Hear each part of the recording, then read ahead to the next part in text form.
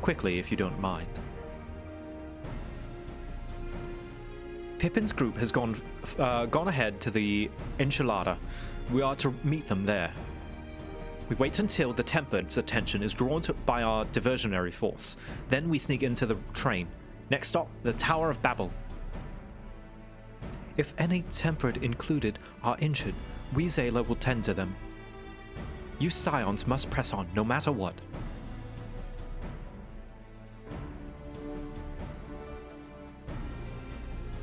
We should avoid moving as a group until we're underground, so we'll need to make our own way to the Enchilada. See you there.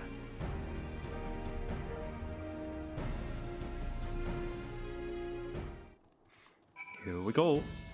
Okay, maybe this is time for me to go back real briefly to put my glamour back on. So I will be right back. What is this? Instance. This is instance 3. I will meet you guys back here. I just need to go change my glam.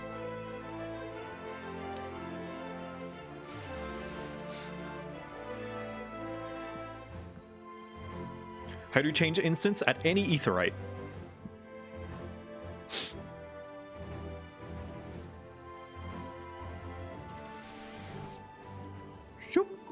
There we go. Geez, that's expensive. Yep. On my way. How was the solo instance? It was fine. The beginning part was nah, but afterwards. Now I have heard I've heard that quest name, and I was browsing the 14 subreddit, dangerous, I know, but I saw one post that was like in defense of Out in the Cold or whatever it was called. So I knew that quest was apparently divisive, and I can see why. I would say it would be nice if the instanced area was not as large, but maybe that's the point. I don't know. I'd have to think on it and let it stew a little bit longer, but I liked it. Living dangerously, I know. They do a good job of like keeping the spoilers like tagged, of course, but I've done a good I think I've done well to avoid a lot of stuff. I mostly just like don't look at titles or anything. I just look for like whatever fan art there is or memes. It was harder right after launch. Oh, so they nerfed it. Okay. Yeah, so I don't know that my opinion can really serve well since I'm post-nerf.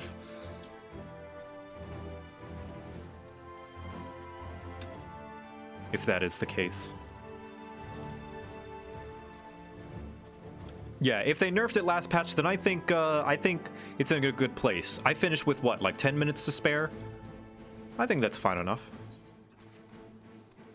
I can see how it can be daunting for someone who is bad with remembering like landmarks and spatial awareness, of course.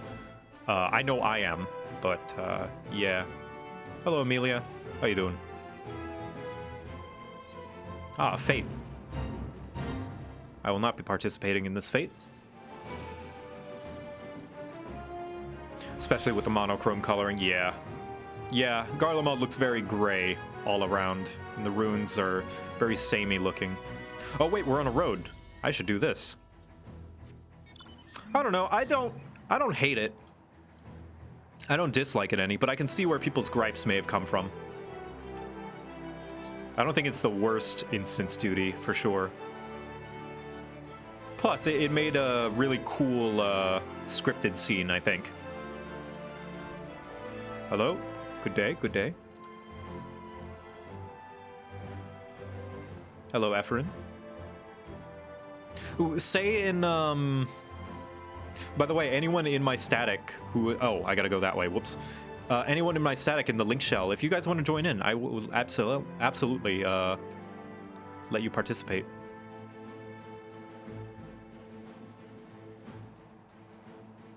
Yeah? Alright, Efren, you'll be part of it.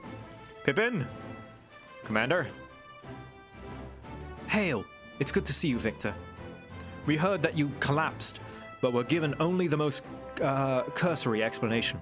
I'm glad you recovered. and quickly enough to backslash in the operation at that. As you will have heard, we've secured the way in. Some few are to remain behind to keep your escape route clear. Our comrade from Lenti's tier will lead the way into the station. I'll join you soon. All right. Wait at the destination at the station. All right. Destination station. Okay, so I'm going to invite people now, just like in case that this is an instance. So, Zeke, you were not able to join us last time, so you are on the top of the list. Hello. And then I will also be inviting Efren. Where are you? There you are. You will be our healer, luckily. And lastly, the next on the list is Yukino. Where is Yukino? Is Yukino here?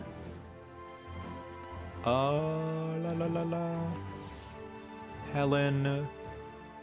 Kaine. Offline. Okay, we will go next then. The next person. So, Zeke. Yukino is offline. I'll put a star by her. Elisa. Is Elisa here? Would Elisa happen to be here? There you are. Hello. There we go. Okay, so that's you guys. So next would be Hollow, Aya, Nona, Leonard, Ulrico, Dark, which I'll scratch out Dark, and your original name, which is Amelia. Tamara, I'll put Minori on there. Actually, Minori, you were part of the first dungeon, I'm pretty sure. Natalia. Oh yeah. Bold. MTJN. Sorry, N. Dracon. Aurea. Alectryon. Mitsuba. Who else? I think Valerie was part of our last group. So, Rival. Alexandria.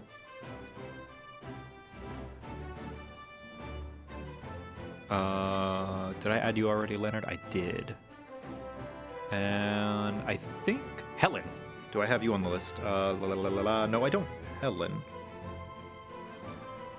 Kaine.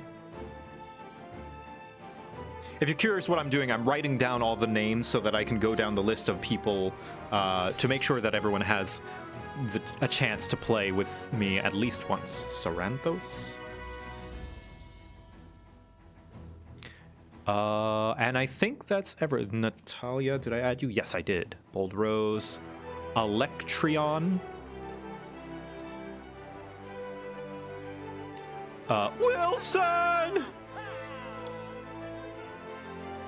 And, oh, I don't think I had added Kaiser. Let me see. No, I didn't add Kaiser. Kaiser. There we go. Did I add Hollow? Yes. Hollow, you're actually next. Wow, look at that. Okay, I think that's everyone on the list. Cool. If I missed you, apologies. I'll probably see you next time. Oh, Rade. Rade. Yeah, I'll add you. Rade. Sorry, I didn't see you. There you are. Yeah, there you go. Anybody who I miss, I'll be able to add you on the list next time. And here we go. The station is right this way. Tread lightly now.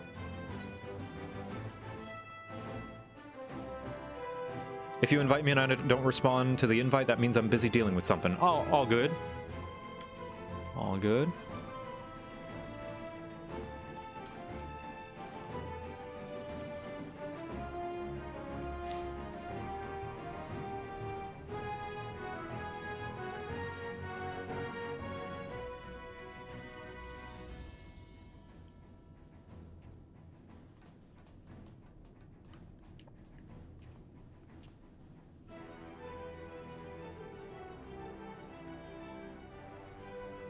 This is everyone.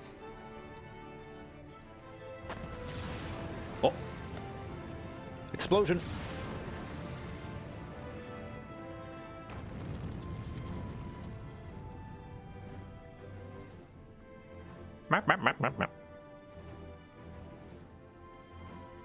Consider the enemy well and truly distracted. Time to go. Our primary objective is, of course, the Telophoroid's leaders. But should we be presented with an opportunity to vanquish Anima, we must seize it. If it is indeed the force behind the towers, destroying it will deliver our allies from the Telophoroid's reign of terror.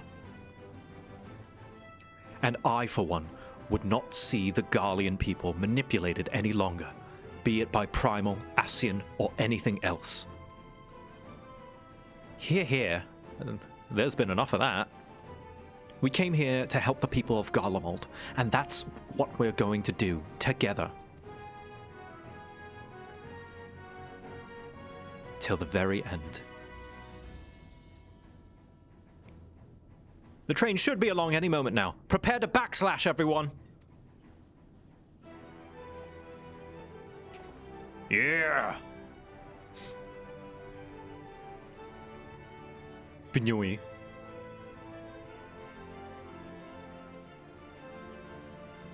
Yeah, so Anima is a summon from Final Fantasy X.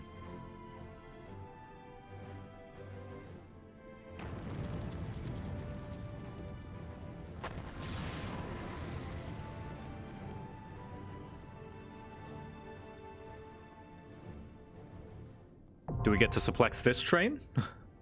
Tower of Babel is now accessible. Hell yeah, let's go!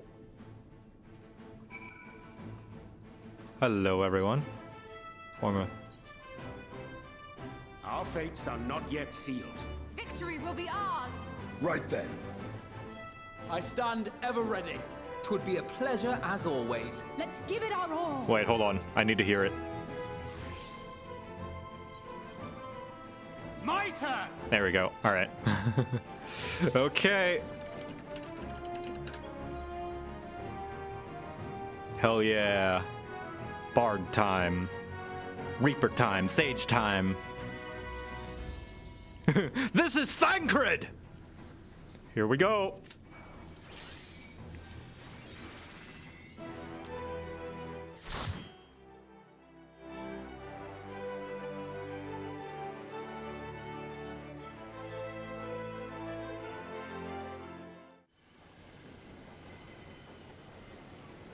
I have seen a brief clip of something with this. I think they showed at one of the live letters, but I don't know anything about this dungeon.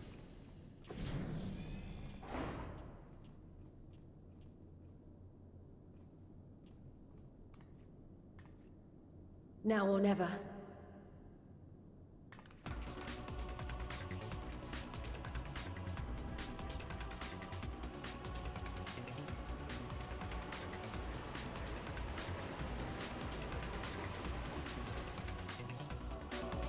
Ooh. All right, yeah. Here we go. We'd better get clear of that train, the train of threats before we arrive, if anything could get nasty. Wow, we've got a small army going, holy shit. Here we go.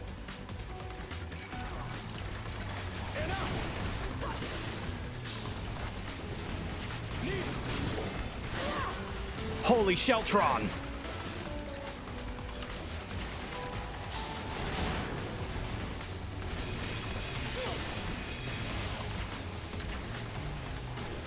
I am the healer.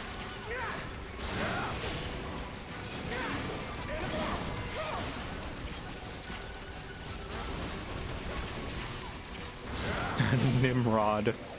Oh, here they come. Oh, we're on a train.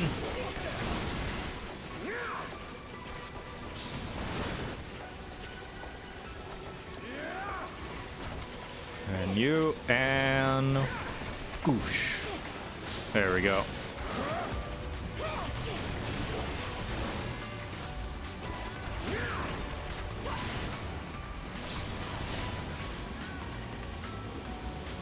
We're slowing down. Our destination must be close. Ooh. Woo! Look, captives. Help me free them. Oh. Oh, Sahagin in there. Just random people. Oh, no, the kobolds! No!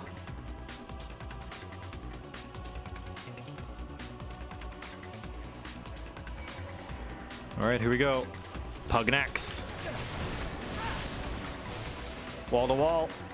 Let's go. I believe in you, Ephron. I believe you can do it.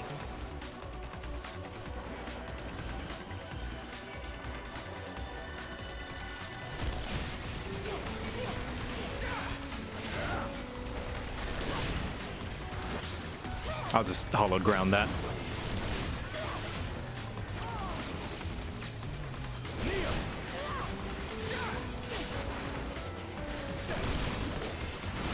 Hollow ground is so good.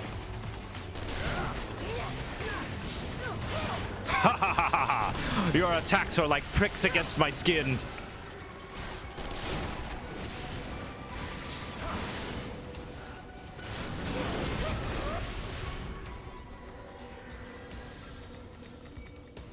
Moment's reprieve. Ooh, hello. Barnabas. Ah, a scientific experiment, I see. My beautiful little boy, will he keep this tower's vermin? Oh, rip scientist! The vermin are over there. Huh. Well, goodbye.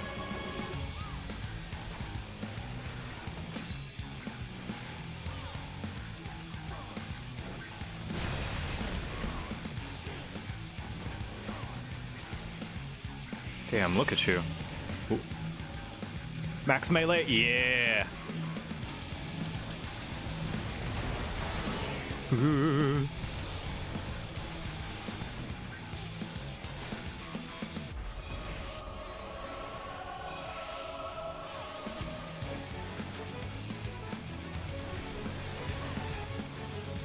Go.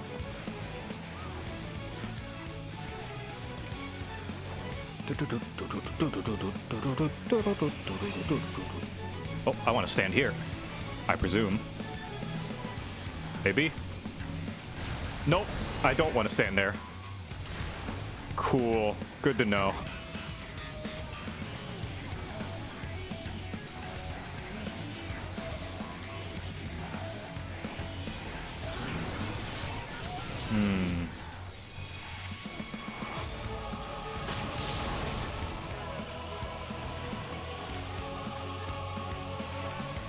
Magnets, how do they work? I don't even know, man.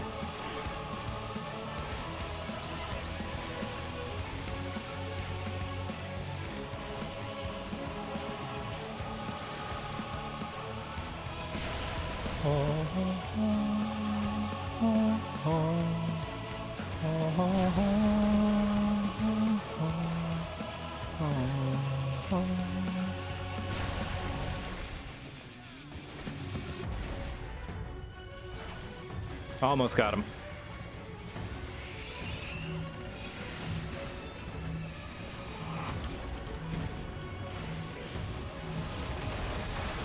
There. Very slight. And that should do it. Nope. Yeah. Oh, this is how you get the Garlean gear. Yeah, I like these. I like how these look. I've seen them around. I really like them. Kind of like winter wear. Oh, look, we're split up. What could they possibly need such an enormous lift for?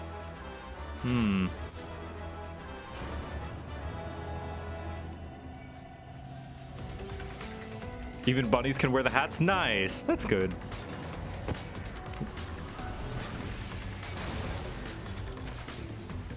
Let's get these guys. Oh, it's nice to see, like, the other NPCs kind of fighting as well. It's very cool. We're working as a team.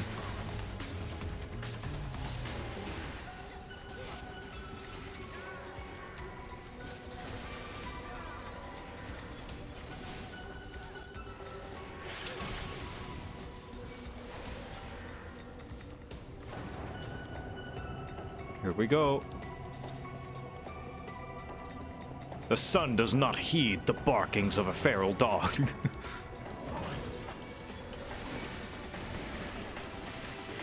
Little sun.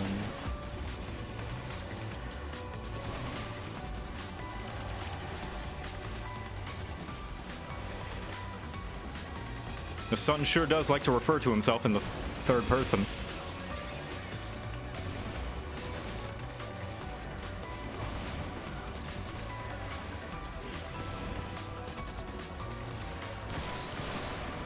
Here we are. Ha! Lee's team is the slowest. Farther we go, the worse this place gets. Indeed, we best be prepared for any eventuality.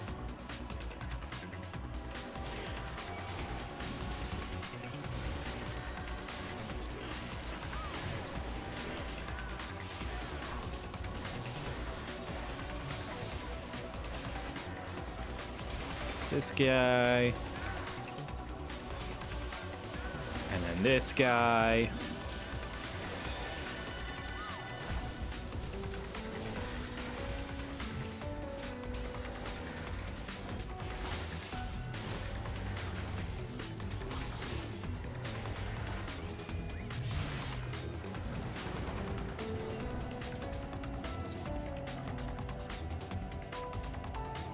Kneel. They're robots, Magni. I don't think they understand. So we're past diverse, then let us see who gets there first.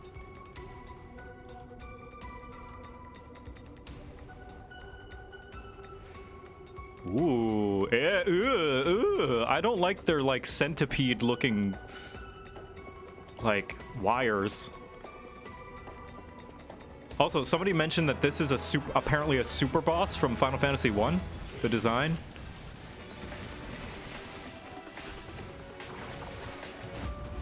It's dark in here. Somebody turn on the lights. Hey, look, guys, treasure! Totally innocent treasure. Oh, it is. Huh. Look at that.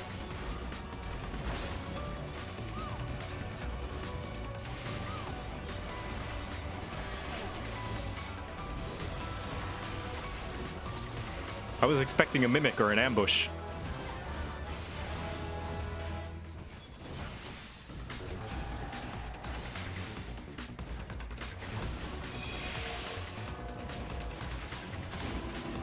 Here we go. Ooh.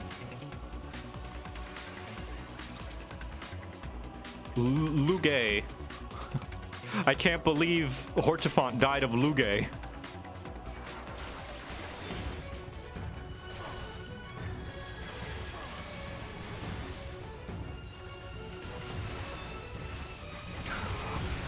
Oop, wrong one.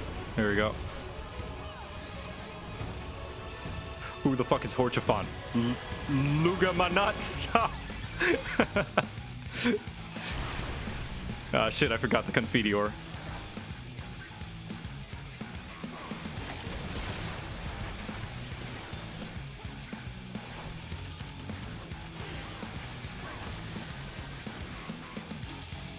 Downpour.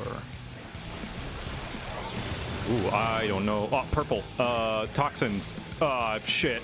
Shit. Did I do right? I don't know. Oh, frog. Become frog. Become as frog. Yeah, there we go.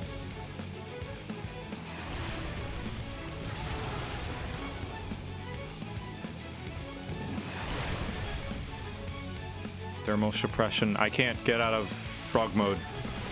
Frog mode. There we go.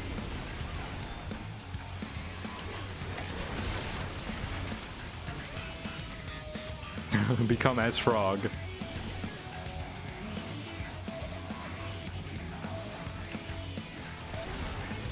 There we go. That's a Confiteor.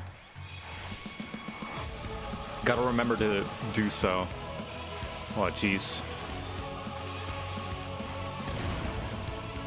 It's because Confiteor used to be on a different button, but I moved my Holy Spirit to a more spammy button. Chakram. Ah, ooh. I'm tiny. I don't know what to do here. Oh, shit. Oh, the buzzsaws. I see. They're buzzsaws, so you gotta be small so you can avoid them. That's cute.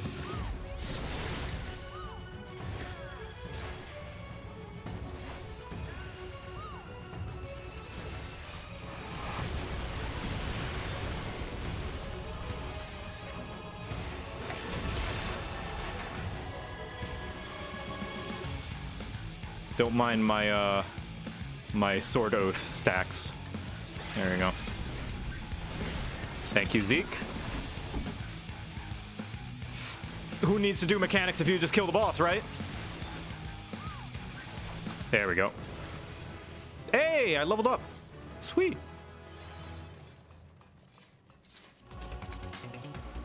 Damn, Imperial's no fashion. For sure. What's this way? Dead end. Go. I shall deal with these whelps.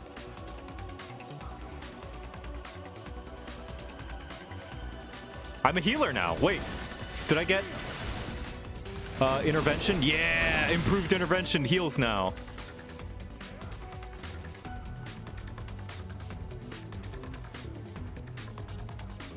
How come Paladin gets 2 traits at level 84? Do we? Traits. Oh yeah, look at that.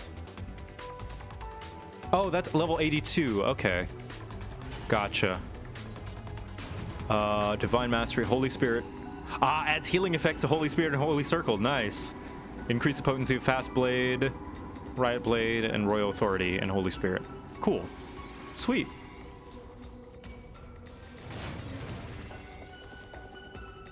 A little damage up. I now deal more damage.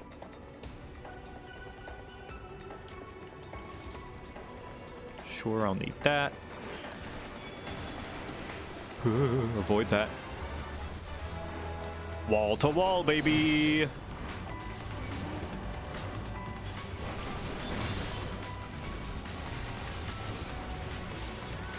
I'll just, yeah, hollowed ground.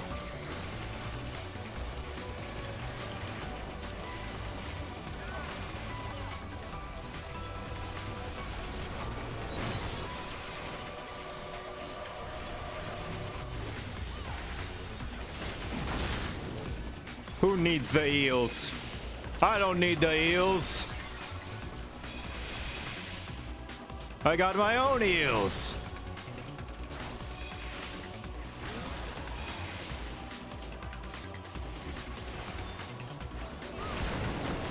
There we go. All right, time to test out this magical heals. Here we go. Because I use my physical combo.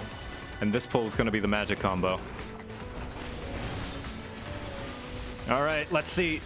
Ooh, heals. Okay, it's all right. It's all right. It's pretty good. Look at that. Yeah, all right.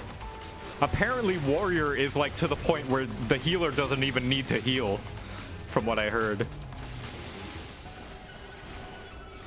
400 potency heal, yeah, per like target, I think, right?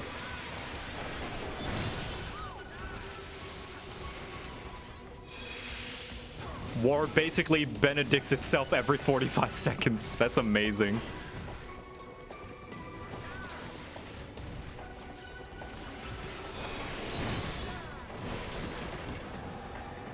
Oh, there he is, Anima. I thought he would be a bigger deal.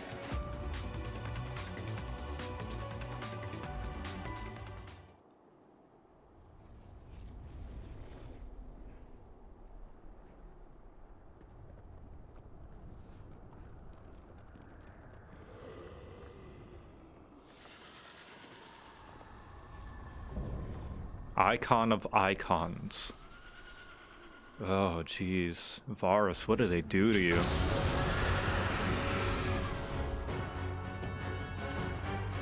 Yeah, I thought he'd be a trial. All right, let's go.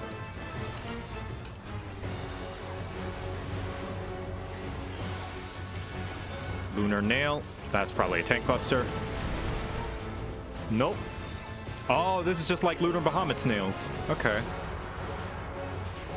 Phantom Pain. Ooh. Okay, gotta watch the orientation.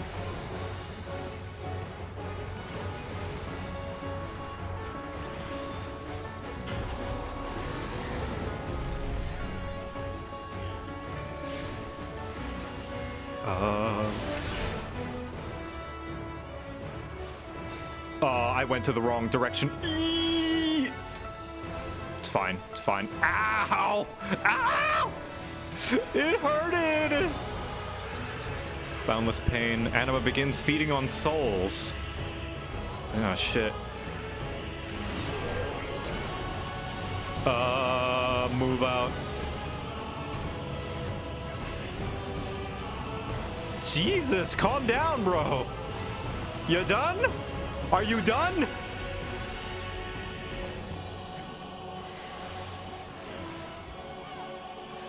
Imperatum. Okay. A horrific roar tears at the fabric of reality. Oh, God. Oh, Jesus.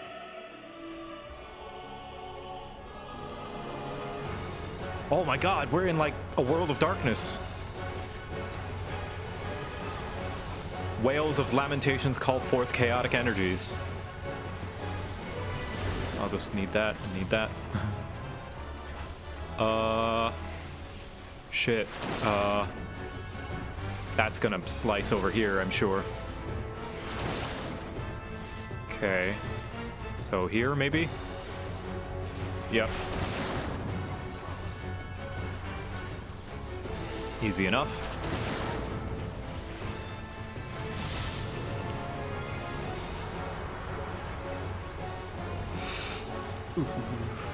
I stacked my fight or flight and my Requiescat.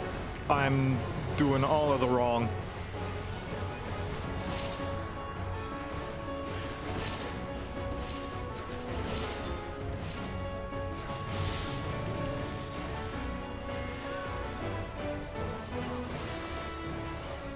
Obliviating Claw, that might be a tank buster. Nope.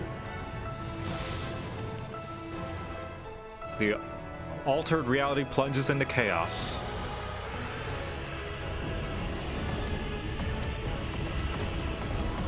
Oh my God!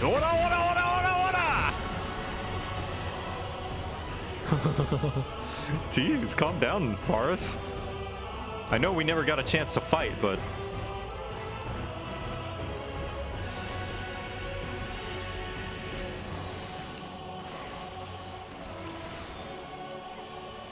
I stacked it again. Yeah.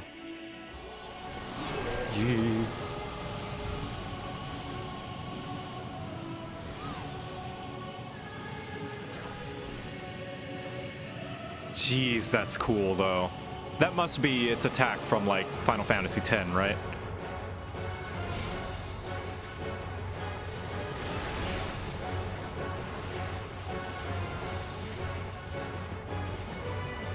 It's limit break, cool.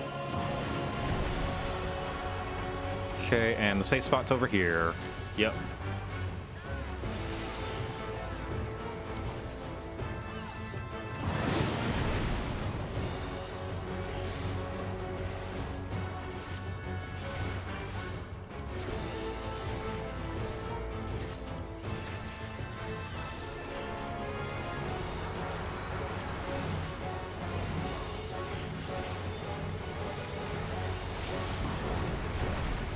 Let's do it.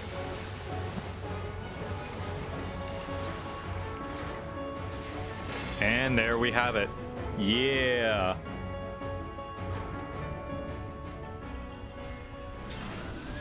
I'm sorry, did I see something say Iron Womb?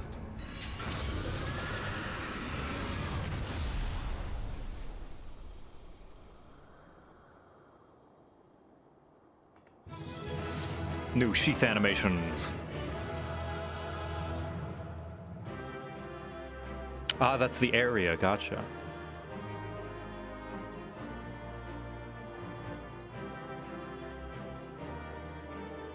Garlemald in general is just, oh, that's fucked the zone. Yeah, like, I almost feel bad for Varus. Ooh. Ooh, this is the tanking top. Ooh, I like the tanking top. Oh, all right, all right. I'm definitely gonna be grinding this dungeon. Whoa, the astrolabe is like a mech, like a floating mech. That's cool. Wow.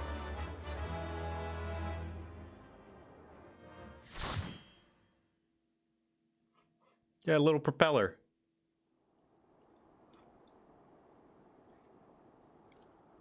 Farewell, Varus. May the gods have mercy on your soul. Come. The other two await.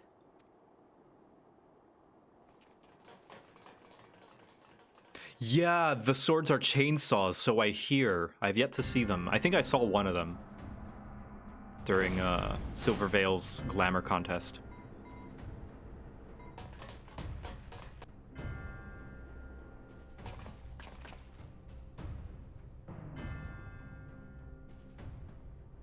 This madness ends here. Oh, hush. This is the best part. Enough!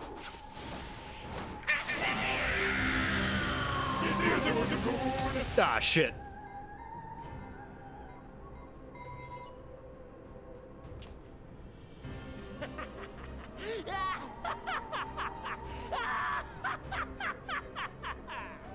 Oh, mighty Zodiark! Awaken from your slumber and descend! Oh shit, right now? Excuse me?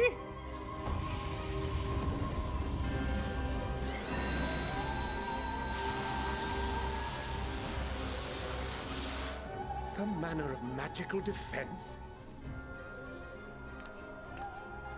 Kryl? What are you doing here?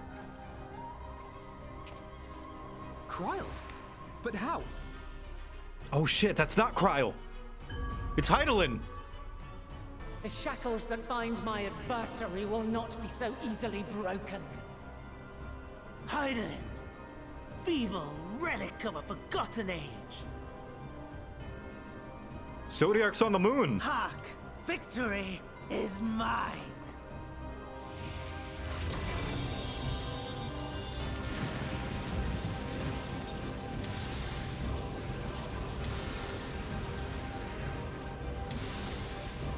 Oh, no, those are all the elemental crystals.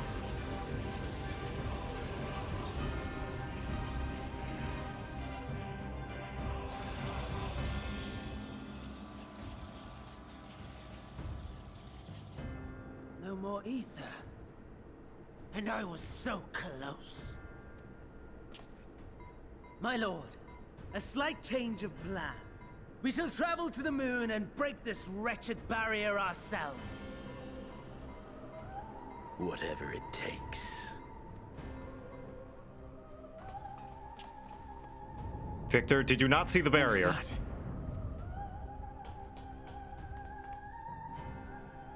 The final order issued by Anima to the Tempered Thralls. Should the Empire fall, the world must share her fate. Of course. Father lacked the conviction to give such a command.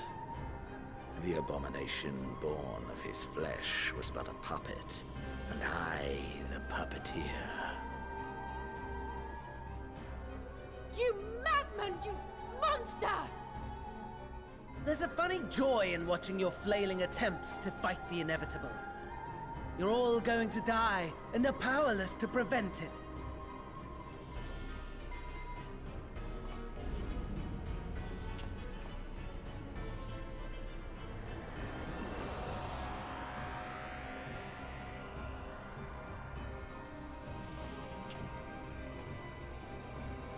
We really must be on our way. You're welcome to give chase, provided you are content to leave comrade and tempered alike to die screaming. He's got us there.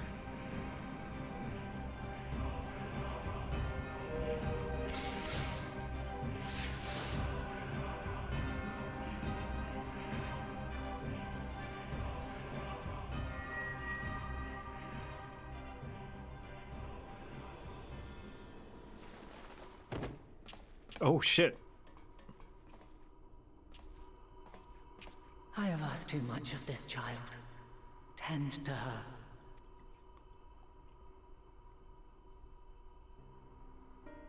The last brand at Mare Lamentorum is yet unbroken. Zodiark remains bound. Mare Lamentorum. Is that the name of your moon? I have shifted the flow of ether and sent the enemy far from their destination. Now, I shall divert it once more. An ally awaits, and I will deliver you unto him. Oh, friend? Seek his aid. Restore the seal. Zodiark must not be set free.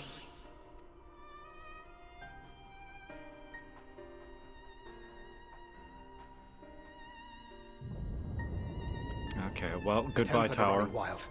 Not only those at the tower, but those back at the camp.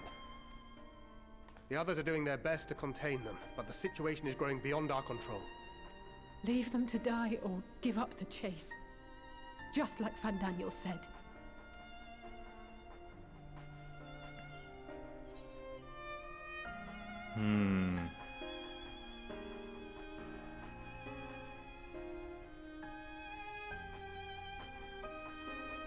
Garlemald's fate is in your hands.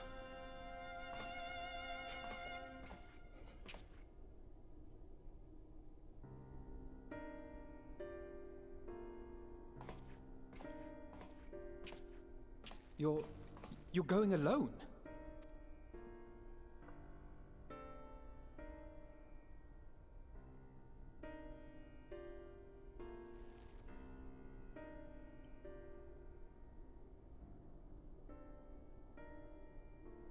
You have our trust and our faith.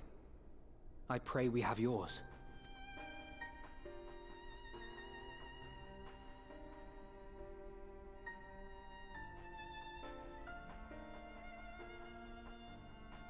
Our friends in the Tempered need our help.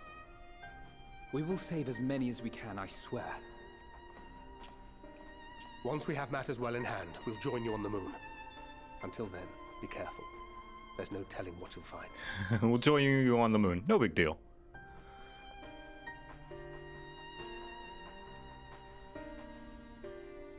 Wow. Thank you, mods. Fear not for Kryl. Go forth and return, I prithee.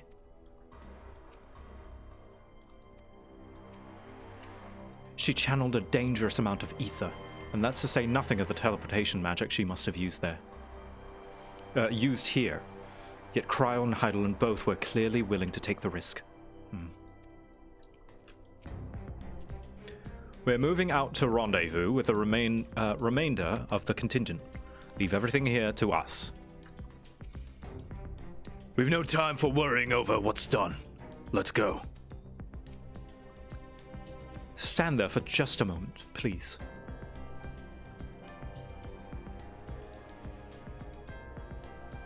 A prayer for good luck. Now you can't possibly fail. Oh.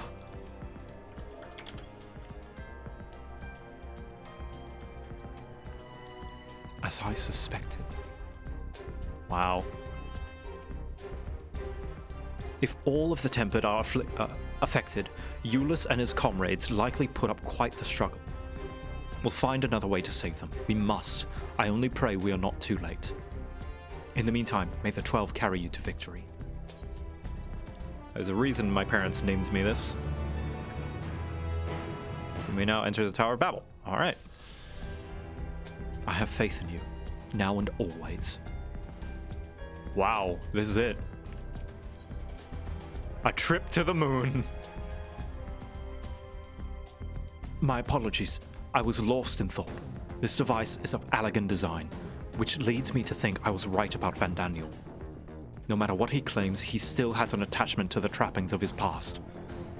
Whether knowing this will make your path forward clear, I cannot say, but bear it in mind. But let us turn to the task at hand. As Heidelin said, the flow of ether will transport you to Mare Lamentorum.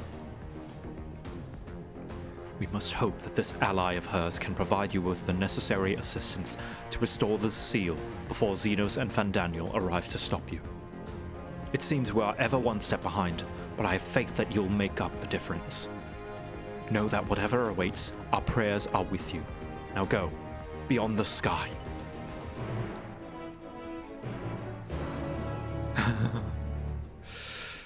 Ooh. Fly me to the moon and let me kick its fucking ass. Let me show it what I learned in my moon jujitsu class. In other words, catch these hands. In other words, coward, fight me. Long, long before Garlemald was forged to imprison an Elder Primal, the eldest of them all, savior of the star, was sealed within a moon of his own. Souls sacrificed to grant him life still slumber and dream of the day he and we would be fucking elegance. Here he waits in this cold, barren place, his cradle and his grave. Silent lamentations and prayers of hope echo soundlessly to a sundered star, adrift and alone.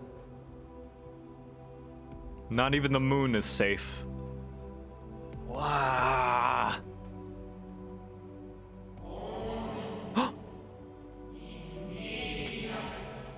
You with me, Heidelland's champion.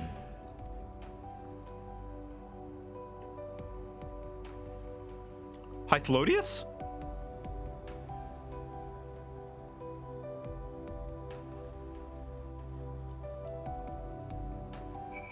Hello. Oh no, you're suffocating on the moon. Yeah, so for those who don't know, I'm sure it'll be explained eventually, but apparently the moon has an atmosphere, so that is apparently how we are able to breathe. Hello, you are in a TV. What's on? Today's forecast, you're going to get a lot of dust in your eyes. Hello. Everyone had a safe trip, yeah? No need for barf bags or anything? Horny jail. Ah. Gravity's the same. Good to know. Is that another fucking crystal tower? Ah, gee, fucking elegance, I swear. Welcome to the moon. Thank you. Hello. Oh my gosh. Hey, you.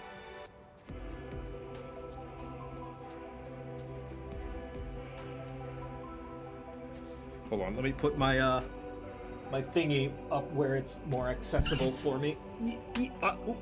There we go. I return. I must return. Why? Why? Why?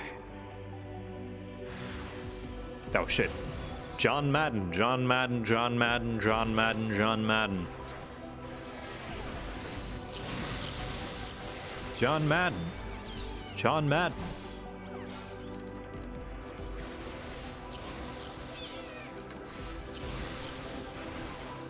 Lingering grief. Wow, so they've still got creation magic in them. Hello? Home. I want. I need. Oh no!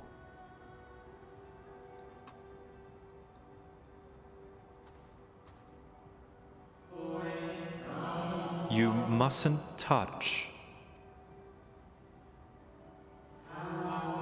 In cerulean halls, find me.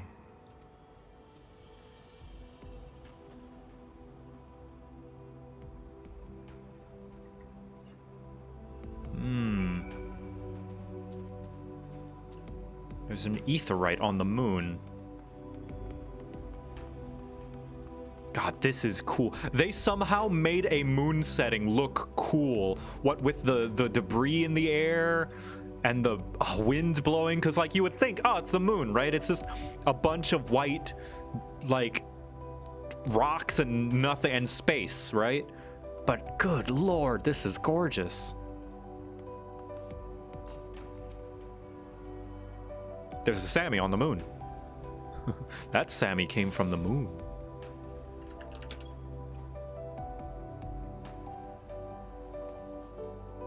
It's an Aya. Oh, you look so good in that. God, that top looks so good. Women is in business suits and vests. Top notch.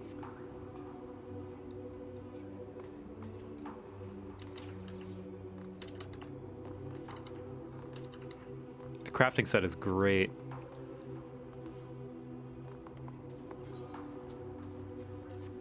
Let's see, hold on. Let me see what the prices are. Oh my god! 1,000 gil to go to Limsa. Jeez, luckily I have it as a preferred location. Only 800 to go to Gridania. It costs more to go from Gridania to Kugane than from Heidelin to the moon. That's amazing. How much it costs to go to Charlian?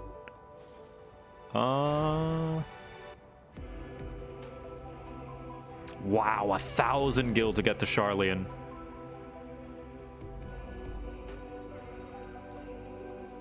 I presume it must be based on the distance to Garlemald, most likely. That's my guess. Yeah, see, Garlemald is really cheap. Yeah, because that's where the tower is, the Tower of Babel.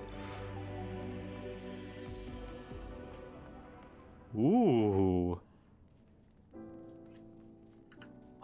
Amarat.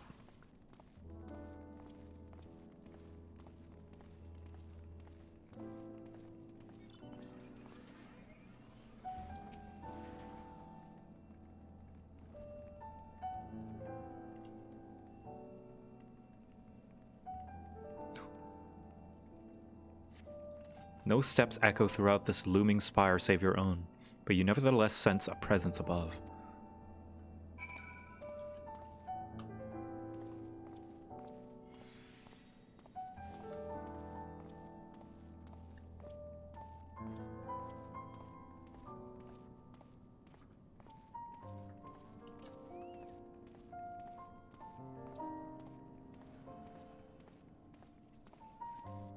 Big steps.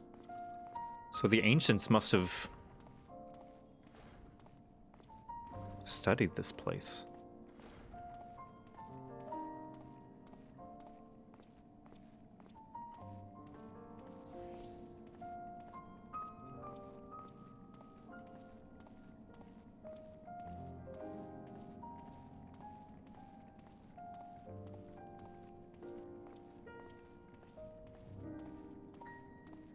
This is the version in the Signs and Sinners album. Interesting. So if you got the album, you got this track early.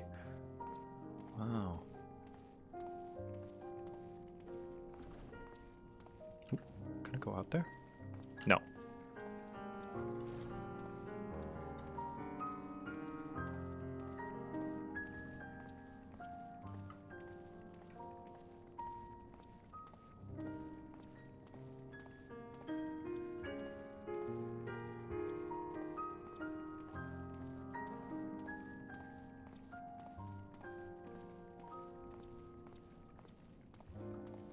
Yeah, ancients were huge.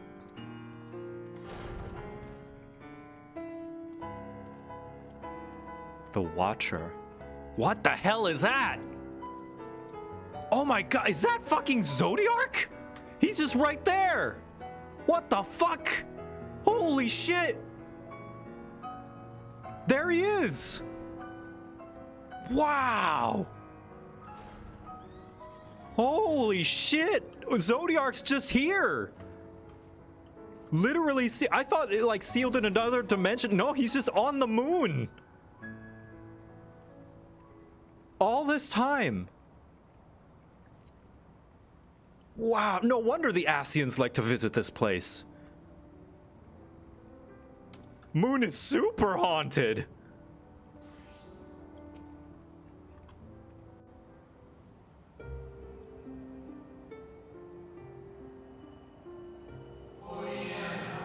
Apologies. I have been preoccupied for quite some time, and am out of practice at conversation. Ever since this moon was created by Hydaelyn, I have served as an integral part. I am the Watcher. I am responsible for the prisoner and the devices that hold him fast.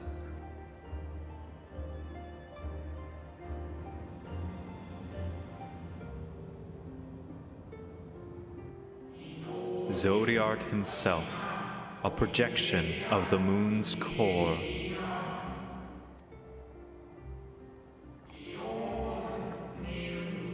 Though rent asunder by Hydaelyn, he grows more powerful with every rejoining. 7 have there been, 7 too many. And yet, for all his servants' machinations, he remains incomplete. The fallen are beyond salvation. No attempt would be made to free Zodiark, not until he is whole once more. But someone has taken action. The shackles that hold him nearly shattered. 6 locks to his jail, great and grand. Gargantuan swords driven deep, brands to bind Zodiark forevermore. 5 were destroyed by his would-be liberator. 1 of these I have restored. I strive to mend the remaining 4, but my efforts are being impeded. Thanks, mods. You're doing a fantastic job. Souls sacrificed to summon Zodiark, their manifestation consequence of the waning seal.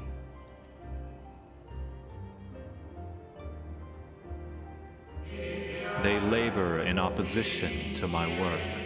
They must be expelled for the preservation of all.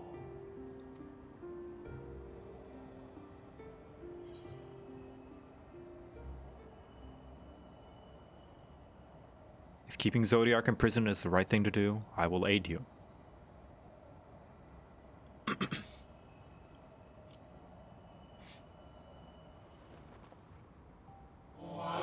What is right and good? Ask 1,000 souls and receive 1,000 answers. I offer none.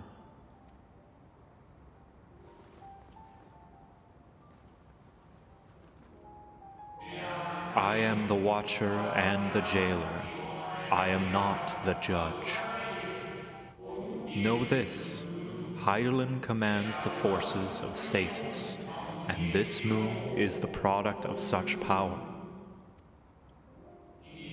So long as Zodiark remains imprisoned in this place, no more sacrifices will be made in his name, nor will those souls rendered up in his name fade into oblivion. Go, meet with these wandering spirits. Do what you think is right.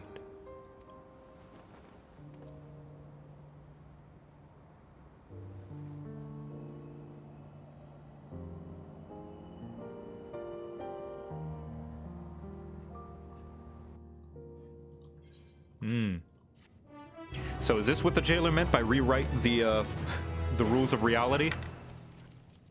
Man, look. 9.2 is turning out better than we expected.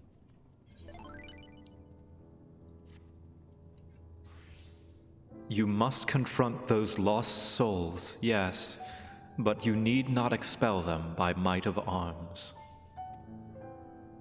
A feather touch, a firm word, simple methods may send them away, faint echoes as they are. Wear the strength of sentiment that drives them, however, emotions that do not fade even with the passage of centuries. And make haste, though yet distant, unwelcome guests draw near. Closer, I should say. Okay, let's give them a pep talk, shall we? Yeah. Ah. My leg. All right. Where? When? How long? Oh, that's kind of sad. That's really sad. Hey, buddy. How's it going? How long's it been? Like, 15,000 years? Something like that? Was it truly so long ago?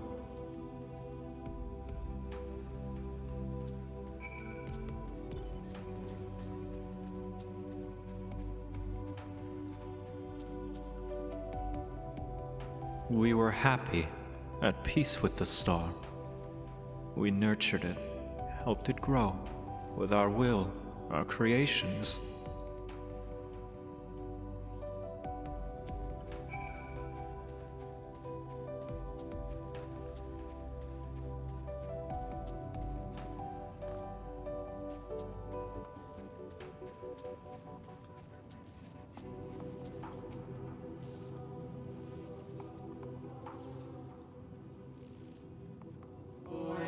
We were the star's beating heart, its life.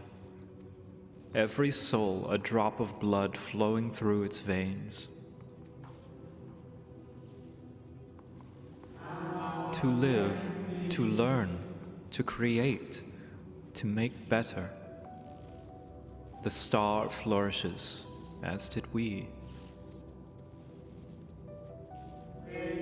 Do you remember?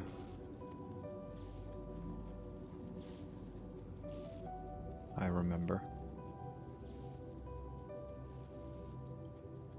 As the whispers die, the final spirit fades. No shadows of time's long loss remain around the drowning brand.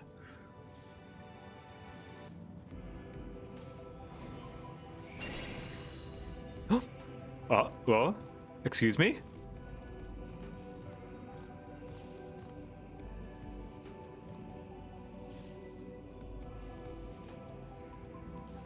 An unusually lustrous dog is gazing at you with what seems to be fond anticipation. There's a dog on the moon. The chat is erupting with dog. It appears to be wanting for you to follow it. Waiting for you, rather. Alright, let's follow the dog, apparently. Follow the lustrous dog and try not to fall behind. Dog, dog, dog, dog, dog, dog, dog, dog. Moon dog, moon dog, moon dog, moon dog. Dog, dog, dog, bark, bark, bark, dog, dog, dog, woof, woof, woof, dog, dog, dog, bark, bark, bark. Bark, dog, bark, bark, woof. I'm a dog.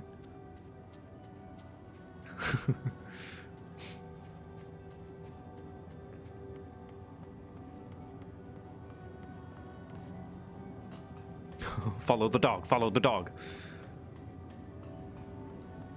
We're getting very close to Zodiark there, buddy. Don't know how I feel. Oh my god. Fuck, dude. He's like an eldritch horror. Ooh. Ooh. Flora on the moon. Okay.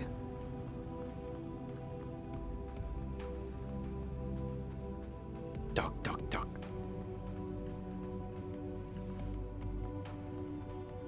Dog, dog, dog, bark, bark, bark, dog, dog, dog, woof, woof, woof. Allegan fuckery, alright. Always with the Allegans. Actually, no, this is ancient fuckery.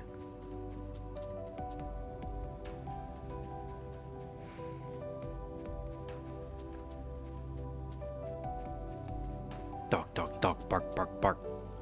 The dog silently regards the spirit that lurks beneath the brand.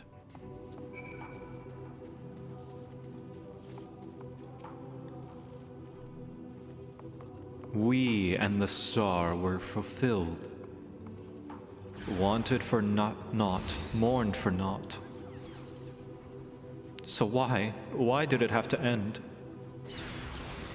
Alright. Go. Let's get these. There we go.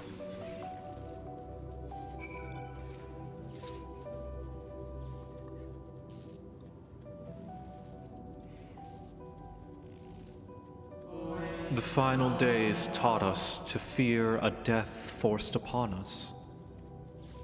The injustices of duties and dreams left unfilled. The grief of unexpected partings. Swift as darkness, cold as ash. Such tragedy, yet no catharsis. Such truth, yet no consolation.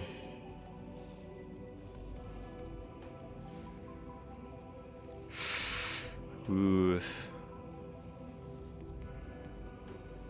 As the whispers die, the spirit fades. All is silent and still around the numbing brand. That's actually kind of scary. Getting existential on us. The lustrous dog is once again staring at you expectantly, and who are you to deny it? Follow it and try not to fall behind.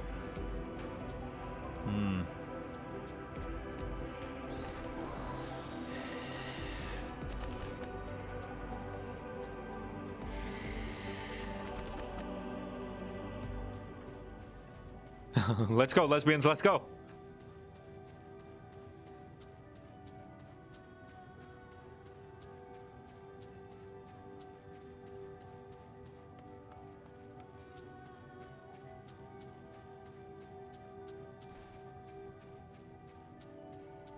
God, I love the ring of crystal just orbiting the planet.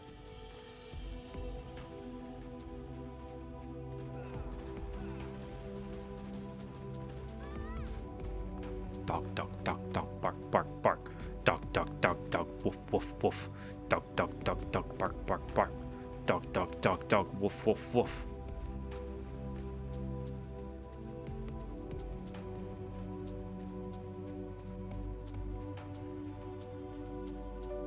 Long man! It's the Luna Tender!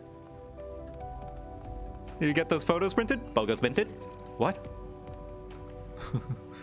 The dog silently regards the shadow that lurks beneath the brand.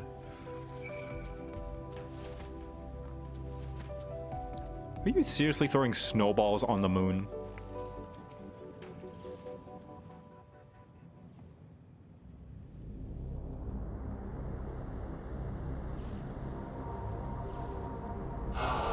Our perfection came crumbling down. Such overwhelming despair. In that moment we knew the end was nigh. The faintest glimmer of hope remained. We gave our lives that others may live. We gave ourselves to Zodiark.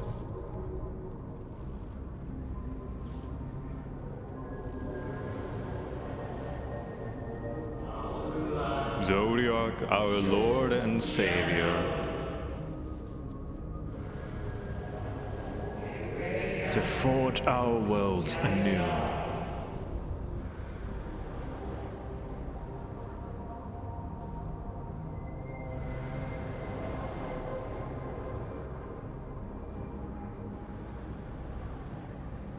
To live and love again.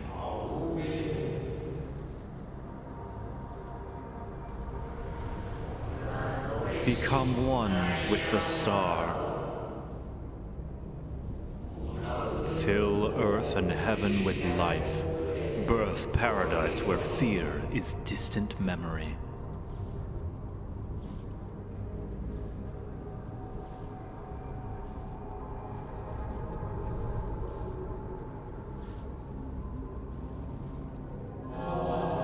Pardon me, but would you be so kind as to step aside?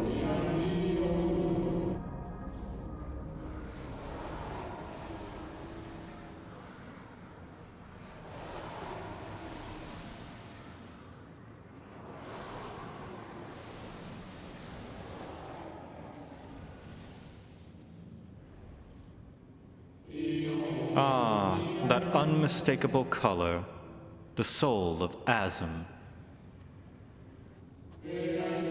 but not the friend I knew, I think. Nevertheless, you are you. So, Emmet Selk meant for you to have it.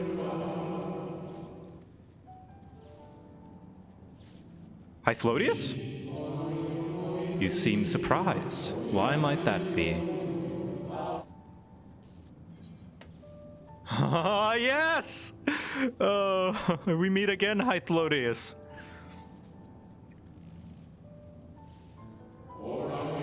Again. I do not believe I have yet had the pleasure. Emmet made you back in Amarot. Except you kind of had your own will, in a way.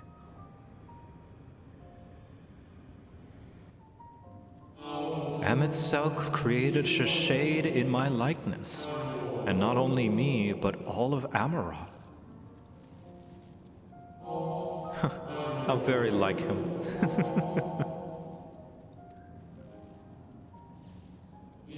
A slave to sentiment, even after an eternity.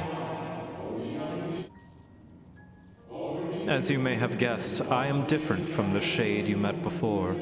No mere approximation, but the original. A soul sacrificed to Zodiark. Then how are you still here? We remember in vivid detail the events leading to our purgatory.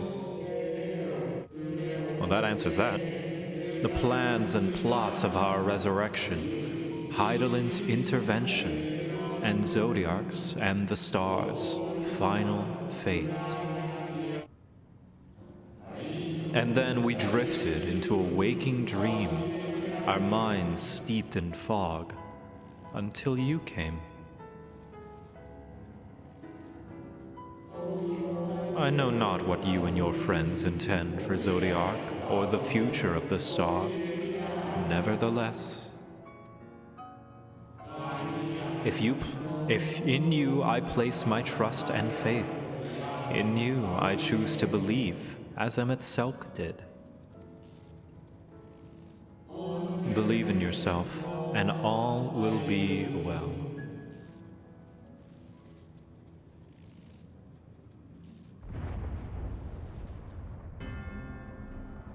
God damn it.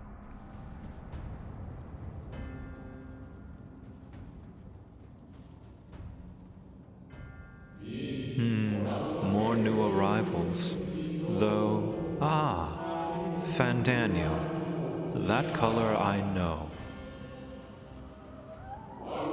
And another I do not. An unfamiliar but fearsome being. Zenos. I have kept you from your duty.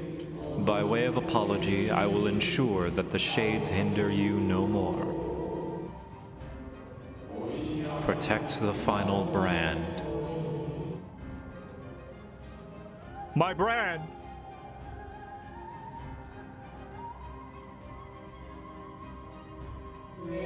Fare you well, my new old friend.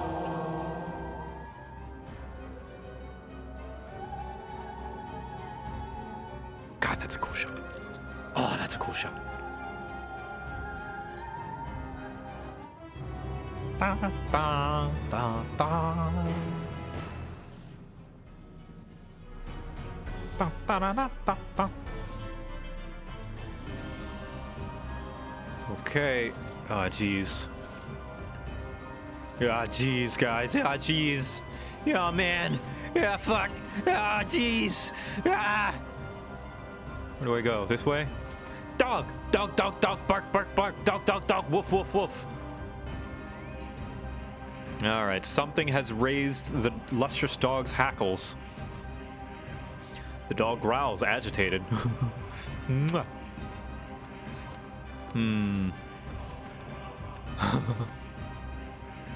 Cry havoc and let slip the dog of war!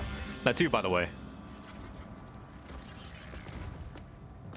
The dog nudges you with its nose. You get the feeling it wants you to hop on?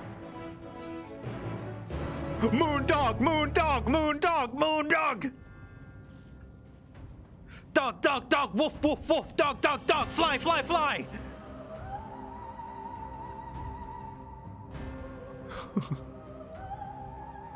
Dog! Dog! Dog! Bark! Bark! Bark! Dog! Dog! Dog! Whee! Space dog. Space dog. Space dog.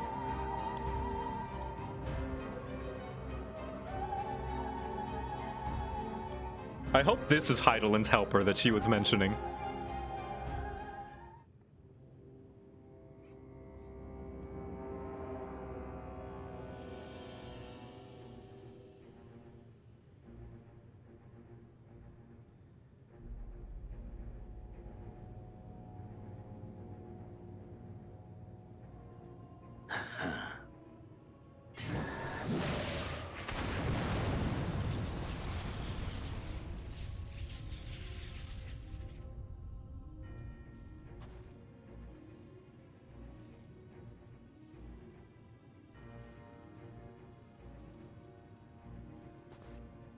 In the nick of time, to savor the crowning triumph. Unbound and free at last. Arise, Zodiark!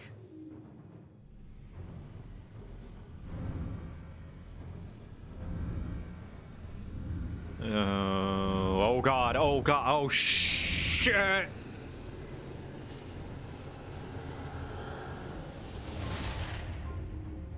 Oh? Okay, so that's a projection, and he's in the core.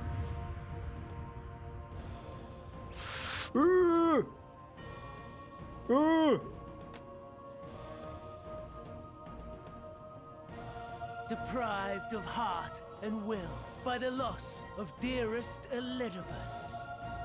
A creature of pure instinct, wanting for guidance.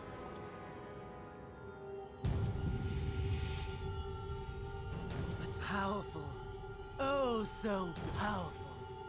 More so with every passing moment.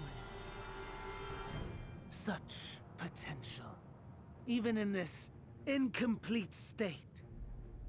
Still the savior who delivered a world from certain doom. So, here we stand. You know my intent. Consume the god, then the world.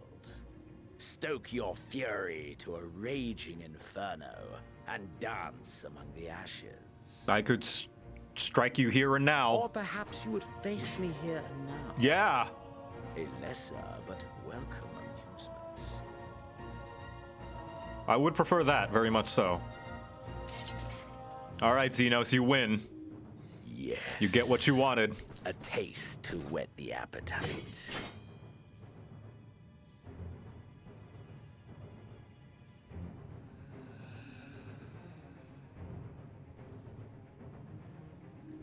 Sorry to spoil the moment, but might I ask that you postpone the slaughter until I've said my piece?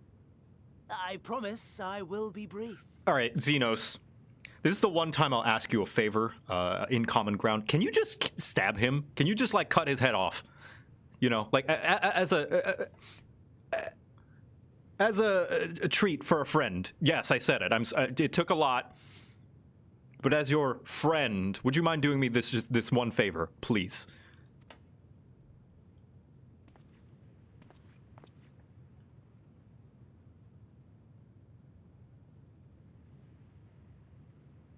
Do you remember when I told you that I wanted to die and take everyone with me? I meant it.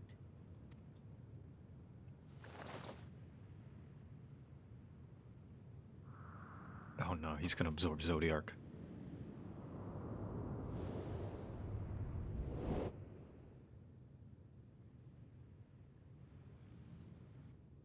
I think that's the first time I've ever seen Zenos phased.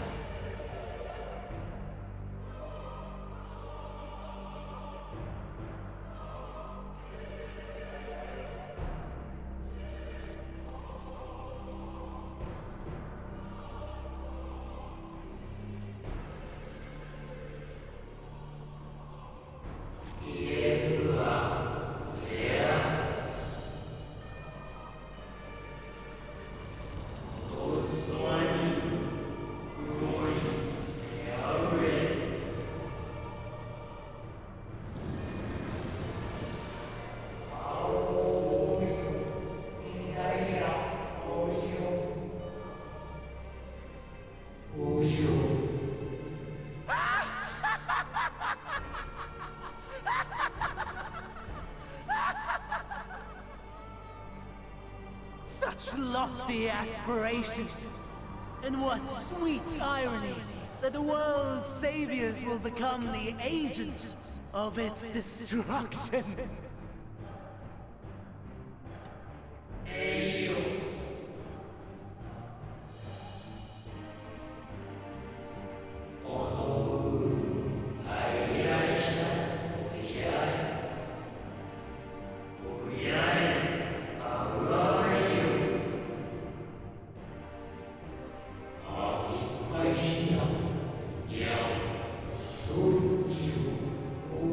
Wrong!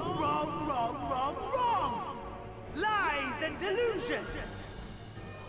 The dead have no power over me. You will be silent. Silent as the grave!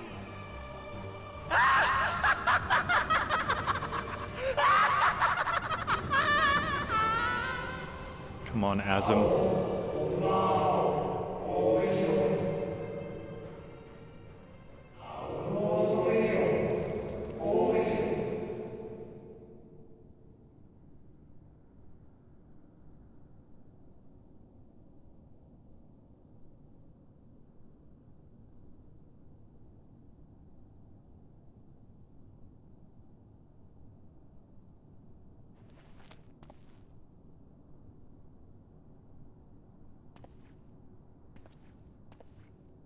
Believe and walk in faith. Let the light of your soul shine for all to see. Emmett? Not quite the outcome you'd imagined, but a fitting one nonetheless. Emmett? Don't you think so, Hades? Wait! Oh!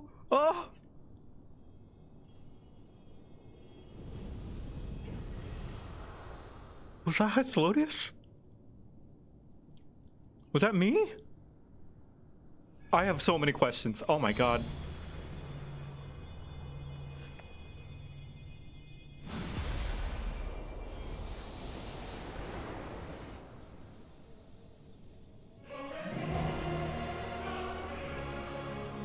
All I craved and more. Boundless power. Mine to command.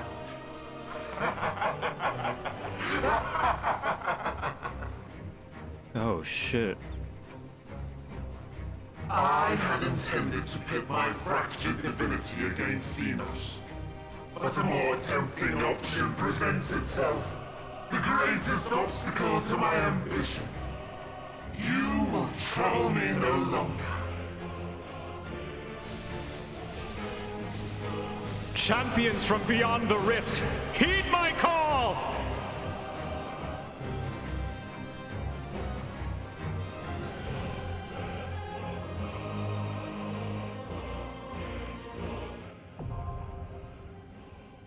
Yes! Yes! Okay, alright, let's see. I'm sorry, I'm gonna pick favorites for this. I'm sorry, anybody who was waiting in line, but I do gotta pick favorites for this trial. I must. So, let's see. Top of the list, Danny. Angel. Ephron. I know I just had you. Aya. Sammy. Let's see. How many is that? 4. 1, 2, 3, 4, 5, 6, 7, 8. Okay, 8. 2 more. You know what? Zeke, you've been with us since the beginning, and Minori, you as well. Oh, that's the music! How's our party looking? All right, tank, healer. We need one more healer. Do we got a healer?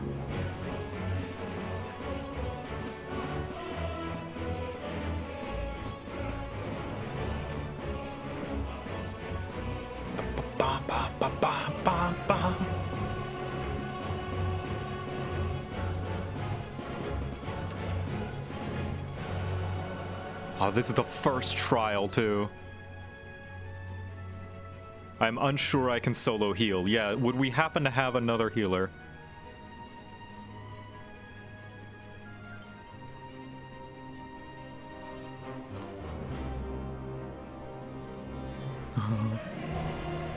Is nobody here a healer besides Ephraim? Oh, jeez.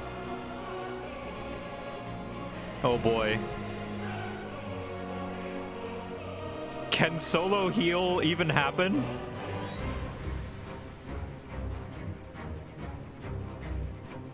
Yeah, Aya, do you have Scholar? Yeah, there we go. Okay, good. Thank you so much. There we go. Yeah. Okay, here we go. I'm so ready. Where is it? There it is. No, not exit. Zodiark, you and me, halfway through the expansion. I can't believe it.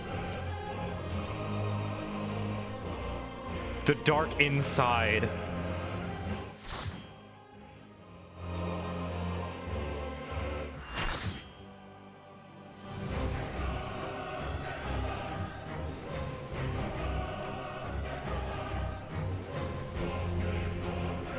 Eternal darkness, Zodiark.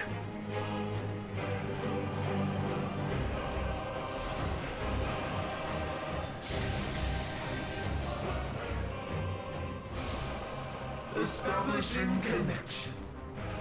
All creation shall bend to my will.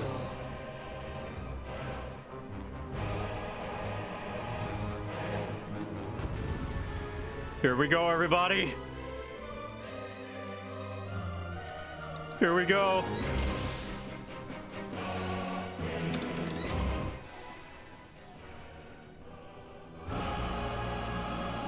Oh, this music.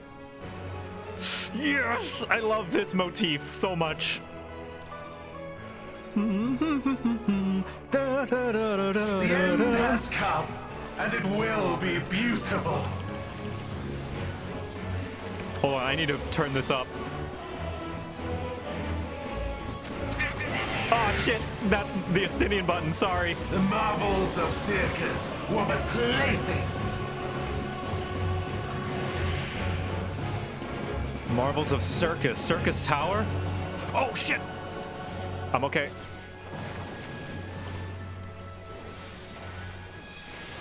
I'm okay.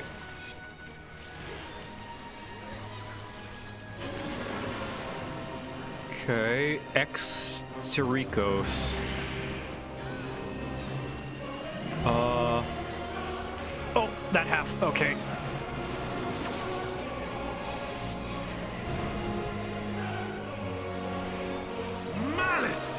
Become Paradigma. Behemoths. Okay. Yep. Looks simple enough.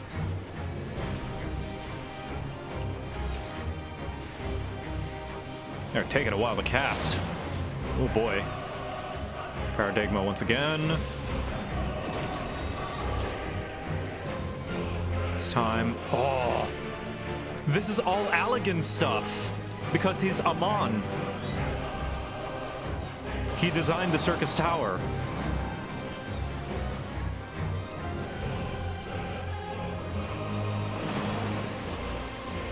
Will you live to see the end? Sticks. Oh, that's a big stack marker. Holy shit.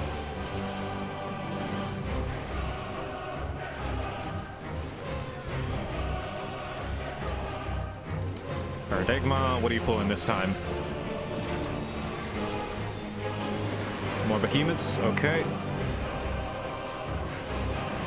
So maybe, yeah, over here. Yeah, I'm getting it.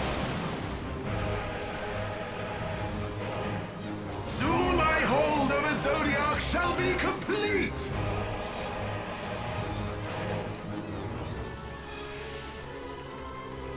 Mine! All mine! Complete control.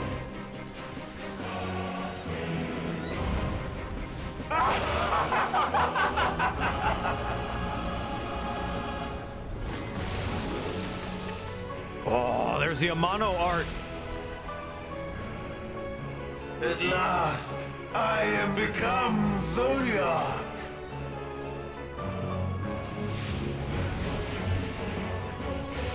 Oh, Zodiark proper.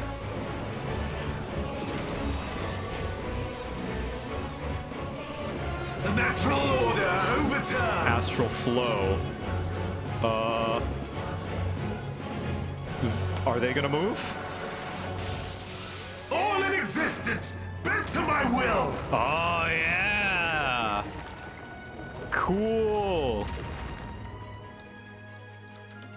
All of existence consists of this one platform. My life's work, my masterpiece. Oh.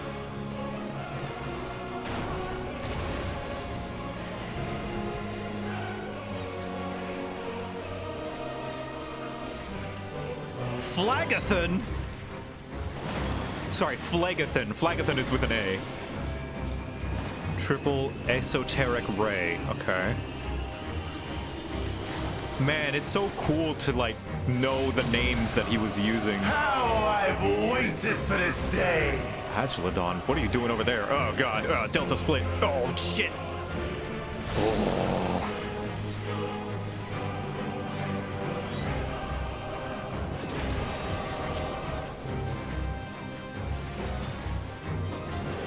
Astral flow. Okay, so I think I'm safe over here. Yes, in the corner.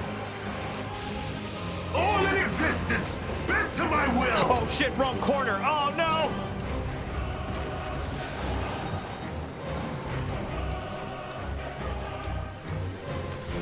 The great cataclysm. I thought it was going the other way. Created. Oh my God, look at him go. Skies fall tears of flame. Oh jeez. Okay. He's shooting stars at us. All shall burn. Oh wait. I think. Oh shit. Wrong. Oh fuck. Hollow ground. Oh, it's oriented based on the. Oh. Will you that's live clever. To see the end?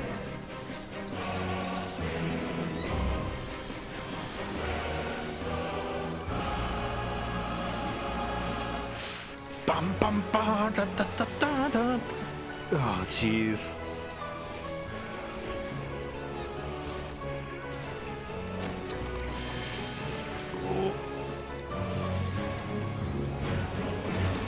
Here's your behemoths. Simple enough. Going that way. Okay. So he's rotating it that way. All in existence, bent to my will. Gotcha. Okay, so the platform is rotating that way. Good to know. Will you live to see the end? Oh, Confiteor. I forgot to Confiteor. There we go. All this time.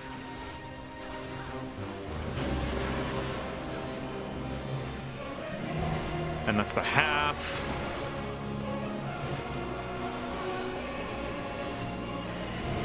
Oh, no, it's not. Oh, no, it's not. Oh. Well, it is the half, but there's also the slam. Have no need for restraint. Okay, that's the half, and what's going on here?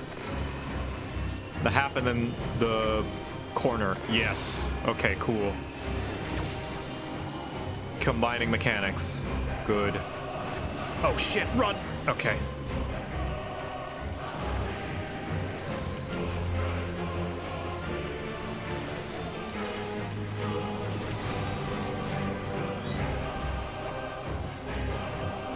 Okay, so that's rotating that way. So, as long as I stay on this side, I should be safe, right? Wait, no, that's rotating the platform, not rotating me. No! I did wrong again! Shit!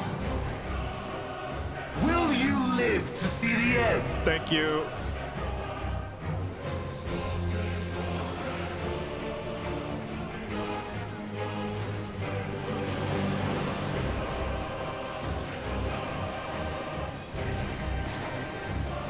Oh, jeez. Man, I got egg on my face. Anaya, yeah. Thank you guys for being accommodating. So this half, and then what else? Corner? Yes. Ow,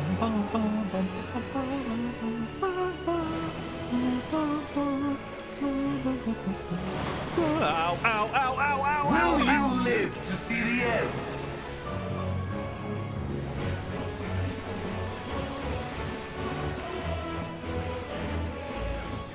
Oh, rip Danny.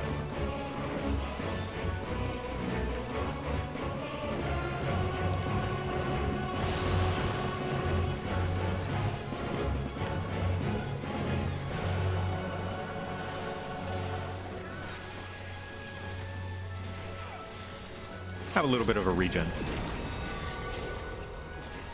Let's go, Minori, yeah! Okay, astral flow, so that's gonna go that way. So this is safe. If I stand here, I will be safe. I will be safe. I know All it. in existence, bent to my will! Yes, I'm learning. My brain is getting large and massive and wrinkly. Will you live to see the end?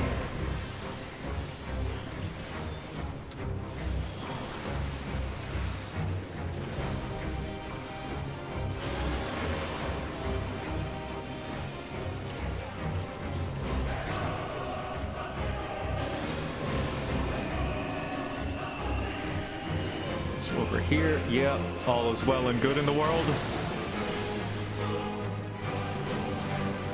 I can take that, probably. Oh, you shirked on me. I didn't even notice. Oh, Sammy! I didn't even know you shirked on me. Betrayal!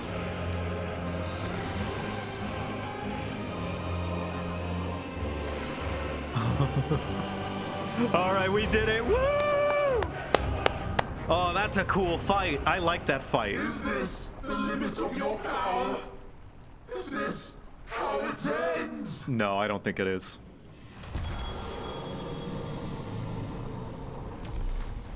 Nope. It's not. He's still there. He's still alive.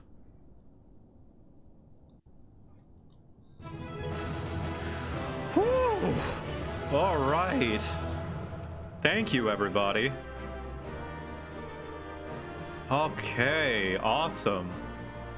Thank you. So let's take a picture. Everybody, let's take a picture next to Zodiark. Yeah. Hi, look at me. I killed the darkness. It's me. I killed the darkness. Here, let's see.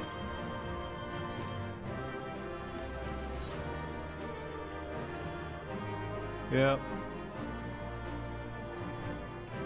Aw.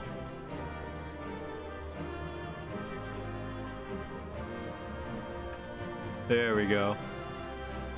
Look, Ma, I killed the darkness. Let's see, get rid of this. Pet. Pet.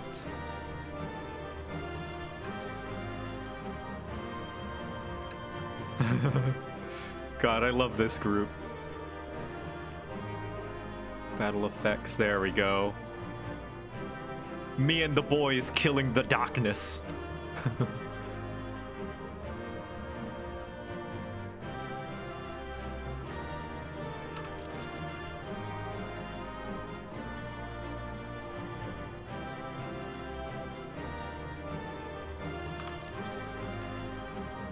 How you doing, Zodiark?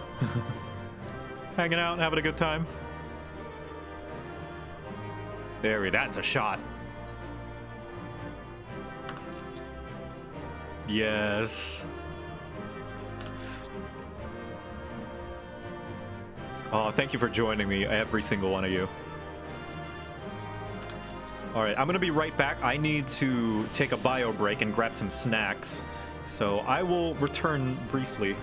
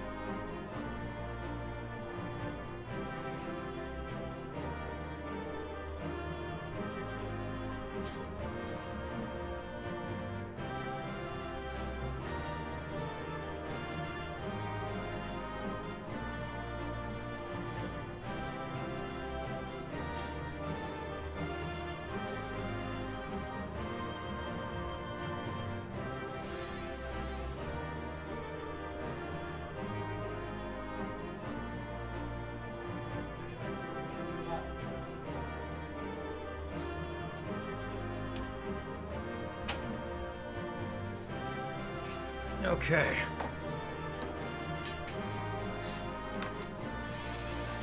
All right, I return.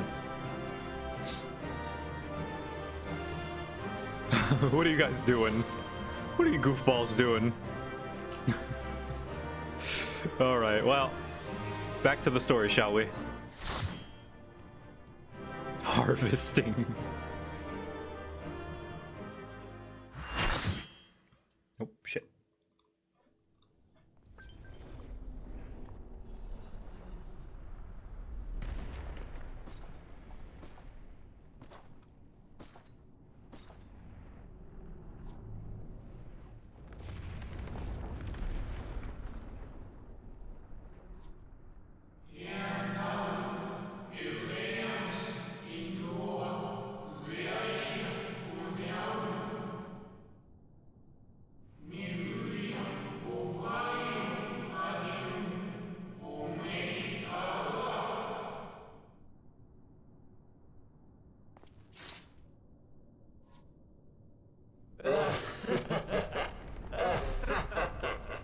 Incomplete and insufficient. Of course he was no match. Once again, you have left my best laid plans in ruins. And played your role to perfection. Thus, sealing my victory.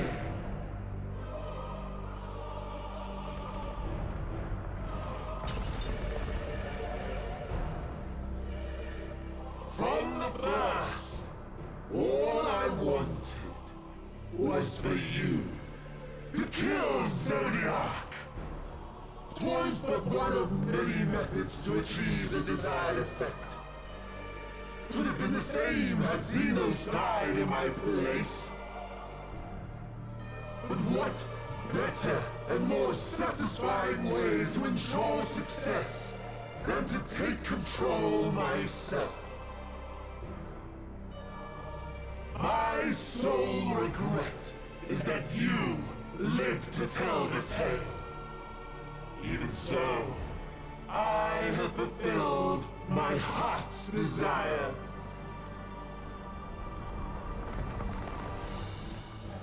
Let your murder mark the beginning of the end. Pardon? The coming of the final days!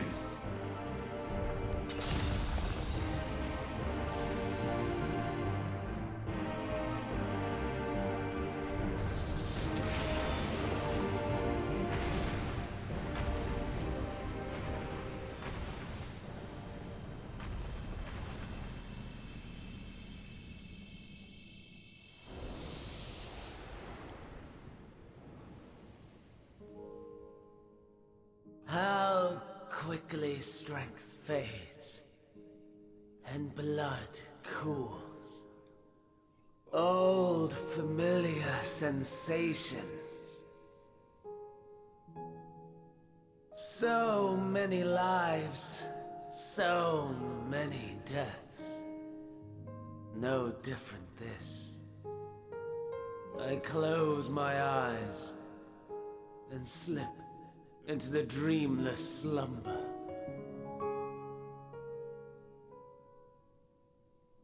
A tired song and dance. Routine. Always I wake. But not this time. Nothing left unsaid. Nothing left undone. Inherit my hell. I intone with glee.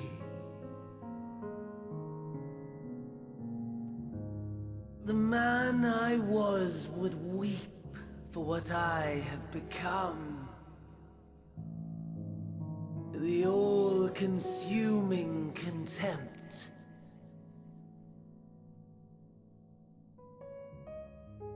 But I've the wisdom of 10 millennia to justify my answer to the questions. No value in their existence. Not a whit. For all that I looked, none that I did see. A final chance, then, for Heidelin and her faithful. In Cataclysm, prove me wrong. I sneer. All shall return to nothingness, as was your will, Emperor Sunday. I, the star, and every living being, consigned to your oblivion. The one payoff I have from all of this is that I pronounced Zonde's name correctly.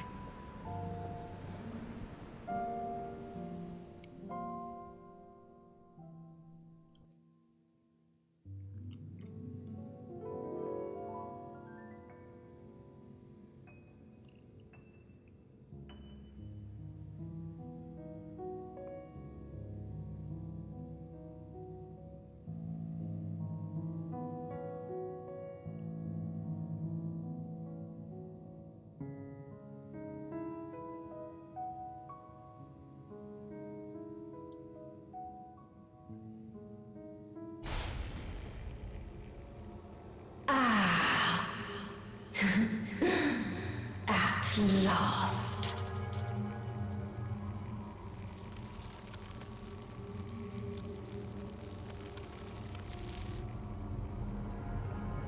Excuse me.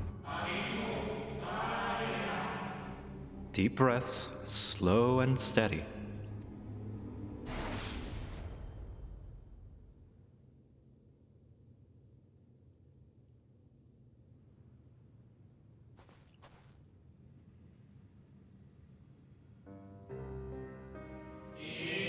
You saw it too, yes.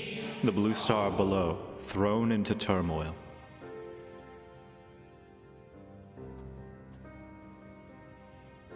Was that Heidelin's voice? Then it was no illusion. All was truth.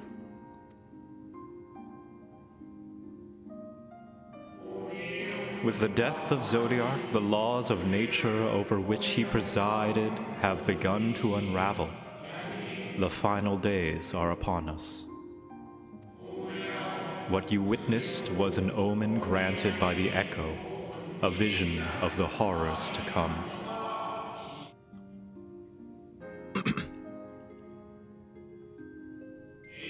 Time grows short.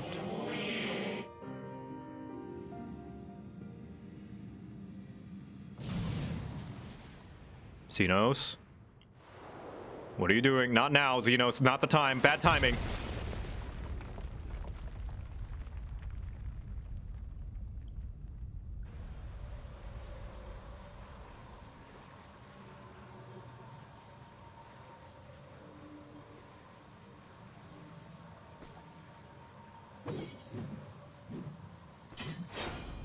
Oh my god, what happened?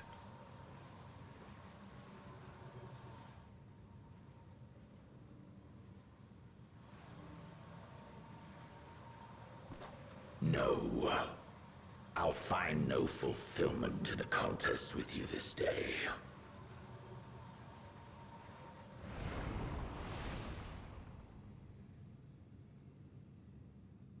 Slavering beasts gather at your gates, ravenous and eager. Already you turn to them and away from me. Oh my god, am I gonna team up with fucking Zenos? Is he gonna see that the beasts are getting in the way of his fight? In search of power far beyond the might of Shinryu. Power to make your heart run over with rage. For the eldest of primals was a betrayal of promise. A pathetic creature incapable of inspiring true despair. I That's what I crave. Pure, unadulterated despair.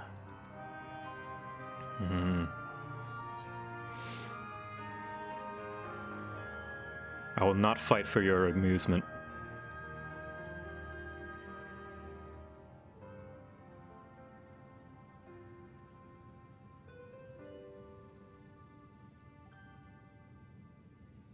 We shall see.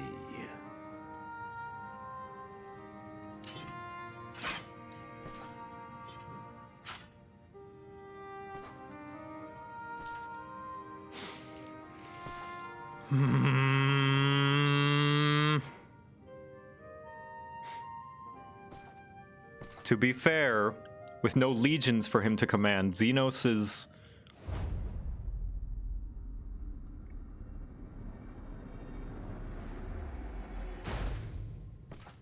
mostly harmless.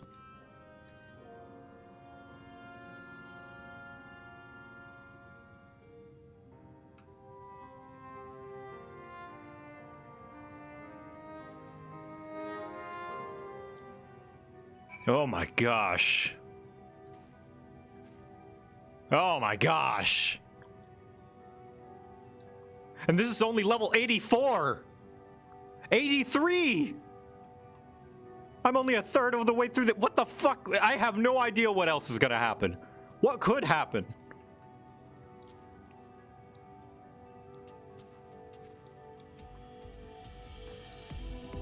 I sense his presence on the moon no longer.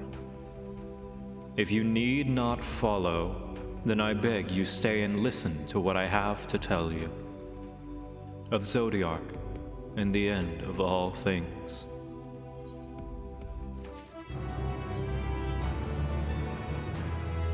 Before we speak at length, I believe a change of surroundings is in order. I have more than ill tidings to share, you see. I sensed others arriving not long ago.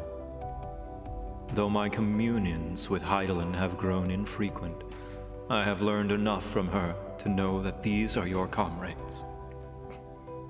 And as luck would have it, they have already reached my abode. Come, let us join them. The Scions are here? Huh. Ooh, Valerie liking the new short hair. Ooh, short hair bunny. Very nice. Calm down, sir. But this is only the beginning. Oh my gosh. Oh, jeez. Oh my gosh. Oh, jeez. Here we go then. I wish the friends list loaded faster.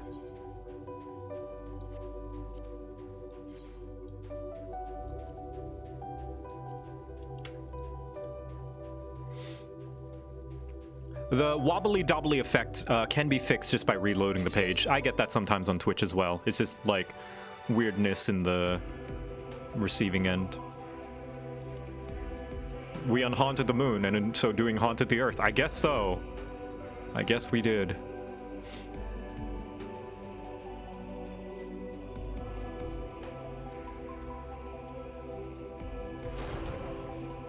Wow, here they are! May we presume this being is a native of the moon? That ancient came from the moon. Yes, they are indeed the three I sensed. Dare I ask what happened before we arrive? You might want to sit down for this one, Thancred. Pillar of Industry? The hay? Bismuth. Okay, so this is, Skaven gear, I presume. Yeah, that's like Skaven gear. Or Ironworks? Nah, that's Skaven.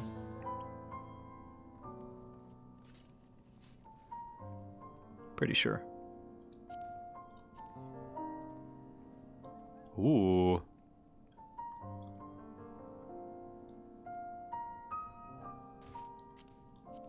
Yeah, that's a Skaven shield if I ever saw one.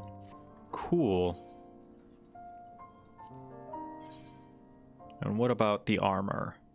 Oh, this is Scalic gear. I've seen some of this. Yeah. This is the ancient city of, or whatever, the sunken whatever, Scalic gear. I wonder how differently it dies. Okay, so it dies, and now it's black. So the Scalic gear is white trim. This one's black trim. Drowned City, yeah. Look and fly, Zeke. Yeah. Somebody's having fun. A beak chair. My level 80 gear can take me all the way to level 90? Yeah, because it's like this is the tombstone gear that's supposed to last you. Thank goodness you are unharmed. We did what we could to subdue the Tempered before making our way here. Not without casualties, unfortunately. Some few detonated explosives, killing themselves and others. The contingent's healers had their hands full tending to the injured and enthralled when we took our leave. Lest you wonder, Mistress Kryl hath also been delivered unto their care. Serving as a conduit for Heideland's power hath taken its toll, but she will recover in due course. As for Alphino and Alizé, they insisted on remaining in Garlemald while we three rushed to your aid. It appears, however, that matters here have already come to a conclusion.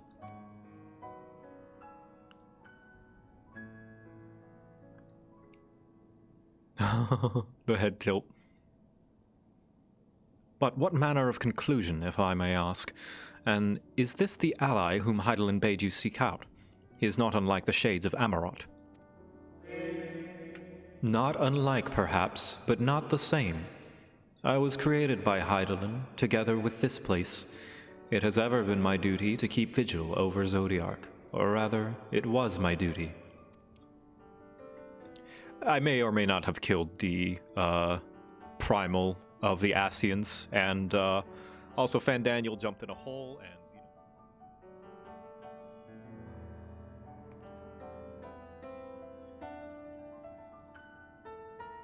then Zodiark is no more.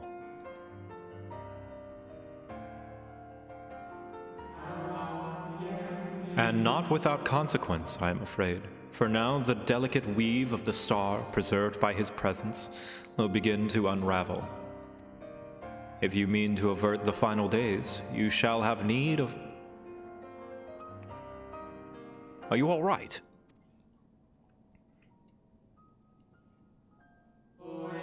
My attempts to forestall Zodiark's release have all but exhausted my strength. If you might allow me to rest a short while, I will share with you all I can. Please do. You need not exert yourself on our account. These crystals contain records of your time here, yes? May we peruse them while we wait? By all means. If you would review them chronologically, might I suggest the beginning with those on the upper floor? I shall leave that to you, Victor, while I see what can be gleaned from the crystal on these lower levels. More reading. See, I was prepared this time. I learned from Charlene. The big chair. Oh, are they gonna rest in the big chair? Oh, big chair! Hello!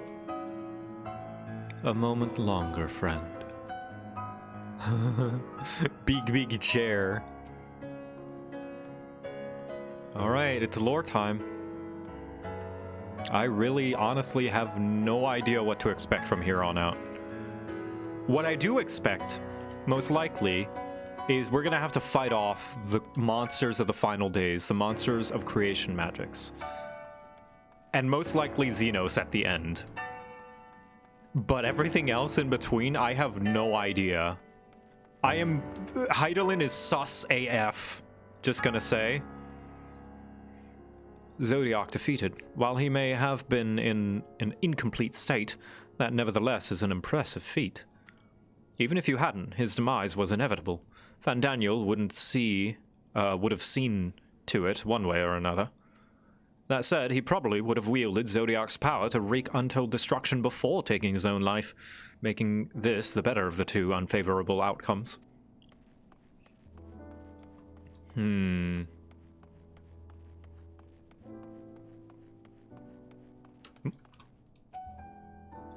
Dost thou supposest our host hath maintained his solitary vigil since the very beginning, without rest or relief? If so, these records comprise the sum total of his existence. We must needs handle them with care. Yep, studying up. Yep, good. Dimly glowing crystal. You gaze into the crystal. Ancient knowledge of Zodiark flows through your mind. Daily summary. No abnormalities detected. No abnormalities detected. No abnormalities detected. These appear to be records of a long, lonely vigil on the moon, dating back to the beginning of Zodiark's imprisonment. What about now? Now? How about now?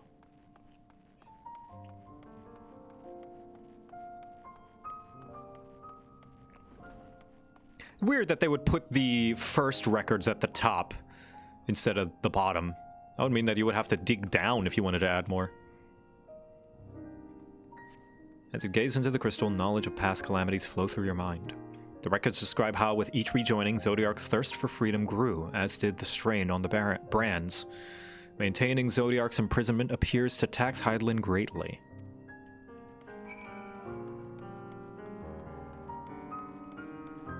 Can you not walk through these?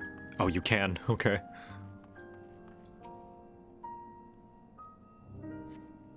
As you gaze into the crystal, knowledge of past rejoinings flow through your mind. The records describe the Watcher's efforts to prepare in the events Zodiark broke free from his prison. The records go on to describe the maintenance carried out regularly with the Loperitts. It is not clear who or what they are. I have an inkling.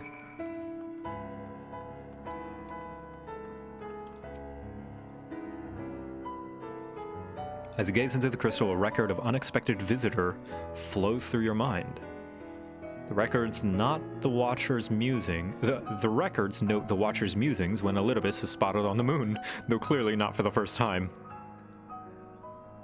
It is clear that he and his brethren have taken a keen interest in freeing Zodiark from his prison, and yet they have made no attempt to destroy the brands. Perhaps they prefer he remain hidden from mortal eyes until the final rejoining. Perhaps they realize he would never dare bring harm to Zodiark, so long as he remained imprisoned. That we would bring no harm to Zodiark, gotcha. Did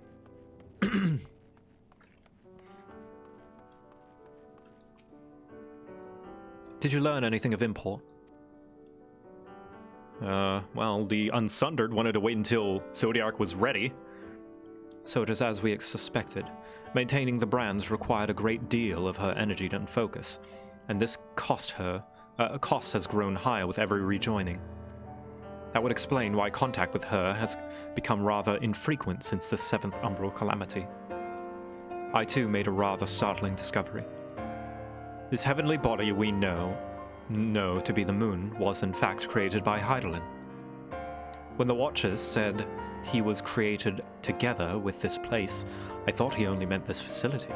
Truly, Hydaelyn's powers are far beyond anything I could have imagined. Also, apologies that I'm not paying attention to chat all that much, but you guys understand. And also thank you again very much, mods, for being on point with keeping the spoilers away. Thank you very much.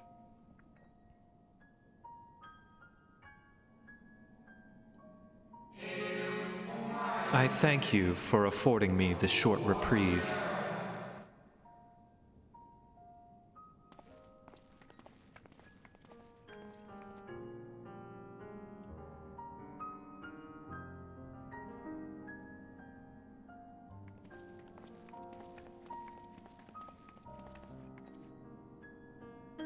It is we who should thank you. The records stored here are nothing short of extraordinary. There is much we could learn of Zodiark and his imprisonment, but perhaps you could offer us more focused guidance. Pray, tell us of the calamity that came before, and comes now again.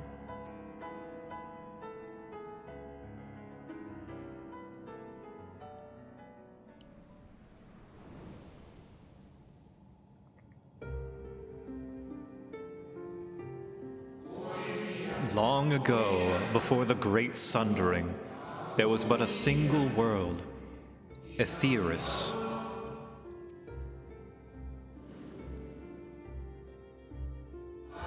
One day, from within the earth, a terrible cry issued forth, affecting a profound change in all manner of life. We were not exempt. Our creation magics ran rampant, giving shape and form to thoughts of hopelessness and despair.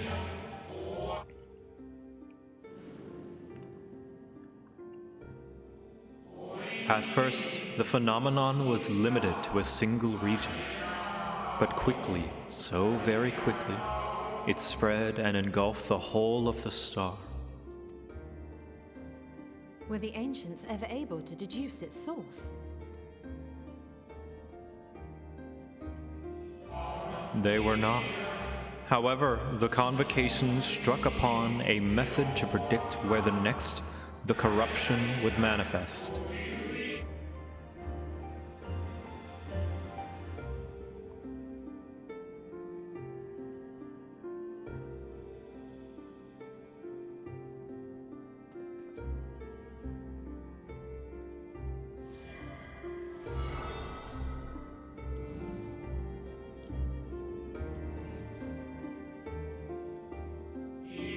The etheric energies which flow throughout all of creation in the form of various currents.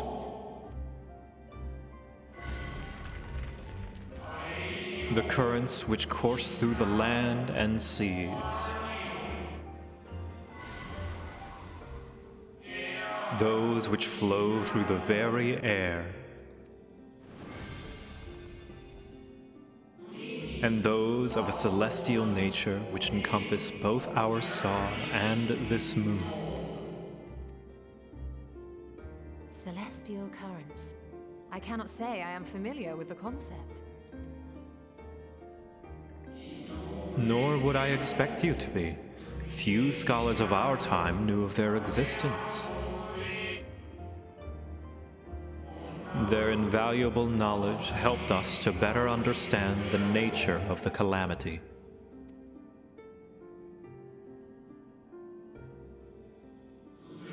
Like the terrestrial ones of earth and air, the celestial currents form a vast network, but the ethereal distribution is not consistent. The Convocation soon realized that the inciting incidents occurred in regions where the flow was weakest. Correlation without clear cause, ultimately. Nevertheless, on closer study, a stagnancy of ether was observed in nearby currents. And so they sought a means to harness the forces of darkness, of activity and growth. Thus was Zodiark conceived.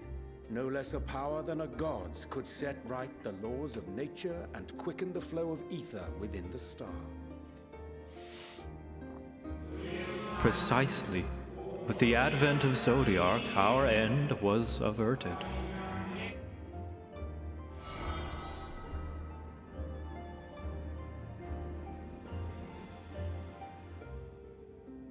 Emmett Selk claimed that those who summoned Hydaelyn did so because they saw Zodiark's power as a threat. Is that true? Indeed, there was a faction opposed to Zodiark's creation, but their aim was never to unmake him. They understood the continued preservation of the natural order was dependent on his very existence. Shit! Until we could identify and address the underlying cause of the final days, he would need to remain, for his departure would set in motion those apocalyptic forces once more. Hydaelyn recognized this as well, And so, rather than destroy, she sundered Zodiark herself and the star into lesser reflections, that she might confine him in this place.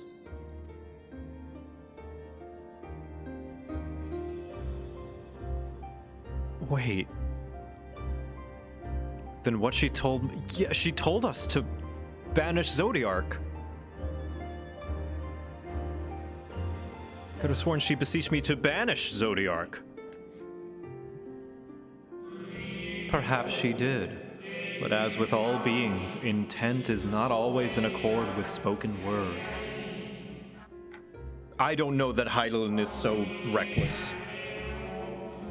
Hydaelyn and Zodiark are both constructs of man, approximations of perfection limited by your own imperfections.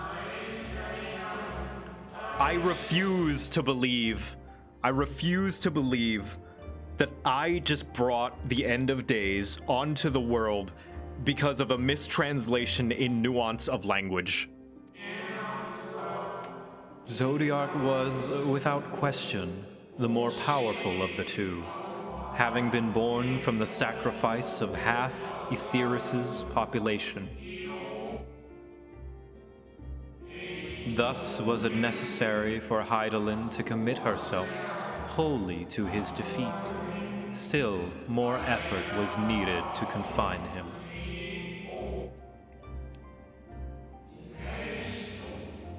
Maintaining the brands taxed her greatly. With what power she dared spare, she cried out to any who might listen, and offered her blessing to those who heeded her call. Though it was likely within her power to do so, I believe she did not wish to speak of Etheirys and her history. Like Zodiark, Hydaelyn's purpose is a reflection of her creators. They wish to look to the future and not linger in a prison of the past. The Ascians set in motion 7 rejoinings before we came to oppose them.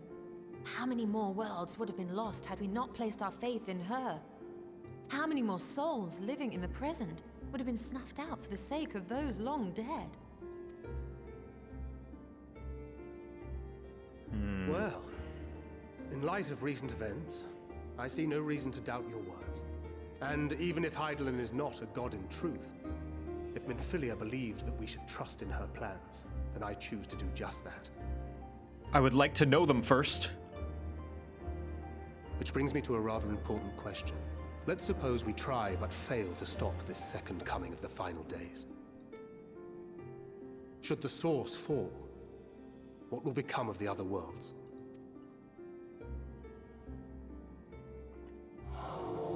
The nomenclature is more fitting than you know. Bring ruin to the source, and its reflections will share in its fate.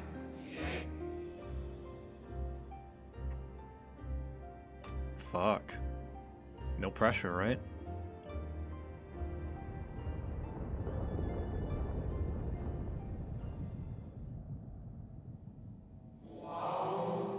Ah, it is ready. This way, if you would be so kind.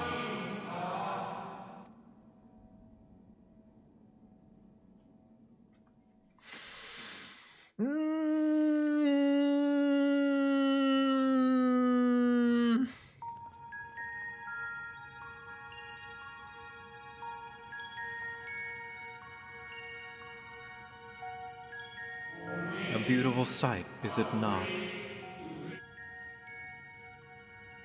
Yes, but what is it?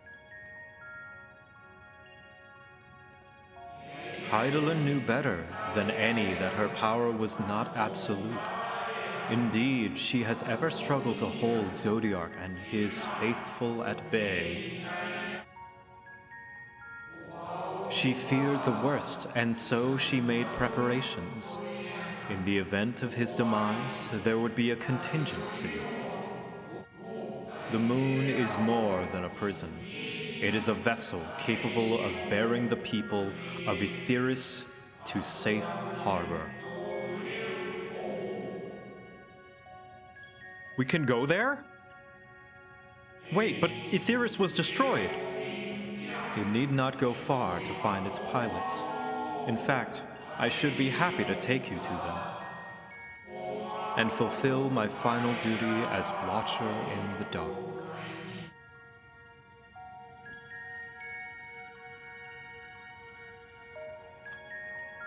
Shit. Ba, ba, ba, ba.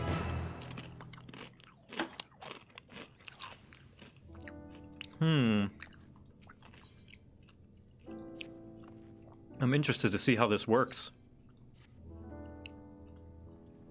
The time has come for you to be on your way. The crater at the heart of Mare Lamentorum, where Zodiark was imprisoned, is not so easily traversed, however. Let us call upon Argus, the familiar whom you met earlier. He should have no trouble bearing you across. Dog?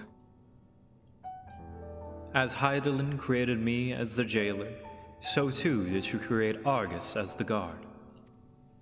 It is his nature to appear when needed, and yet he is nowhere to be found. Strange. Maybe the imbalancing of ether has affected him. Let us make for the crushing brand, and attempt to call upon him there. You need but recall the path you walked with Argus before, and you will find your way. If he labors in service to Hydaelyn's plans, I see no reason not to do as he suggests. Shall we make for this crushing brand, then?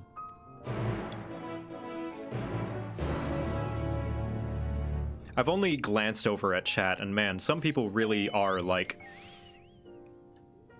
someone will say, "Oh man, Darth Vader killed Luke's father," and then someone will be like, "Actually," when they're still on the first movie. Some people just really can't help themselves.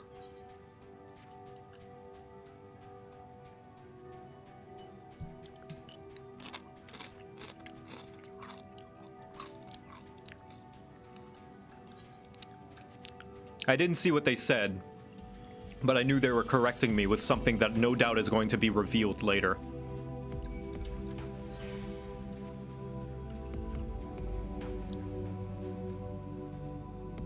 Let's see, is this the way? I think so. Maybe? Yes.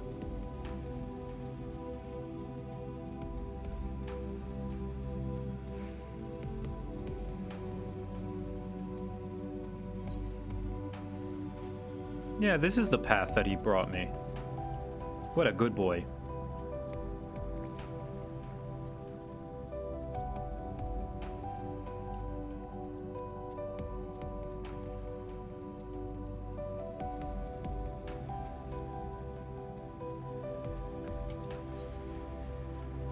I should go... Oh, I can't hop up there. Yeah, damn it. Well, luckily I have some chips, some traveling snack.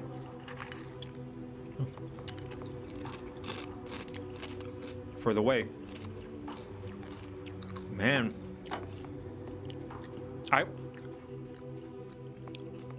So there's one more zone then. I thought the moon would be the last zone, but I guess not. I'm pleasantly surprised. Huh, there we go.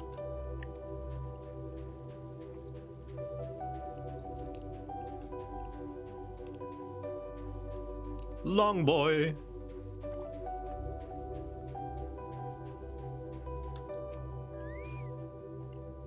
Naught could prepare me for the boundless beauty of Etheirys, shining, shimmering, splendid. A blue sapphire, and but one of countless other jewels brimming with life, no doubt. Okay, Urianger, you just jinxed it. So close and yet so far. Does not the harsh terrain remind you of somewhere we've been before? The Dravanian Forelands, aye. A place that rejects the intrusions of outsiders, where solitude reigns supreme. At the very least, it sounds suitable for Zodiark's prison. With a little preparation, it might be possible to traverse the gap on foot. Then again, it would be a long, long way down if one should slip. Perhaps another time. The place we seek is just ahead at the Chlorophosgrat. You see, Argus cannot manifest without sufficient concentrations of ambient ether. You would be hard-pressed to find a greater confluence than inside this cavern. Follow me. I'm ready for the Watcher to stab us in the back.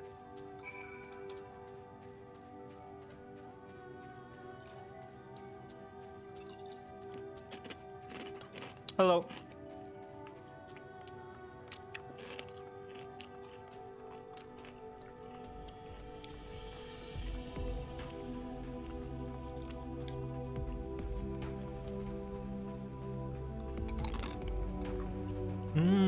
This place is pretty. Ah, yes, space boobs. The god of Zodiark's prison, eh? Blood-red eyes, slavering mole, and built like a behemoth, I'd imagine. Let's hope he's friendly. This entire cave is thrumming with ambient ether. Alas, any further analysis will have to wait. Curious. This place doth call to mind Pla Any, home of the Numo.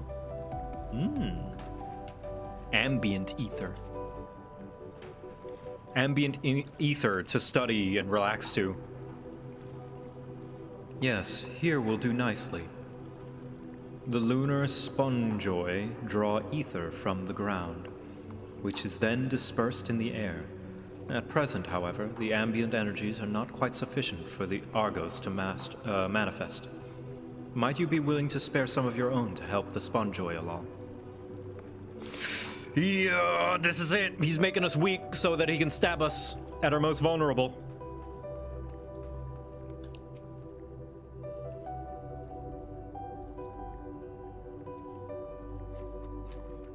I'm gonna turn on the fan. It's getting a little toasty in here.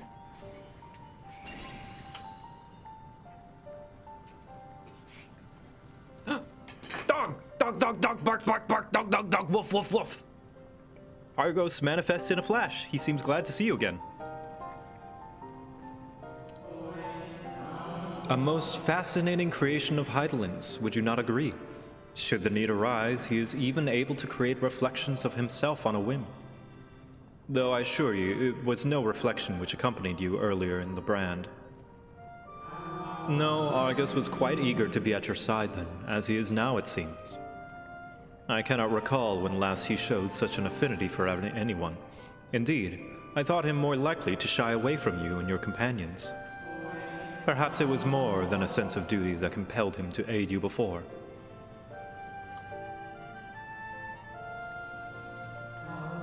As for your companions... Ah, there we go. Doggo. Unexpected, but greatly appreciated. I believe we are all ready. Then let us return outside that you may cross the chasm. Oh shit. Mitosis, dog.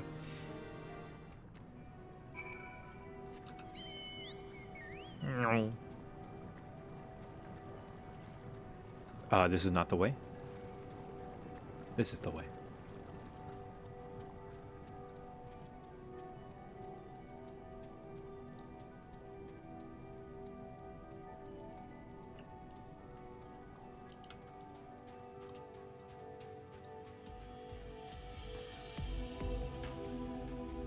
Long boy.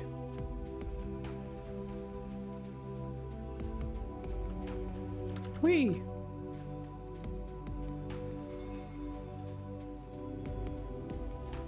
Check email immediately now? Okay, Kate. Thank you, Kate. Let me see. The loading crew, welcome! It's still spoiler zone, but thank you. Hey, hi, everybody. Massive spoilers for Final Fantasy XIV. Oh my god, Kate! Whoa! Oh my gosh, Kate. Oh, Kate, can I pay like 3 months rent? Jeez. Wow. You really outdid yourself. Again, as to be expected. Wow, you guys will see it eventually. And then I'll message you again about the other thing. Yes. Okay, whew. That's amazing. Anyway, spoilers in space!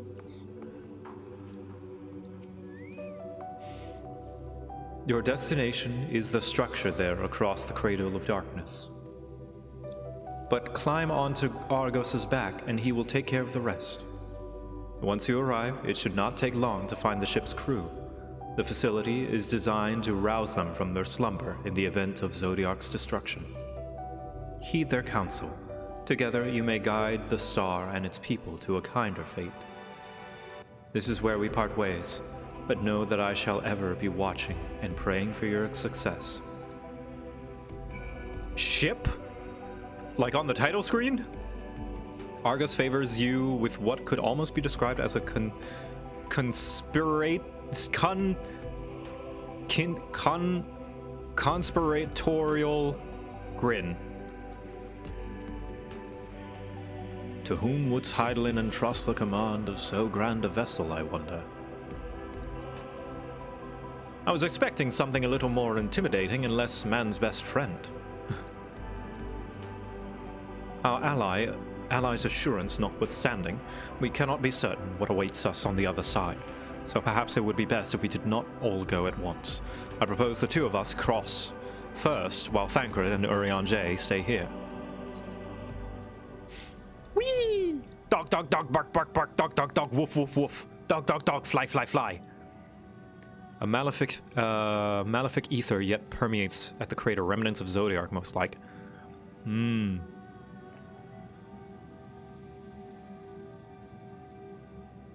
And now we cross to the other side before we have flying unlocked.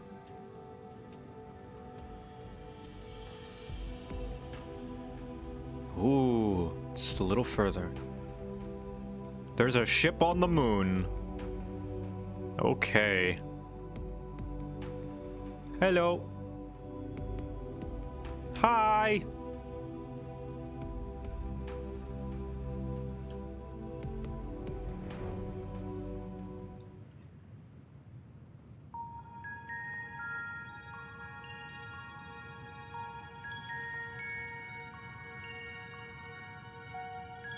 This structure is enormous, though that is hardly surprising given the size of the average Amaratine.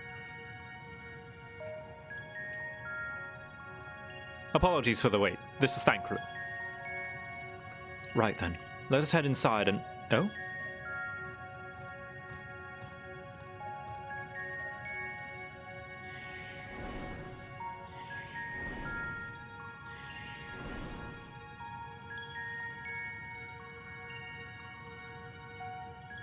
Most intriguing. A means by which he conserveth energy, mayhap. Well, I certainly wouldn't want him to blink out of existence on our account. Helpful as he is, he's been. Thank you, Argus. I'll take it from here. If Argus is to remain without, let us not keep him waiting over long.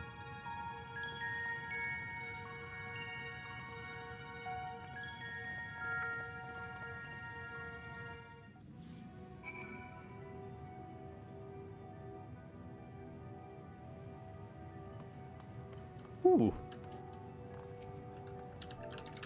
Pet. You can pet the dog in Final Fantasy XIV.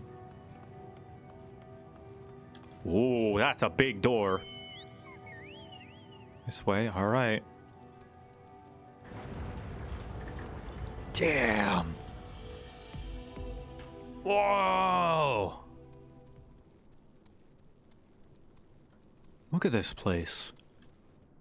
Oh my goodness. There's an aetheryte down there.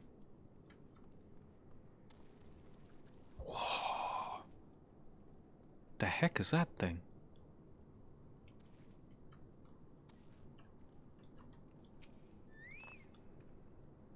Its scale reminds me of Amarot, or rather, the replica we visited on the first. Truly a marvel beyond description.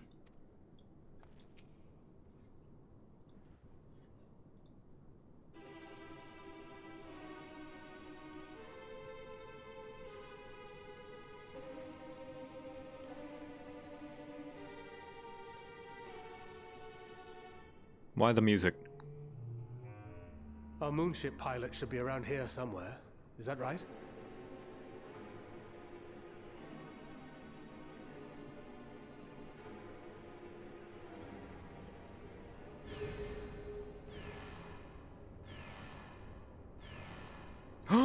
Benoit!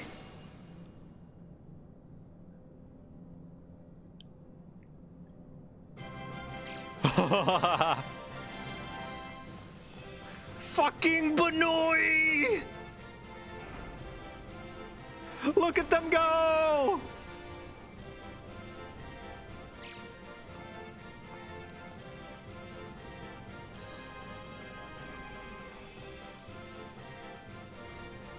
Oh my god! They march!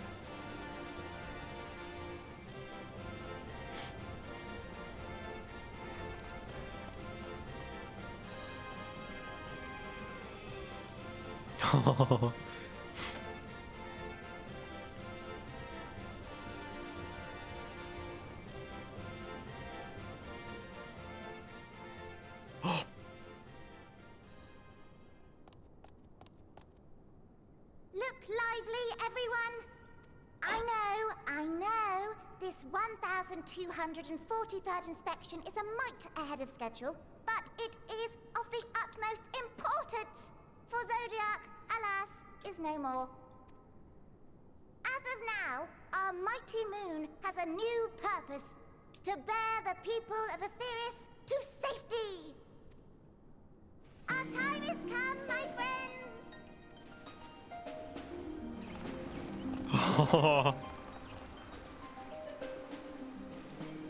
We must be swifter than swift.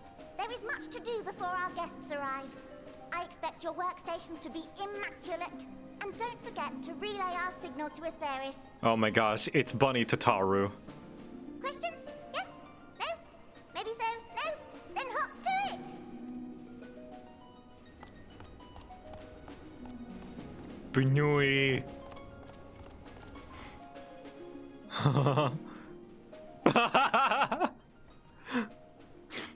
Tis a rather curious crew she hath chosen. Their endearing forms intended to ease the passengers' hearts, perhaps. Perhaps.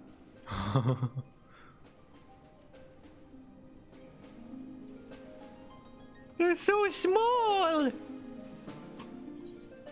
They're so tiny! And small! Thancred's dumbfounded expression suggests he is still struggling to comprehend the spectacle he has just witnessed. They must be the Loperitts mentioned in the Watcher's records. Not all what I expected, but the Watcher did bid us heed their counsel. I assume the one who gave that rousing speech was their leader, though we might have to ask in order to track them down. Come on then, let us be about it. Talk to the Benoits.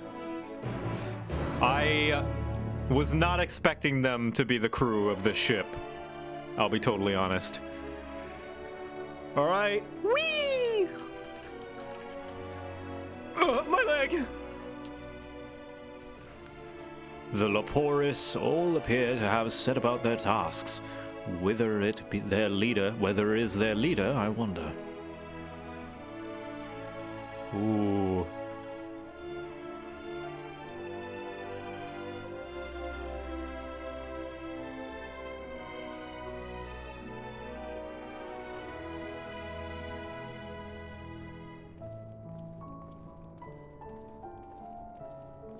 Oh, piano.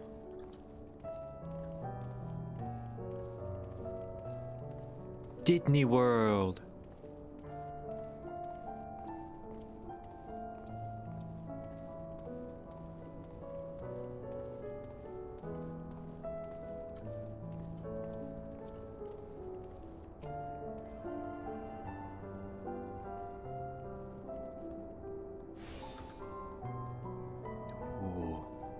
Don't tell me there's a chocobo keep here. Gemstone trader, okay. I was like, I swear, if there's somehow a chocobo keep on the moon.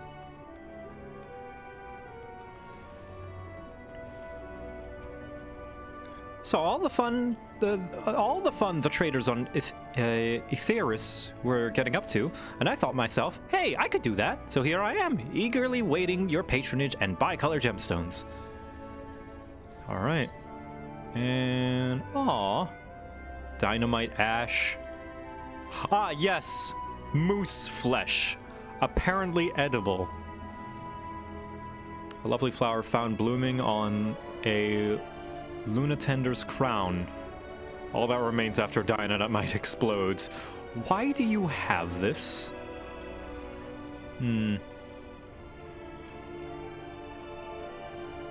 Istola? What do you make of this? Such a fascinating apparatus. Though it's hard to believe it could house so many crew members. Even so, there is nothing else here to suggest other types of accommodations.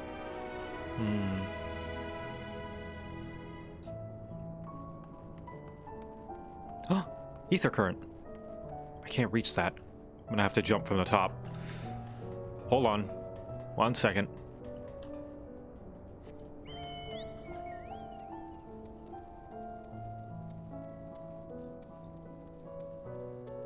Fighting way. Huh.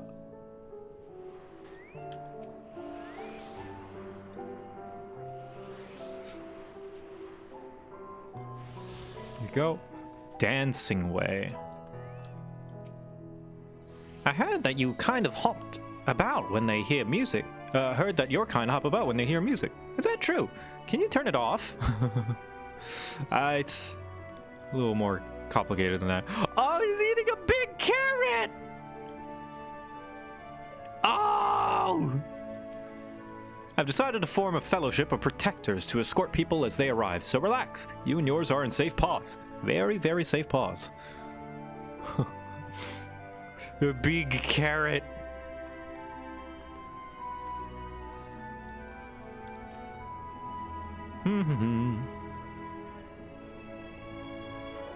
Oh, please tell me that's an emote I can get. Leader of the crew? Not me, I'm afraid.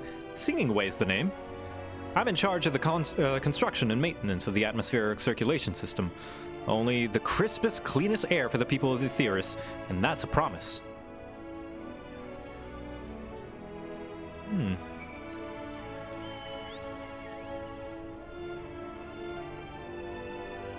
Wow.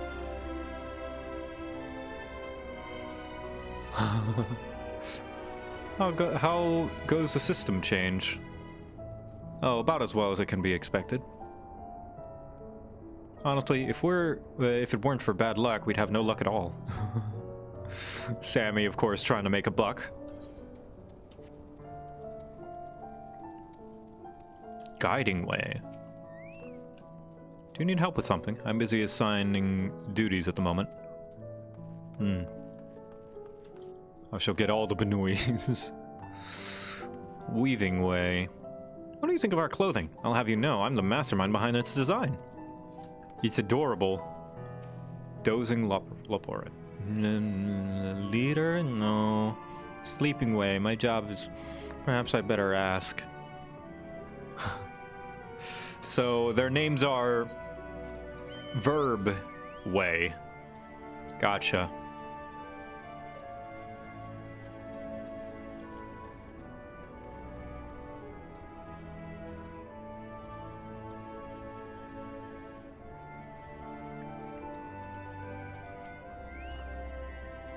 I only saw them from a distance, but their fur was brown, if that helps at all. Trust me, I'm looking for brown fur as best I can. Splitting way? Excuse me? I can hardly believe that we'll finally have people here. I just hope we'll be ready for the influx of guests. I think you'll have, kind of a leisurely time about it, most likely. Nothing way.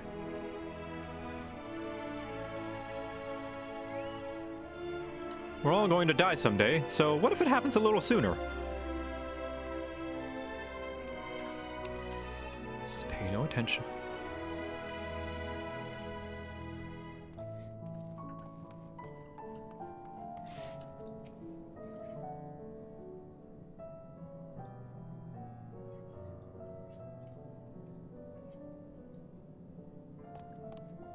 What? How in the... When did you get here? Who let you in?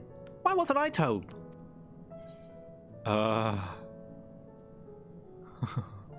Take me to your leader.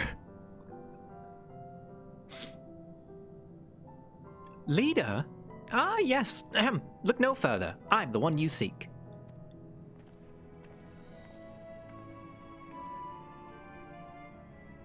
Well, very well. Well. Looks like you beat us here. Your friends, I take it? Is this all of them?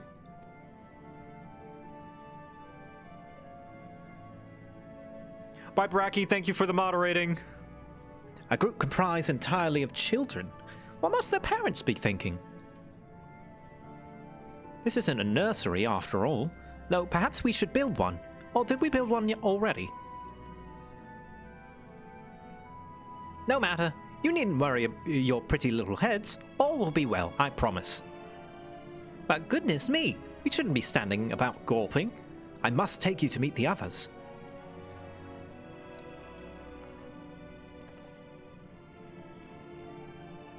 If you could run along back towards the entrance, you'll find the path leads to the central platform on the upper floor.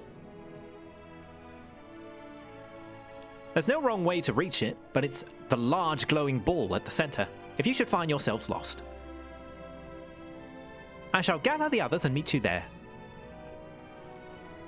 This place is massive. Well then, back to the upper floor it is.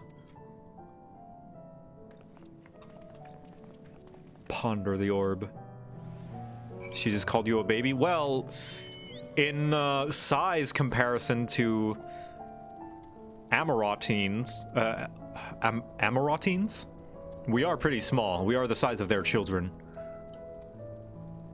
Because fully grown ancient is like 4 times our size. What do you sell? You sell, yeah, Scalic gear.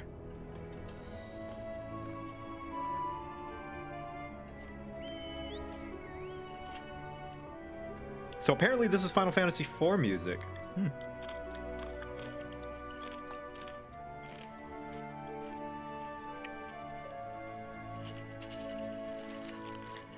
Oh shit, oh shit, oh shit! Oh, there we go. Sorry, I was grabbing my chips.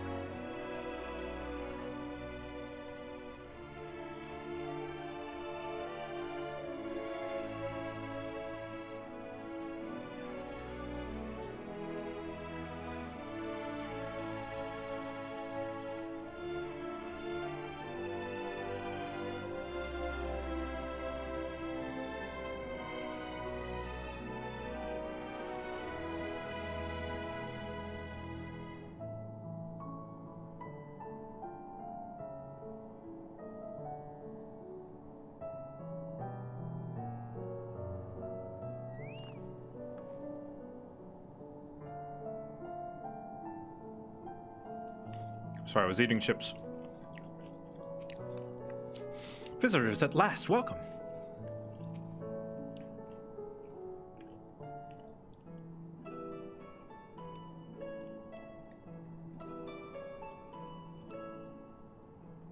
Right, of course. Introductions are in order. Ahem.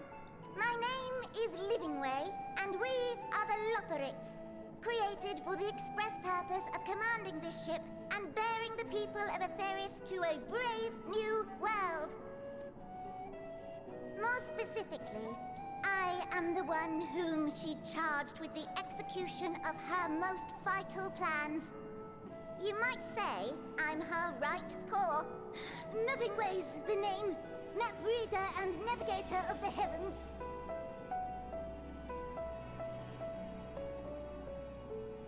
Pleasure to meet you all, but I'm still trying to make sense of this. Thancred, you're from Thanalan, right? We have talking lizard people. Confusion and bewilderment are completely understandable. Fear not, I shall walk you through it.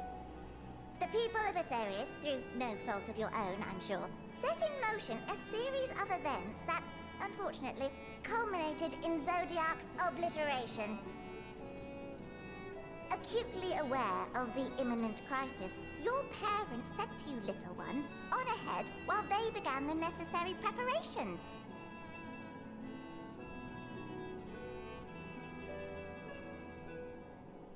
Still not following? No? Very well, I shall elaborate further.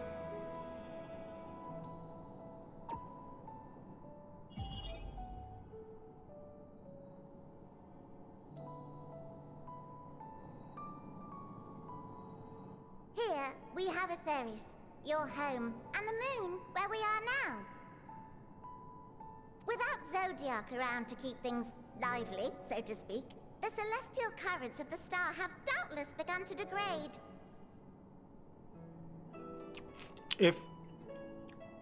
Was that moon to scale? A calamity of apocalyptic proportions will be visited upon Aetherius, bringing an end to all life. Very sad, that. That moon, yeah, that's a massive moon. So too hath the Watcher claimed. By thine unperturbed countenance, I gather this eventuality was anticipated. The doom and gloom. Oh yes, quite expected. Imagine, if you will, that Aetherius is a delicious carrot that I've forgotten to eat and left out in the midday sun. The most earnest wishes or prayers will not stop it from rotting to the core. So sadly, there's nothing to be done but to abandon said carrot, Aetherius, in case the metaphor is lost on you, to its grisly fate. Right. And this moon will serve as the vessel to deliver us to a new home. Just so! We will gather up as many people, supplies, and resources as our stores will hold. And then, once everyone is aboard, it's off to another star. The moon is a ship? Easier said than done, admittedly. For one does not simply hop from star to star on a whim. Which is precisely why we've spent countless years constructing the most propulsive of propulsion systems. We ought to make it to our destination in 2 shakes of a rabbit's tail. Is that offensive if you're a Viera? Probably not. Impressive technology. I dare say it is beyond anything we have ever seen. No need to shower us with praise. All we've done is faithfully carry out the instructions left to us by Hydaelyn. Back in the old days, when she was still just Venar, she was dedicated to the study of the world and its inner workings. Right. And the Watcher, the real one, not the simulacrum you met, was one of her fellow researchers. We and this wondrous vessel masquerading as a moon are products of their knowledge and know-how. There's certainly more to you all than meets the eye. Might I ask where exactly you intend to take us? We identified a few promising candidates for resettlement some time ago, but we cannot guarantee that they are fit for habitation. I wonder if that's Beck Lugg's voice actor. Moreover, the ship can only travel in short bursts. We intend to go down our list, hopping from star to star, until we find one suitable for resettlement. No need to worry, though. The vessel is being refurbished with accommodation for an extended stay as we speak.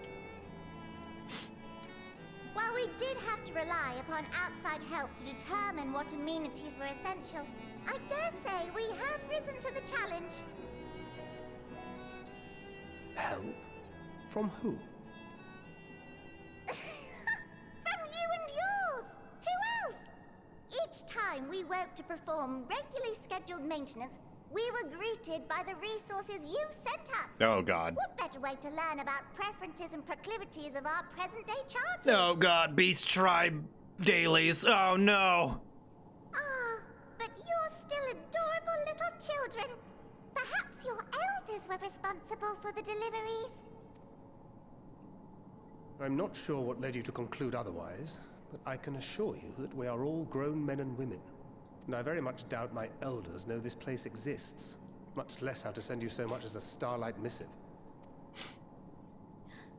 What? Then who in blazes let you on my moon? Heidelin. And the Watcher. Heidelin herself led you here. You don't say! Well, that's really not children. Then why are you so small and stunted? Like little baby carrot people. Well, Amarotines were a great deal taller. In the present day, persons of such prodigious size are exceedingly rare. So, you're saying everyone's not like the Watcher? Yes.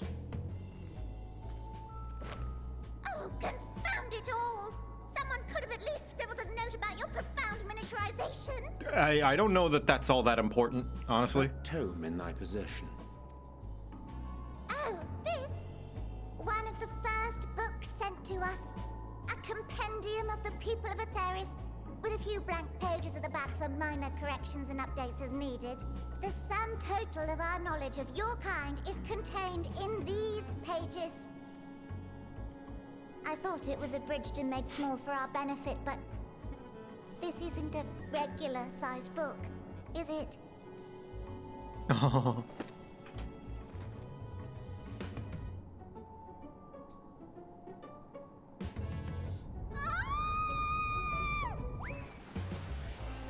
The existential dread of realizing you are smaller.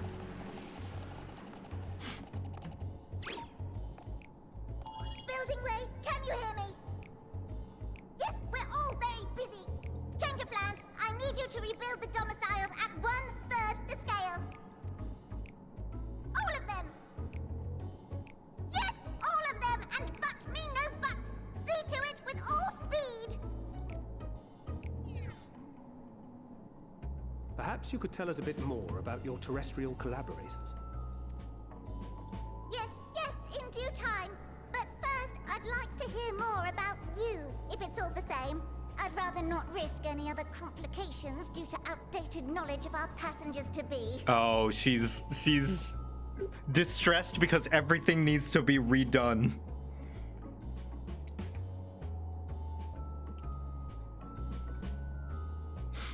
Oh, man.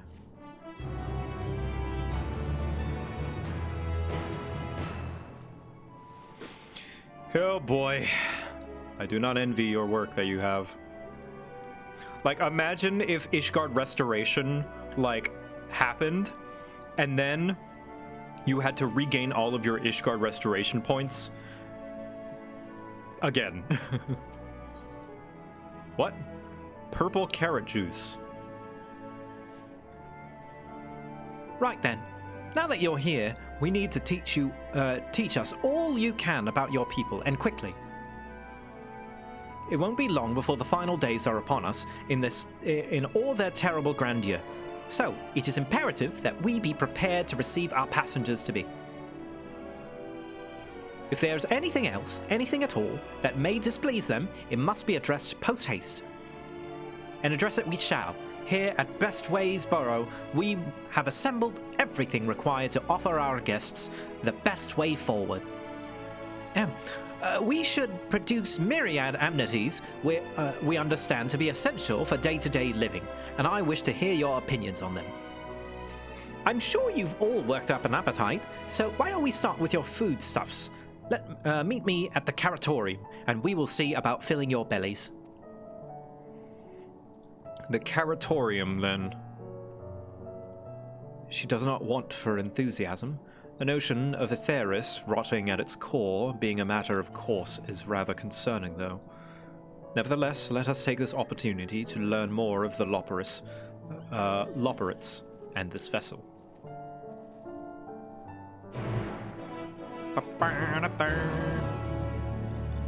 Oh, Loperitts. Oh man, this is a big place. Oh boy, big doors.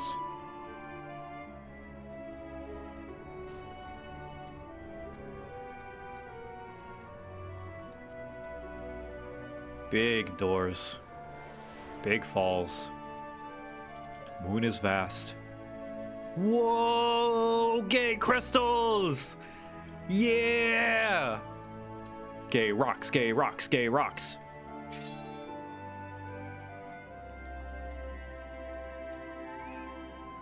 Oh, I must have dozed off. What was it I was supposed to be doing again?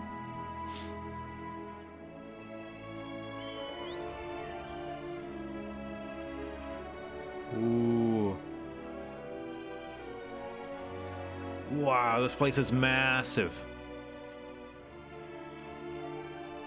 You have bad guy? You have monsters in here? I guess to defend the foods. Huh. Huh. Huh. Huh. Yup. Yup. Look at these things. They're all carrots. Wait a minute. Every single one of them.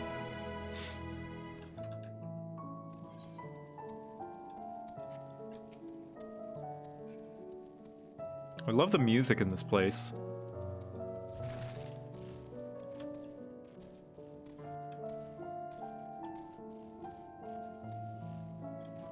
Hold on, I need to get that ether current. Be right back.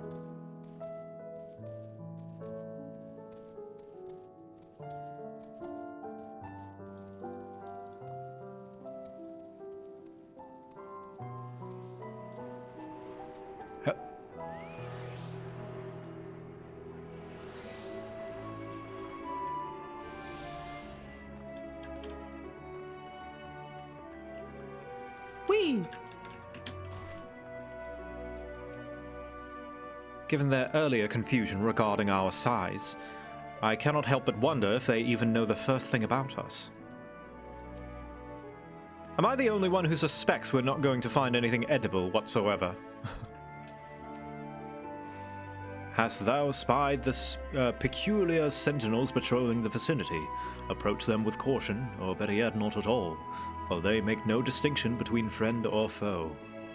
And also, because this hath be an MMO, and MMOs doth require enemies in the overworld for thine to slay.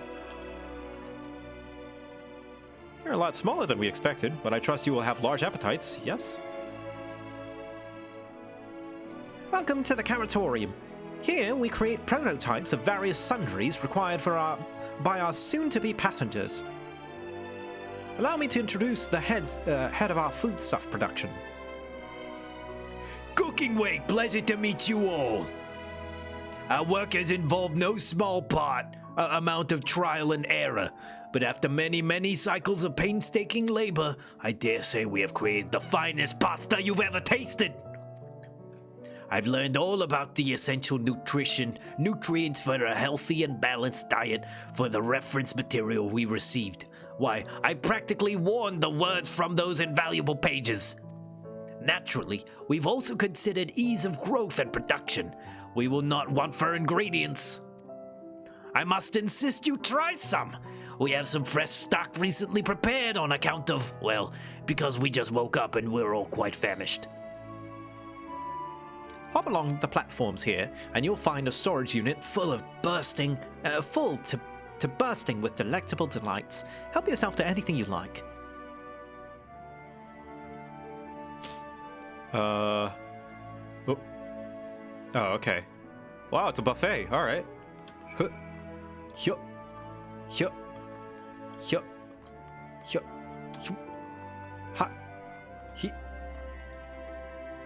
Ooh. Everybody's already partaking, I guess. blasting way. Here's a conundrum. Which carrot should we... This doesn't require debate. We have work to do, so quit dragging your feet and get to it. Open the storage unit and find a rainbow-colored assortment of carrots. The ominous crimson carrot. Huh. Vibrant yellow carrot, the peculiar-looking blue carrot. I'm gonna do the blue one. How bad could it be?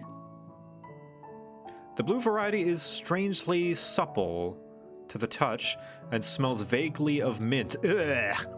Its excessive length and girth only adds to the dubiousness of this so-called carrot. Are you certain you want to eat this carrot?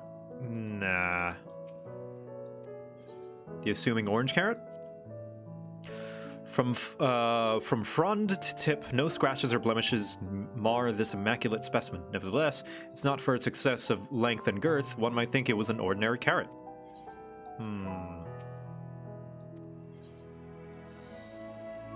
While it has no peculiar smell to speak of, the yellow variant is unusually light and springy.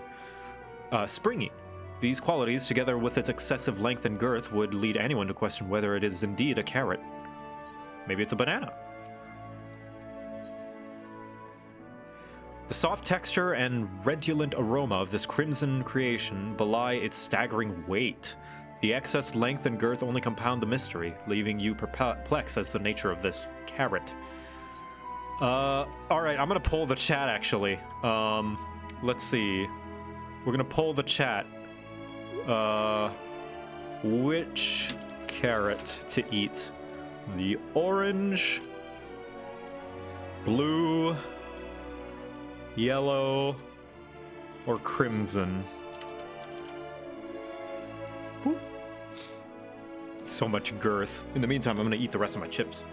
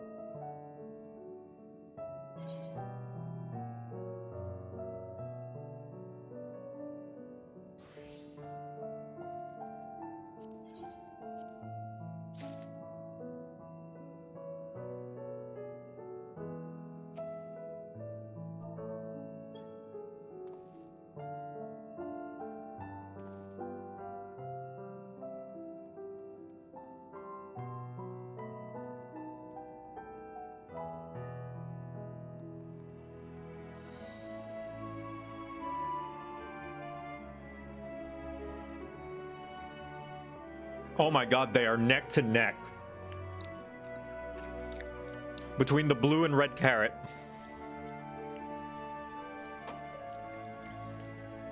It's so close. Oh, it looks like red has gone ahead with just a few extra votes. Oh, but blue following right behind.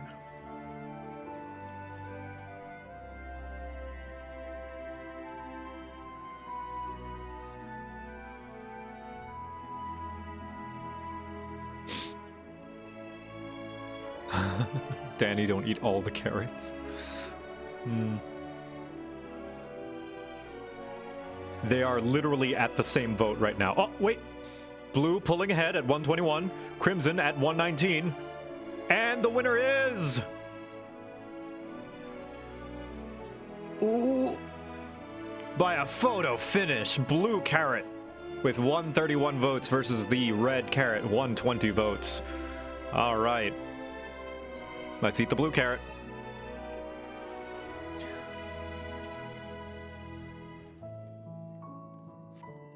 On second thought, you elect to simply take an obscenely large carrot for now.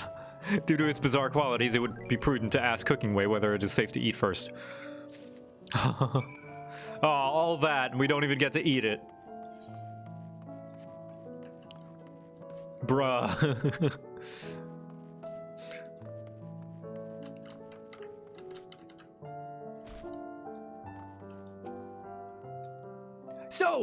Did any of our selections set your mouth to watering?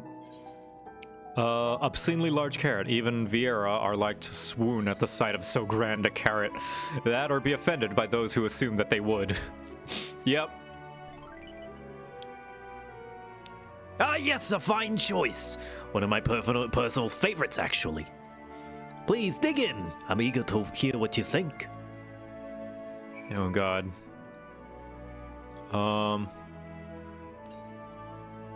With great trepidation, you take a bite out of the carrot. You are taken by surprise when the blue juice is... Ah, so we do eat it. The blue juice bursts forth from the carrot and dribble down your chin. As you take your second bite, you can feel your mental faculties sharpening. Ooh. Your mind opened to the universe, and for a brief moment, the mysteries of existence are simple, transformative truths. But the revelation is fleeting. When you are at last finished with the carrot, a sweet yet sour aftertaste lingers on your tongue. And the number 42 in your mind. God damn it. That's a Hitchhiker's reference. I love that. What do you think? Unlike anything you've ever tasted, yes? The philosopher's carrot improves mental fortitude. Something of a shock at first bite, but it's well worth the enhanced powers of cognition. We have plenty of other varieties too. Bleeding carrots to improve blood flow, dream carrots to help with sleep. So you see, we have a carrot for every occasion.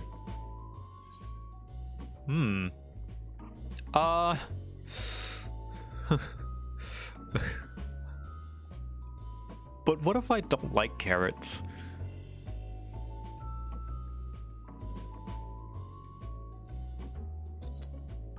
You don't like carrots? Oh, you must mean like you don't like them served in this fashion. Worry not, we have pureed versions on hand if you haven't had the time to chew. Karumak, thank you for the 5 gifted subs. Thank you, that's extremely generous.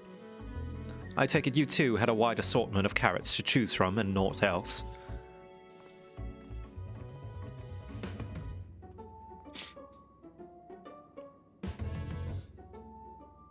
If I may ask, what exactly did these collaborators share with you about cuisine on Etheris? Surely you are aware that we have an abundance of dishes and foods you could emulate. Of course we are, but, well, it was only quite recently that we established contact. Even holding a conversation was a struggle at first, so imagine our surprise when they sent a mountain of books and documents with no clear instructions. The sheer amount of information was overwhelming. If it wasn't for that encyclopedia I found, we would have been at a loss where to begin. And so we decided, rather than divide our resources to prepare a variety of middling and potentially unsatisfying meals, it would be more efficient to devote our efforts to the production of a single perfect food. That's all well and good, but man cannot live on raw carrots alone. Have you considered cooking them? You mean steaming, boiling, roasting, and the like? I suppose we could prepare the carrots in other ways. But our primary concern was efficiency, and what's more efficient than sinking your teeth into a carrot fresh from production? They're not wrong. You make a carrot, you pull it out of the ground, and it's ready to eat. A rather strange approach to take for one named Cooking Way, isn't it? Well, technically speaking, Cooking Way isn't my given name. When first created, we were all named in the old tongue, you know, the otherwise impenetrable parlance the Watchers speak. After we received a great tome of words, a dictionary that is, from our collaborators, we learned your language. Adverbs, gerunds, present, continuous verb conjunctions, just the basics. Then we founded the terms related to our given tasks and used them to form new names. Aren't they helpful? No, not really, but it does explain a great deal. Wherefore didst thy kind deem such a change necessary? When the rest of your people arrived, we wanted to be certain they understood immediately what each of us does. You'd never be able to pronounce our original names anyway.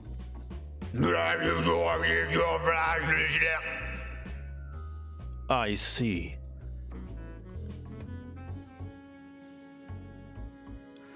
I hope our critiques, such as they are, were helpful to you. Though if you should decide to preserve flora and fauna from Aetheris as well, you would be able to offer the passengers a more balanced diet. Until such a day, one I pray comes sooner than later, it would appear there is naught but carrots on the menu. And the carrot juice. I mean, we can survive on the carrots. We just won't be living the high life. Hungry for more carrots? Fear not, you can eat to your heart's content after you've seen the rest of Best Waysboro.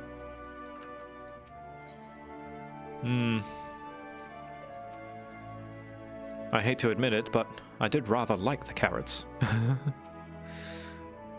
Well, I'm sure the Loperitts would hop at the chance to expunge upon carrots in exhaustive detail. Perhaps it's time we moved on.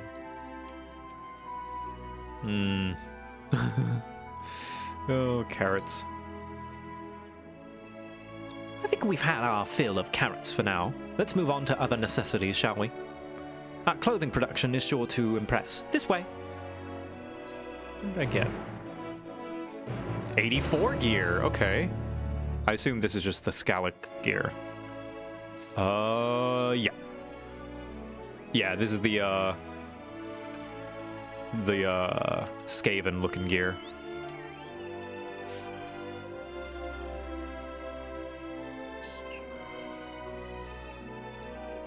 Hello. Oh, wait! Oh my god! This is the Final Fantasy IV music, isn't it? Ba-da-da-da-da-da-da-da-da-da-da. With no adjust, it's just straight up 1-to-1. They didn't do anything to it. It's just a straight original, like, chiptune. That's cute. That's adorable.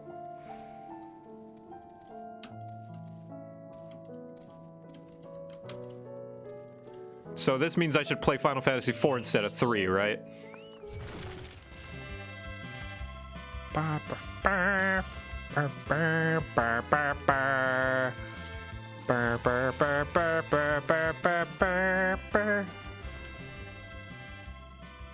Play both? I don't have the time for both. I have to pick and choose.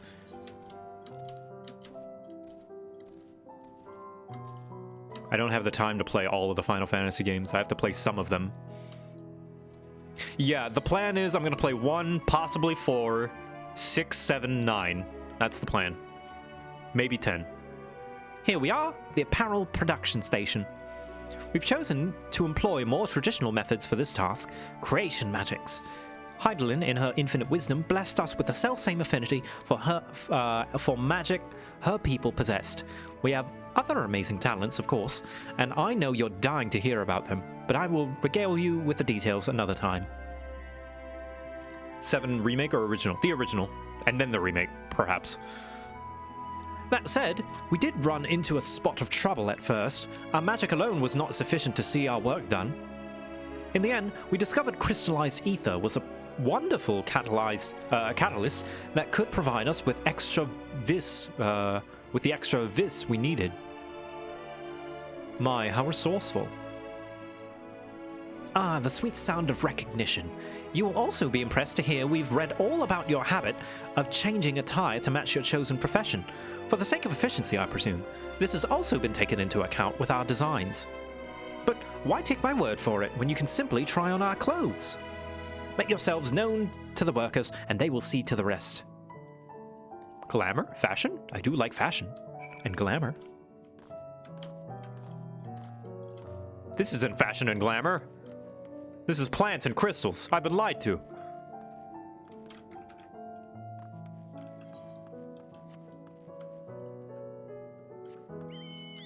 Where is it? Where the dress? Where the dresses? The dress where? The cloth craft. The drip.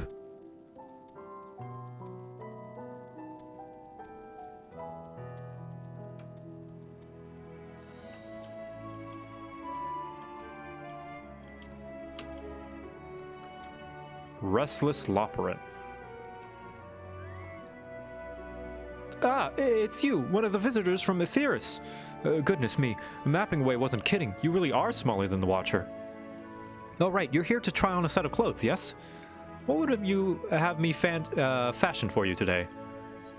An outfit that embodies my bloodlust. Something simple yet functional. A fashionable and refined ensemble.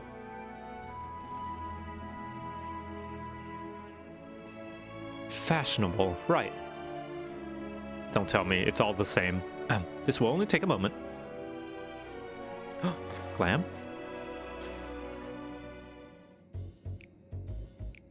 Oh.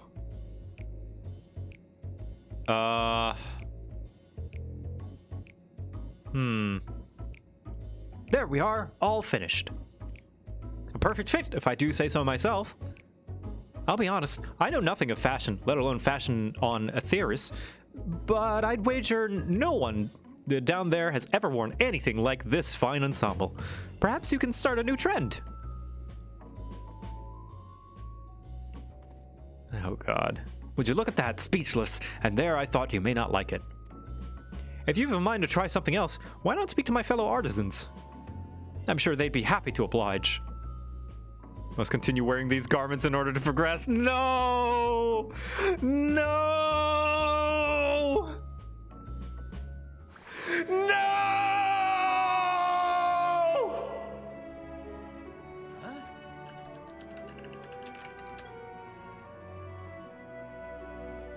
That's impossible!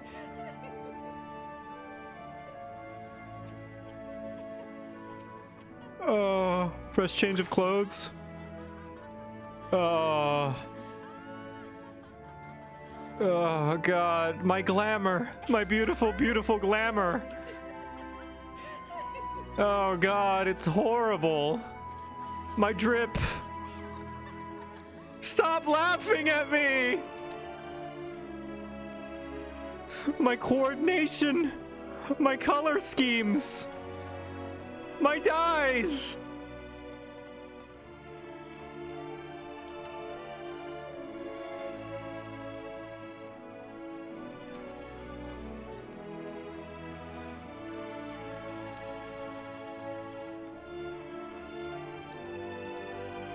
Do an ugly glamour contest. That would be an idea.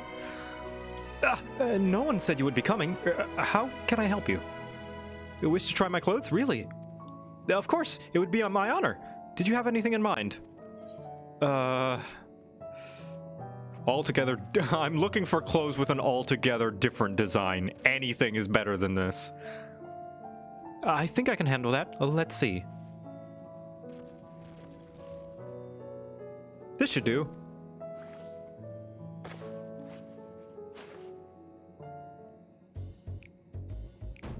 Oh. Oh. Oh God, this is just the same thing in leopard print now. Some of my best work. You're a strange one, aren't you? I honestly wasn't sure what to do when you asked for anything specific. I take my work seriously, however, and I'm never one to disappoint. That ensemble is a blend of concepts from myriad professions, all-purpose attire from the modern man of Etheris. I was worried how the concept would turn out when put to the proof, but it looks stunning on you. Wouldn't you go and show Livingway? I'm sure she'll be eager to see what we've come up with. Oh, God. Evil. Evil. The fact that they said you have to wear this. Man. And I thought light rampant was hard. Jesus. Jesus Christ. Is this 1.0 gear? Oh, those poor souls.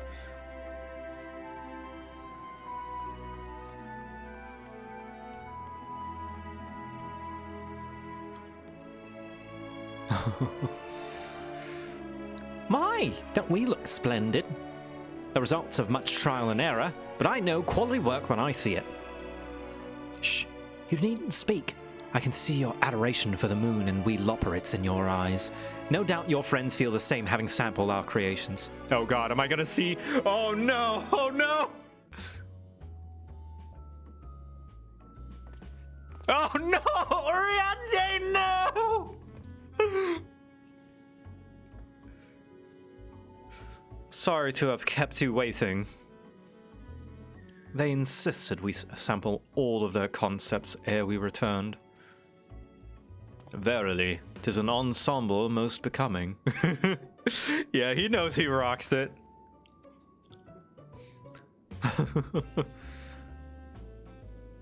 Not a word.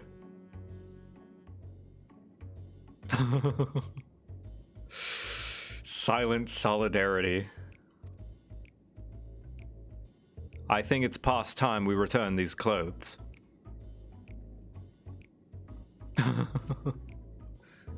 I love this game.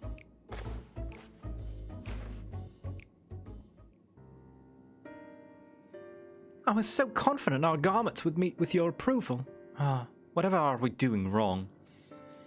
The Watcher taught us that, in his time, everyone wore the same robe. To do so otherwise was against social etiquette. We thought we could appeal to the modern taste by tailoring the robes to specific professions, but...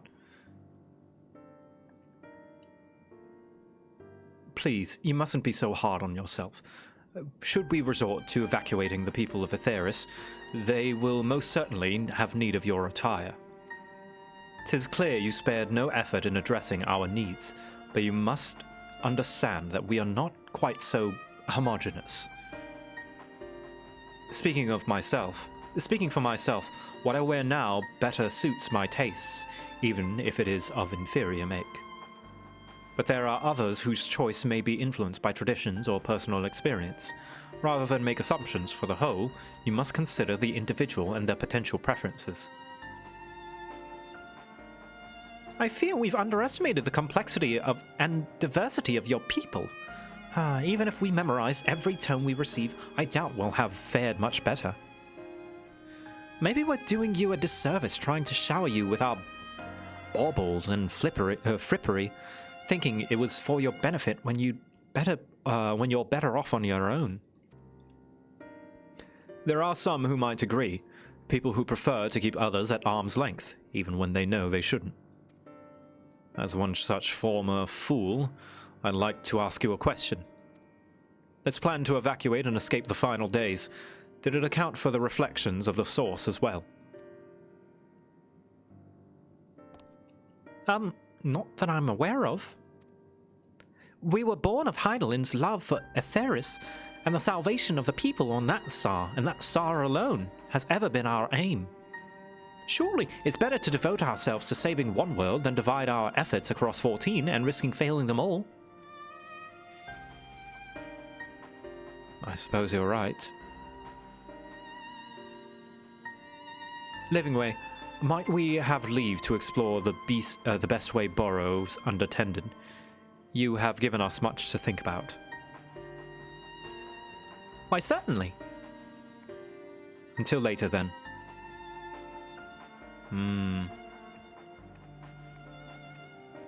Wouldn't the first also be a part of our star? Well, the thing is, the Livingway's logic is, like, kind of right. You know, like, save... Wait, no, it's not right, because if the source falls, all the others do too. So we should save the source. Which I guess is Livingway's logic. Not save the source the world, but save source the people. If I may, I would like to accompany thee a while longer. Really? I mean, you're more than welcome to. There was actually something I wished to speak with you about. Let's be off then, shall we? Isn't there only 7 at this point? Still, their point remains. Why bother saving 7 when you could just save 1?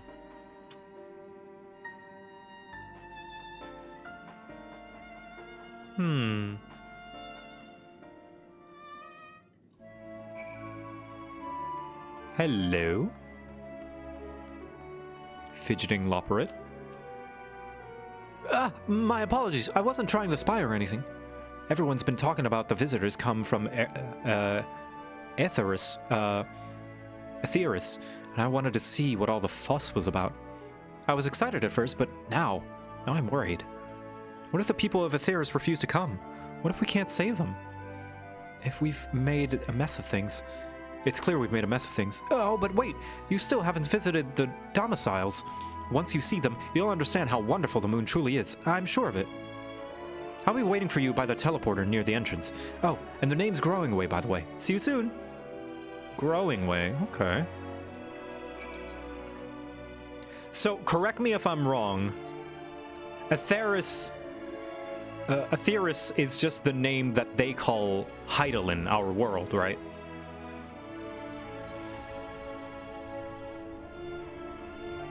But we know it as Hydaelyn now. It was formerly known as Etheris. Okay, just making sure. So I was mistaken. It's not a new zone. You're here. You're really here. Thank you so much. Sorry, what should I call you? Quibbing Way. Victor Quibbles, eh? Crikey, even your names are amazing. Aw, thanks. Well, Victor, we'll be using this teleporter to enter the residential area. Whenever you're ready. Ooh. Ready in the teleporter. Oh. Not the voice I was expecting.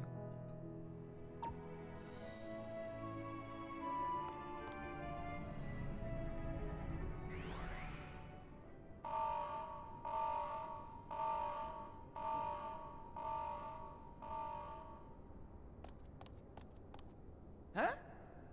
Access to living quarters restricted due to reconstruction. Then where is it? Oh no! Uh-oh. Well, Victor's dead.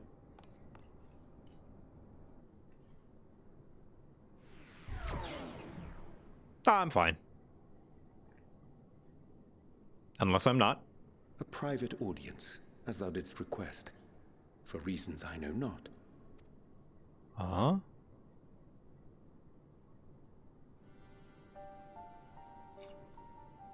Just a precaution. I'd rather I didn't have to ask the question at all, but I take my responsibilities very, very seriously. Do you and your friends, by any chance, find our accommodation wanting? Be honest, brutally even. 'Twould be ungracious of me to belittle the efforts of thee and thine. Lovely sentiment, really. But the disappointment is writ plain on your comrades' faces. It's all the more frustrating. I know, right? Little bunny people. It's so cute. I was thinking about cooking up burgers. Would you like burgers? I would love burgers. Cool. I'm gonna make some. Thank you so much. You're the best. Yeah, dinner time. Echo's gonna make burgers.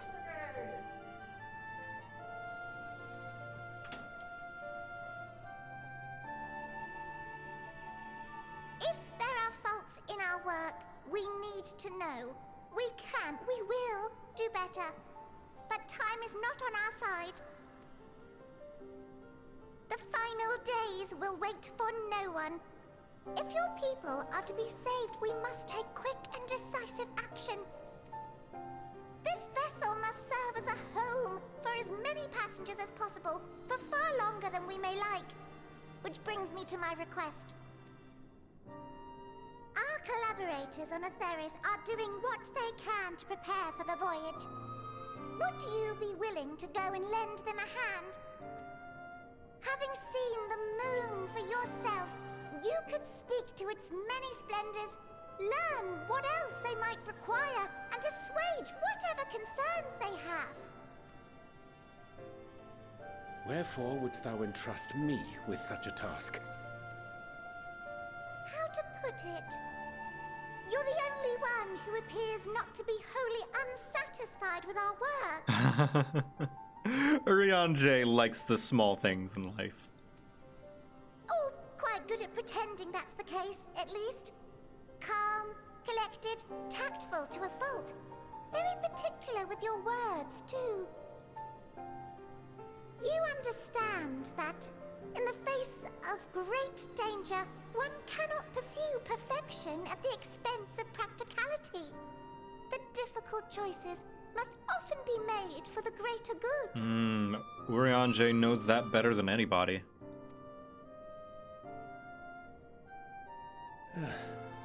And so fate doth conspire to set my feet upon this path once more. Come again? Ah, idle musings. 'Tis no trifle thou dost ask, yet full well do I understand the urgency and necessity.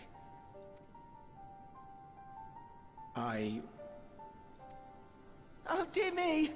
Dear me! I was terribly sorry for the mix-up. Oh gosh. It's a bit of a malfunction. I hadn't realized the residential quarters were inaccessible, you see. But you're still in one piece. So, all's well that ends well, yes? Won't happen again. I promise. Yeah, that's Pippin's VA for sure. Oh, I didn't hear. Looks like Urianger is gonna have to lie for the greater good again. But I trust him. I trust him now. I've always trusted him. I've never lost faith in Urianger.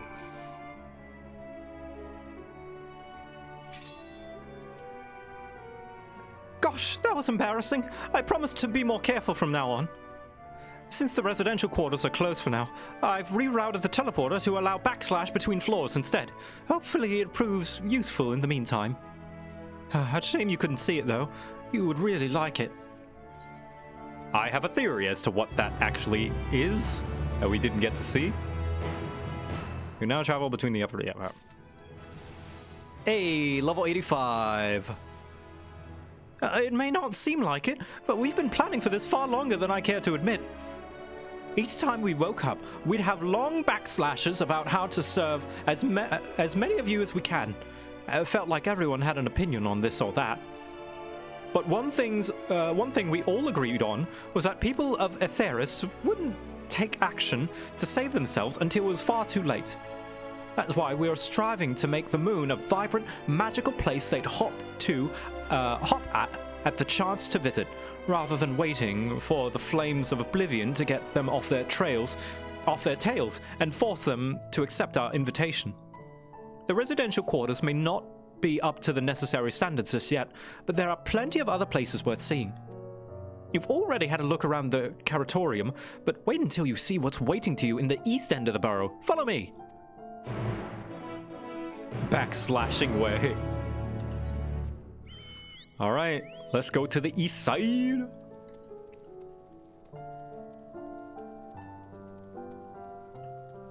Whee! Sorry, Mudclaw.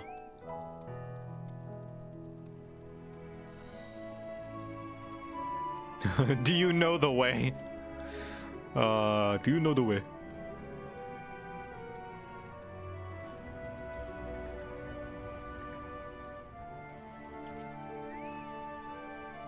Good, you're here. Through the door is the greatest backslash. The greatest ends veil.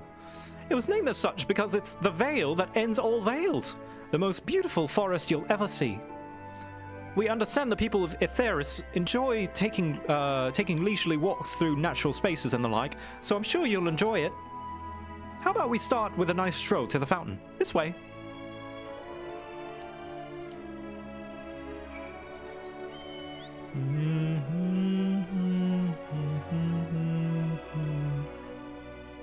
Alright, I'm ready. I'm ready to see the garden. Ooh. Very pretty, actually. And artificial. It looks like that town in the Lorax with the artificial trees. Which I guess is to be expected. And tiled grass. I see. Long walks through the metal-floored park. It is absolutely a Lego village.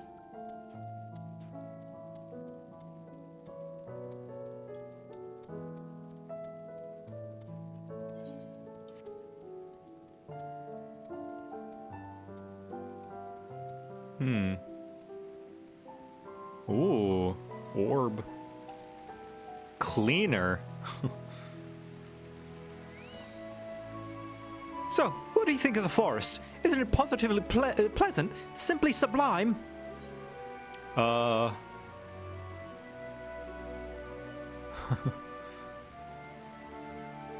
Tis as transcendent as burying your face in a chocobo's plumage and taking a good long whiff. Good job. You really think so? Truly?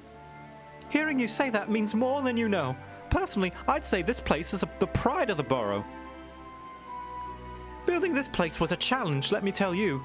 Since we were born here, we've never seen trees in person before, let alone a forest. The information sent by our collaborators was quite enlightening, but after much deliberation, we decided to use crystalline structures in place of living trees. And thanks to our atmospheric circulation system, this place produces air as clean as you'd find in the forest on Aetheris. The fountain here behind us, powered by the rather large crystal adorning at the top, plays a vital role in supplying us with fresh water. Much time and effort was spent making it the most spherical of spheres, and I dare say the unparalleled roundness speaks for itself. I enjoy nothing more than a nice long stretch and a spot of relaxation whenever I come up here. You look like you could do with a stretch yourself. Ah. Orb.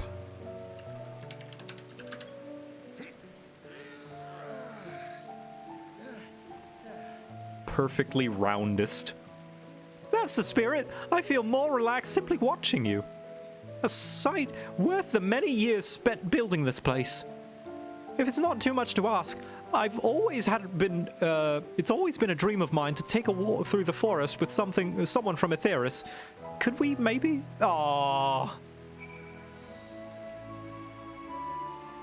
You will? Oh, be still, my quivering whiskers. Oh, Bunui follower.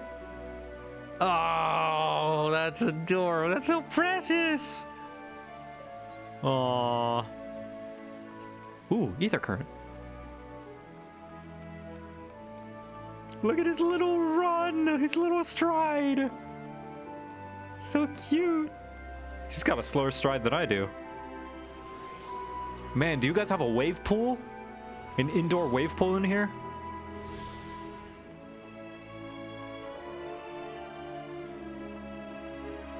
So small.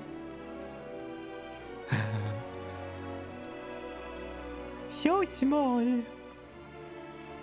Small and adorable and blue.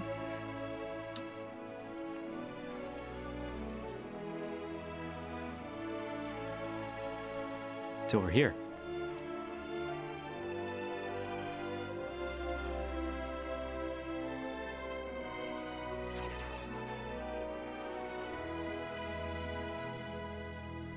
What? No, I'm not sure what it is you do with crystals on Aetheris, but we don't eat them, and certainly not this one. It's possessed of all 6 elements: wind, lightning, fire, earth, ice, and water. We use crystals like these to maintain the moon's elemental equilibrium. It's worth mentioning, though, that because Hydaelyn's influence, being the embodiment of tranquility and stasis and all, manipulating the elements here is different than it might be on Aetheris. A conjuring of fire would sooner dry your clothes than singe them, for example, but put simply, the etheric conditions are ill-suited to grow, which is why the surface is most barren. Of course, this was all necessary to keep the raging energies of Zodiark in check.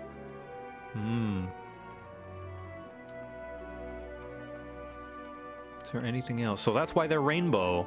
So that's lightning at the bottom. Water right above it. Ice above that. Wind above that. Earth, then fire. Huh.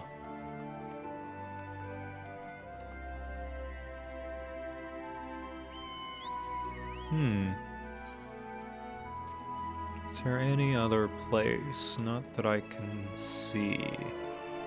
Alright, we'll go here. Taste the rainbow.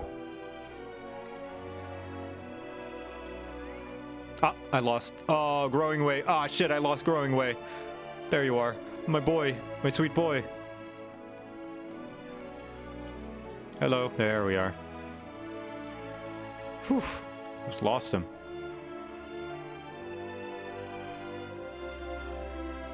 Leaving way. I was thinking, Victor, that I could be more helpful to you by teaching you a little bit about the moon and what it is we do. When we were first created, the moon's sole purpose was to hold Zodiark, and there was absolutely nothing to be found here. Eventually, Heidelin gave us our first task: furnish the moon with its propulsion system capable of facilitating travel to other stars. It sounds impressive, and I suppose in some respects it is, but it was only possible thanks to all the knowledge Heidelin shared with us. We also had a lot of time to get it done. 6,000 years, give or take. But anyway, let's keep going. 6,000 years? That's shorter than I... That's more recent than I thought. That's only a little bit before the Allegan Empire. This may come as a surprise, but we didn't begin building the habitable areas until after the propulsion systems were ready. Considering how long it took, I wish we'd start sooner. Who would have thought we'd need 4,000 years to make all this? It certainly wasn't work you dare rush either. We had to create infrastructure and countless support systems, some of which wouldn't be operational until hundreds of years later. And then there was the brief period where our production came to a screeching halt, when the bizarre red satellite was sent up from Aetheris, the Allegan's mischief, I think. Ah, Dalamud. We thought maybe some new nefarious actor was colluding with Zodiark. All we could do was stand by and brace ourselves for the worst. I can't tell you how relieved we were that when Heidelin informed us of its destruction. Oh yes, there was much joyous hummings that day. Oh, they hum. Fucking Allegans, they ruin everything. Oh.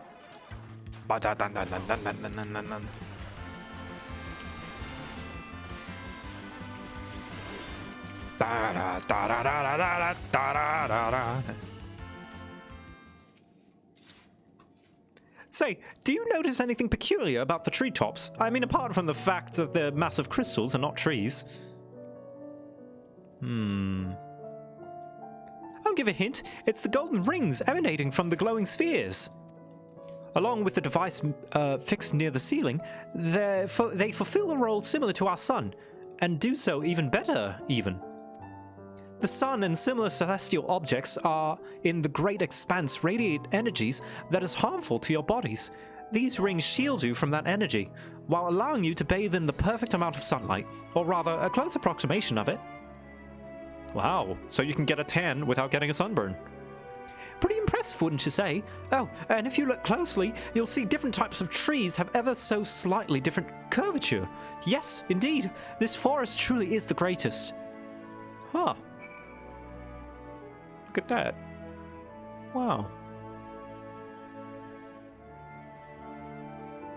Huh. Artificial suns. Apparently those are trees. Yeah, these are trees. So are those green things.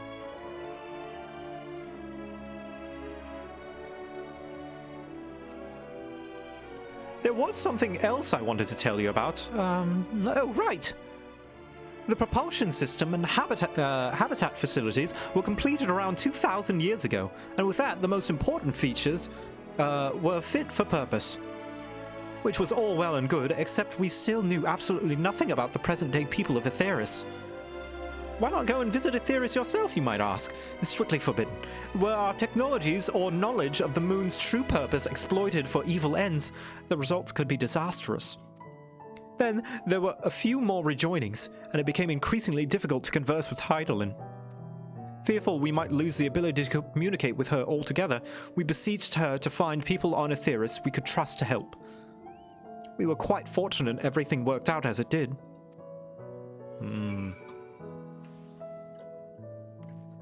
Quite fortunate indeed.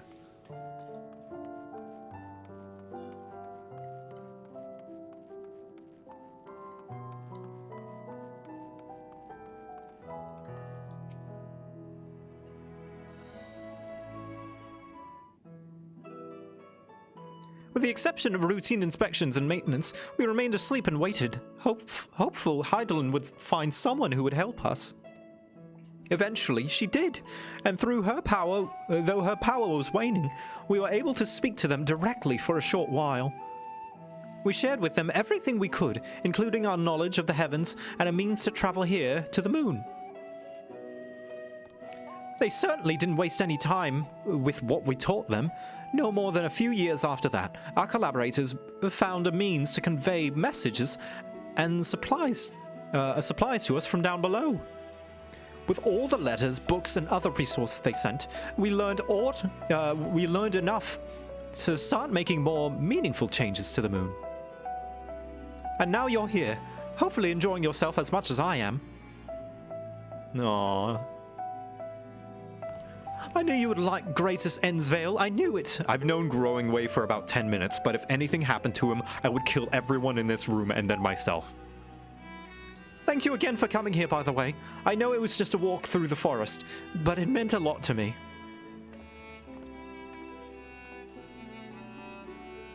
There you are. I take it you've already received the Grand Tour. A shame we missed it.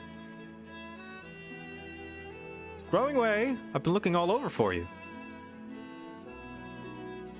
Oh, there he is. Oh, is this about the teleporter to the residential area? No, never mind that. We have more pressing matters at hand. I will be calling an emergency meeting shortly, and your attendance is required. Really? I can't imagine why you'd need me there, but if you insist. We won't be away long, so you all are more than welcome to continue looking around the burrow. Now, come along, Growing Way.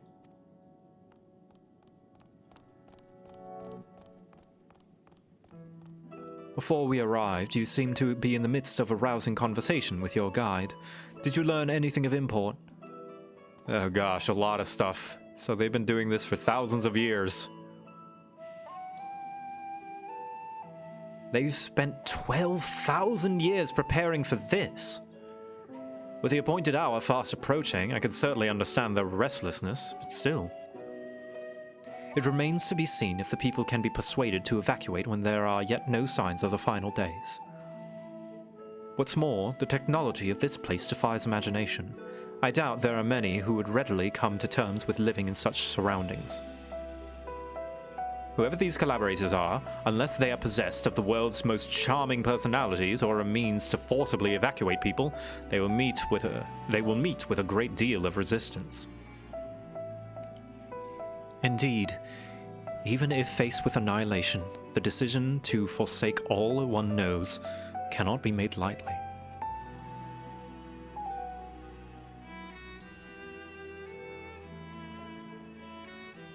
Forgive me, friends, but I must beg your leave. There is another matter which yet begs for mine attention.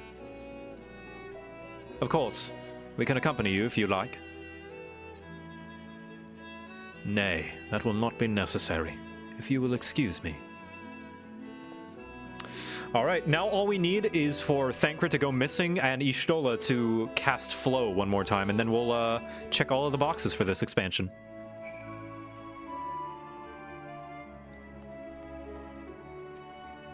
Huh. What do you suppose has suddenly tricked his fancy? 'Tis clear now that difficult decisions lie ahead of us. Preparing for the evacuation of Aetheris is indeed crucial, but I am not yet willing to forsake our world and its reflections, and I trust I am not alone in my reticence. The final days make brave fools of us all. Ah, back to old tricks. That's a good name for this. By now, Thancred can tell when his friends are up to something. Did Urianger seem strange to you? More so than usual, I mean. I know he has a penchant for keeping his own counsel, but I'd be lying if I said I wasn't worried. Would you go and see if he's all right? Y'shtola and I will remain here and see what else we can learn about the final days. If you hurry, perhaps you can catch up to him. Alright, back to the burrow. Is there a bathroom anywhere on the ship? I presume they just teleport it away with how efficient they are. They just teleport whatever's in your bladder or your bowels and just gets shot out into space, never to be seen again.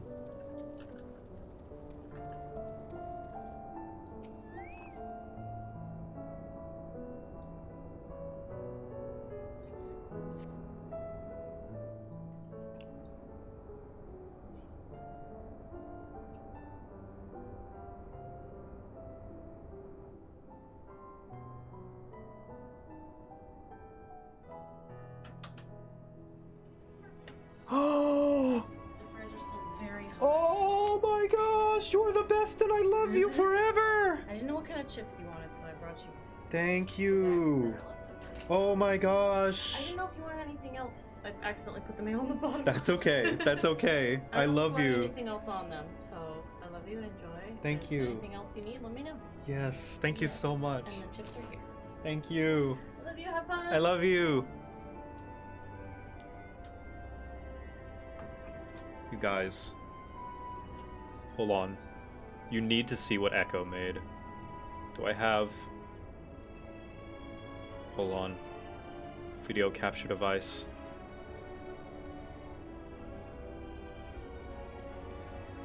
My girlfriend's the best! You are all obligated to subscribe to Echo Gillette on YouTube. You must. Everyone subscribe to Echo. She makes me burgers. She's the... I love her so much. Okay. I'll wait for it to cool down a little bit.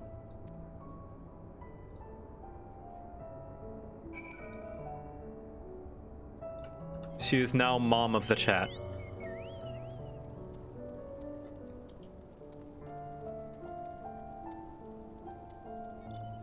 Wife.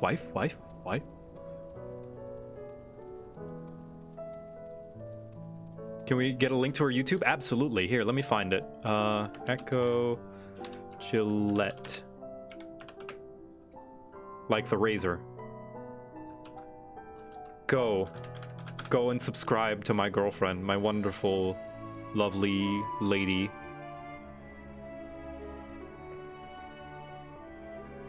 She is the best.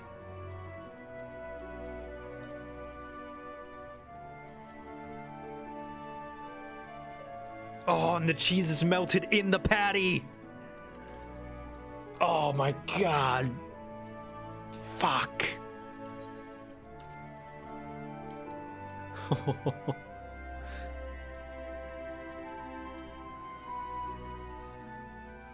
Such decadence. All right.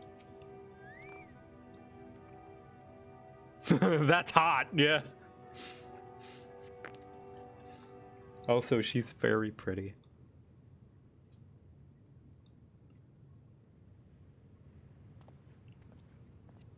Marianne J.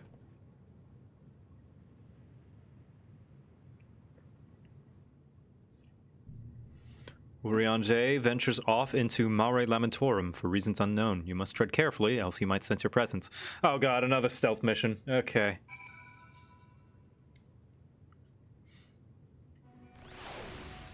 Although Urianger... Oh, come on. Alright. Alright. I gotta say, I don't like these. These are my least favorite new addition.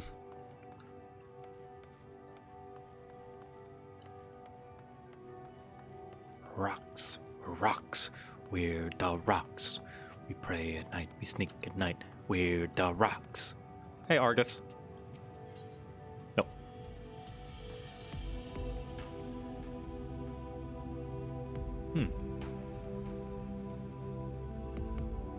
I'm sure some people like him for the variety.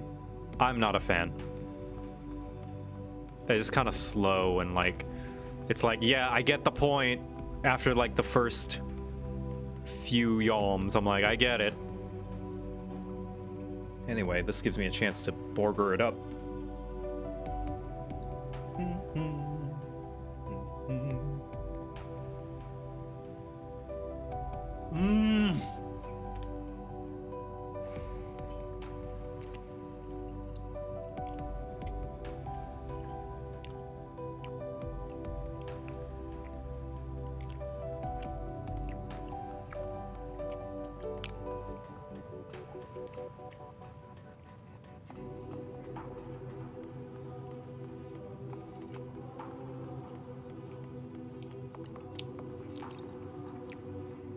Can you cheese it as a ninja? No.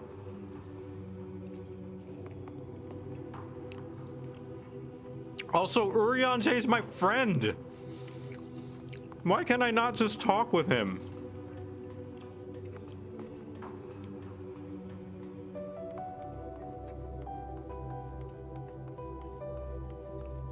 And the failure state completely breaks immersion because you have to try it again. This makes no sense.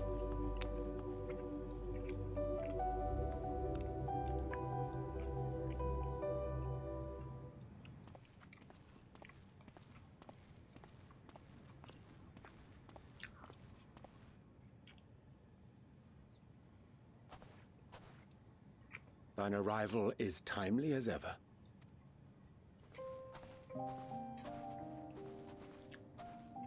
Thou didst chance to overhear my conversation with Living Way, I presume?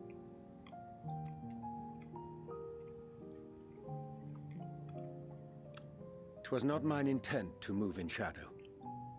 Nevertheless, I have been asked to do that and more yet again. Is it so plain that these strangers could intuit it at a glance? My capacity for silence and secrecy and duplicity? When Grahatir did contrive to deliver the first at the price of his own life, I was complicit in the scheme. A sacrifice averted for a mercy. Would that I could say the same for Menphilia. One life for one world. And by that bloody bargain brokered by my hand were the scions robbed of a dear comrade, and Flamine her beloved daughter.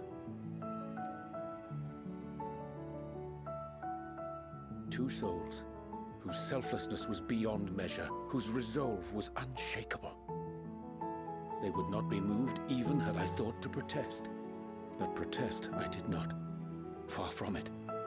I pushed them forward. Once again, Urianger just expressing and showing why he is the mentally strongest scion. He is willing to take the fall and make the sacrifices that others are not ready for. No effort did I make to seek out alternatives, ones that would not demand such terrible costs. That resignation weigheth heavy on my mind, as does the memory of another lost to mine inaction. Oh, Moonbreeder. Dearest Moonbreeder, who did face death unflinching, that we might secure a means to bring low the Ascians. In her hour of need, I did naught. Dutiful disciple of Louisoix, ever looking to the greater good. Had I shut mine eyes and bid her live instead, mayhap she would be with us today.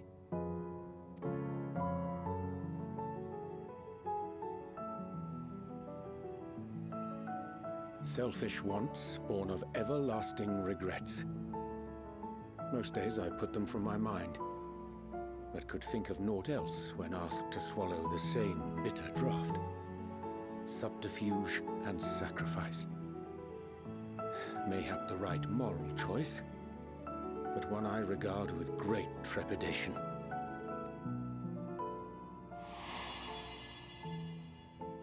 The calamity of Amarot was a tragedy beyond reckoning, one which must never again come to pass.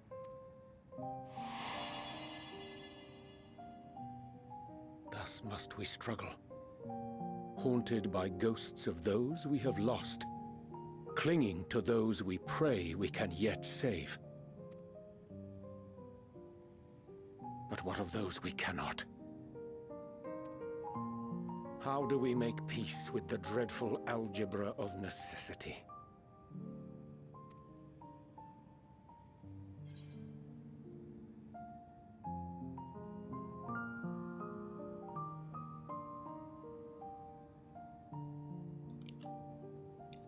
Sometimes there is no right answer. I am not alone in my discomfort, then. 'Tis surprising, though perhaps not. We Scions are wont to debate strategy at length, but are resolute and unwavering in execution.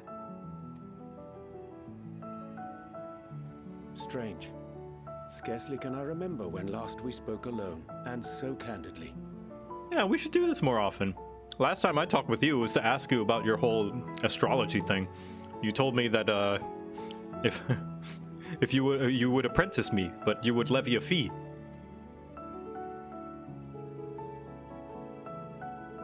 I thank thee. For all my supposed skill with words, I find it difficult to express such private thoughts. As for the Loperitts proposition, I will take time and consider how to respond. 'Twould be to our mutual benefit if we could converse more openly with our aspiring caretakers. A concern I should be glad to address on the Scion's behalf. To dispense with all pretense and bare one's heart to another is a frightening thing indeed. But we cannot move forward ere we take that bold first step. A lesson I have learned many times before. And today.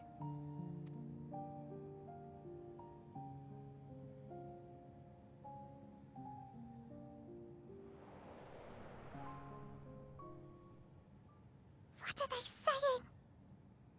Curse these ears! I've heard bugger all! No matter. We've got our plans.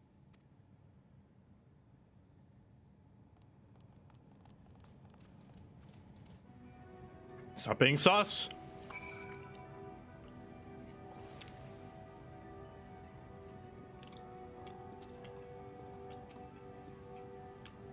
In truth, my reason for traveling hither was to effect a plan of mine own, a plan which may pave a way forward for us all.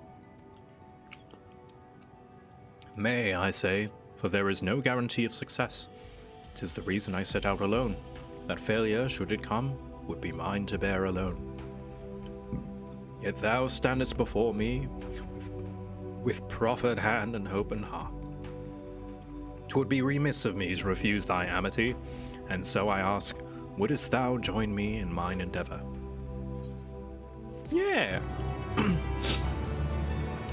Also, somebody said he may be the mentally strongest, but it doesn't mean it doesn't still hurt. And yes, absolutely. And that's what that conversation was about. He knows he is capable of making such decisions, but boy, does he not like making them. But now, he doesn't have to make them alone. I thank thee for accompanying me. 'Tis a plain truth. 'Tis simple plain. A simple plan, in truth. We shall not be long away from best ways borrow. Difficult decisions must needs be made in the coming days, but I nevertheless believe we are all of one mind in our desire to save the people of Etheirys. To make clear our resolve to the Loperitts, I would offer them a gift, but its making doth require a most singular ingredient. Whoops, not the cutscene.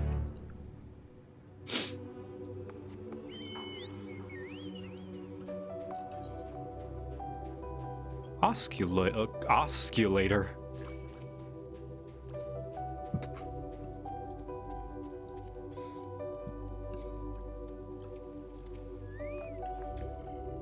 An abundance of sponjoy. Excellent. I chanced to spy this aggression when crossing Zodiark's erstwhile prison. Using a spell taught to me by Numo, I believe these shall suffice for the gift I would fashion. The magic requireth considerable concentration, however. Might I prevail upon thee to stand watch whilst I perform the incantation? Alright, and I'll take care of any monsters that come within an ilm of your work. Ooh. These things are pretty.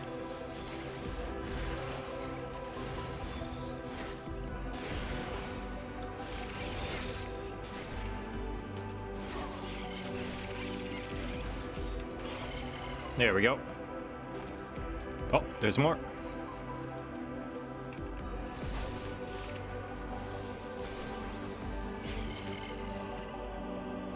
And there we go.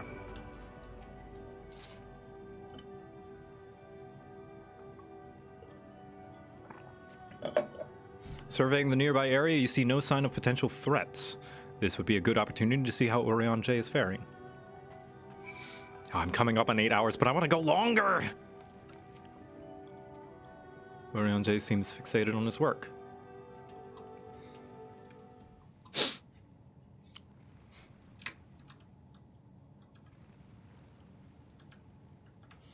Here, there, 'tis done.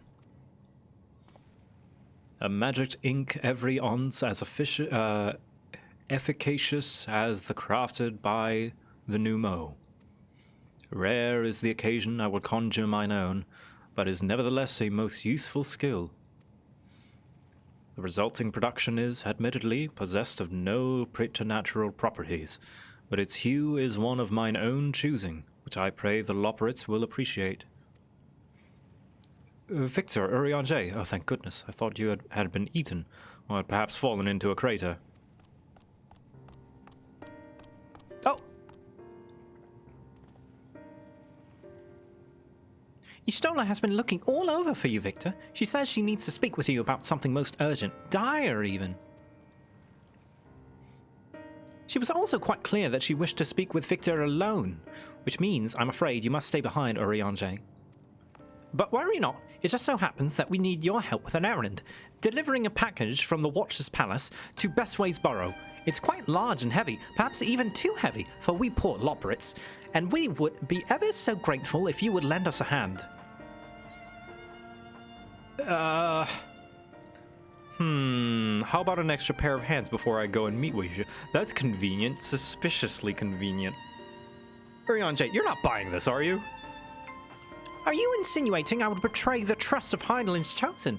Or worse, do you think to risk getting on Yustola's bad side? She's clearly not one to be cross, nor made to wait. Now, off with you. Worry not, Victor. I shan't be long. You're not buying this, are you?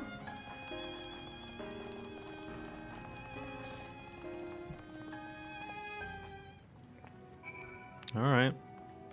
Speak with Yustola, apparently. Where is she? All the way over there.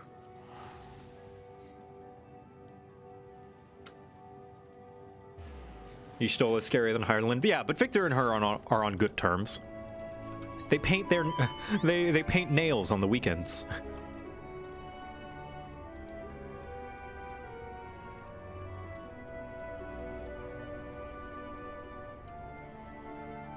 My headcanon is that Victor and Yustola have a very girlfriend's relationship. Not the romantic type, but you know, like, hey girlfriend, like that sort of thing.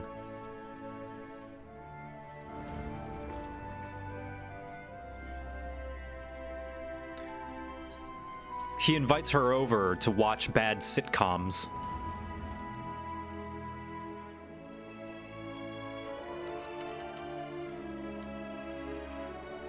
And then mock them relentlessly. Oop.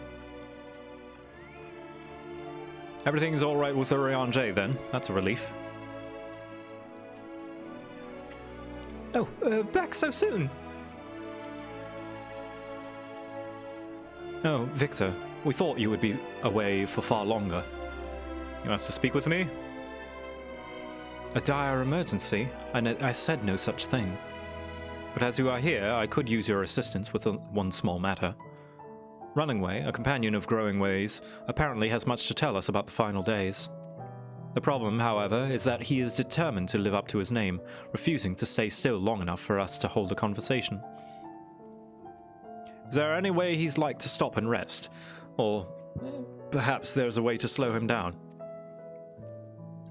What's the rush? I was thinking we should wait here, maybe enjoy a cold mug of carrot juice and... No? Well, if it's really that important.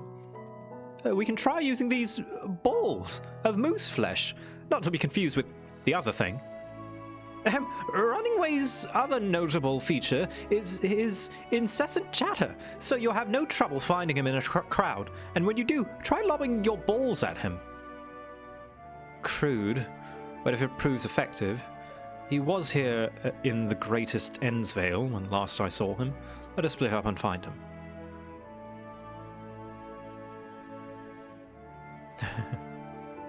Also, someone said that Y'shtola does Victor's hair. Absolutely. 100%.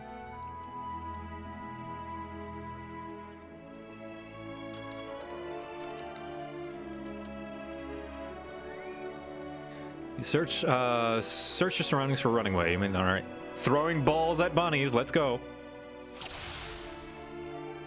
Pew! That's not him.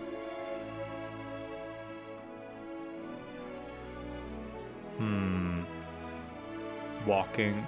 Unassuming Loperitts. Ah, there he is. Pew! Pew! Pew! Shit. Pew! Shit. Pew! Shit. And pew! Ow, that's smarts. If this was meant to be a joke, it isn't funny.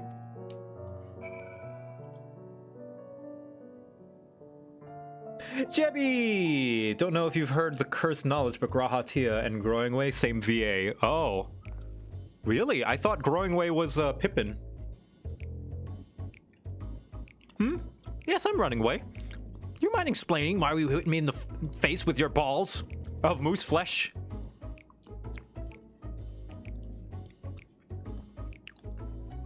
I'm highly knowledgeable about the final days. Huh, that's the most ridiculous thing I've ever heard since I woke up. Who told you that joke? Oh. As if we've got time to look into the final days when there's so much to do before the Great Voyage. If that's true, it's true that Hydaelyn did impart to us some knowledge of the event, but I know about as much as any other Loperit around here. Less, probably. I don't know why anyone would think it's funny to go around telling people I'm an expert, but they better hope I don't get my paws on them. I've been thrown in a wild bun chase.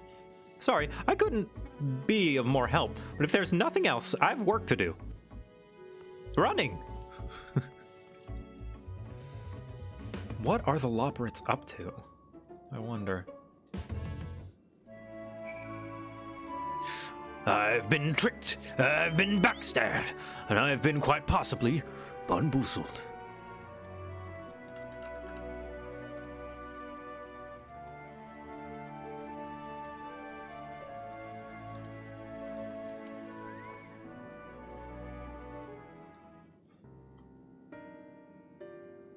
I could find neither hide nor hair of him.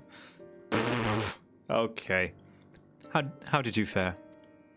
He doesn't know anything about the final days. So he knows no more than the others. Care to explain yourself, Growingway? Well, you see, I misremembered. Yes, that's it, I misremembered. Terribly sorry about that. Afraid I'm drawing a blank, though. Try as I might, I can't remember who I was thinking of. On an unrelated note, what of Urian J? I assume you spoke with him earlier, but did he say when he'll be returning?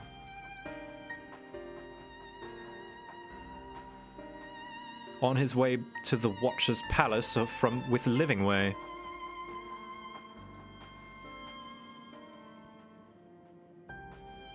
Between Growingway's sudden lapse of memory and our lack of other leads, maybe our time would be better spent lending Urian J a hand. What? Now hold on a moment. It's all coming back to me. Yes, I remember. The information you're looking for is in the archives. Yes, that's where you'll find all sorts of useful knowledge, including that pertaining to the final days. Don't make me do more filler like this, game. Please. I'm beginning to grow tired of these games. Then why are we doing it?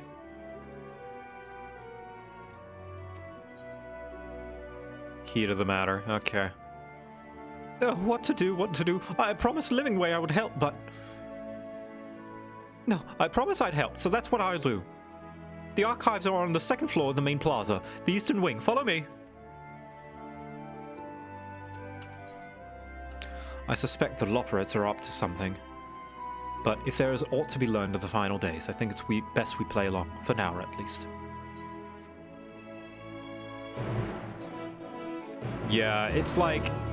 every expansion has got it, and I don't like it each time it happens. But they gotta fill the quests. They gotta fill the playtime.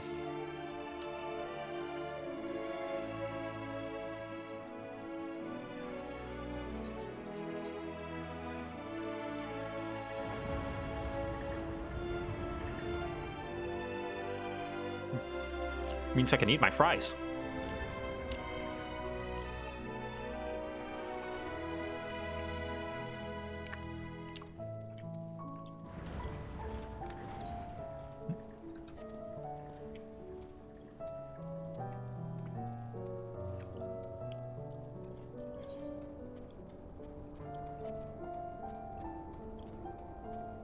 Knocking way.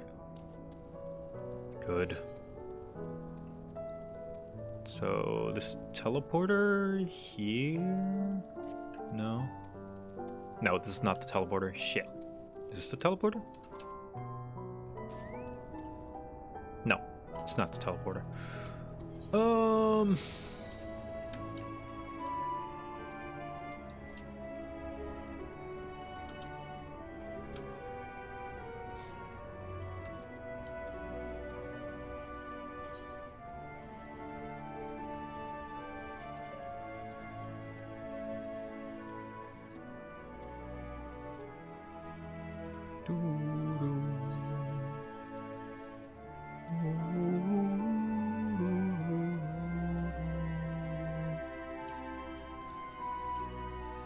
Look at you and your fast mount speed.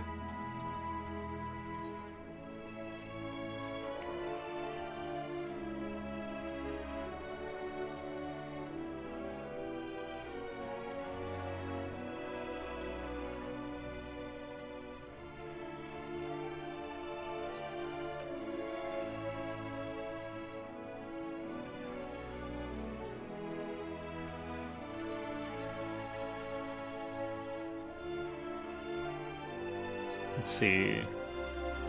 84, yeah. Actually, that might be better. Yeah, that's slightly, ever so slightly better than my gear. Eye level, 533. Look at that, finally. Something that's better than my gear. I'm not gonna wear it because I can't put my glam on here. But, yeah, that is better. Oh, look at that. Oh, and my sword and shield is better too. Okay, I'll put that on some other time. I'll just use these for now. 525, 525, 533. Plus, I'm sure my item level is fine. It's not terrible, you know. I got a Zodiark card on my first try? Whoa, wow. Huh. Look at that.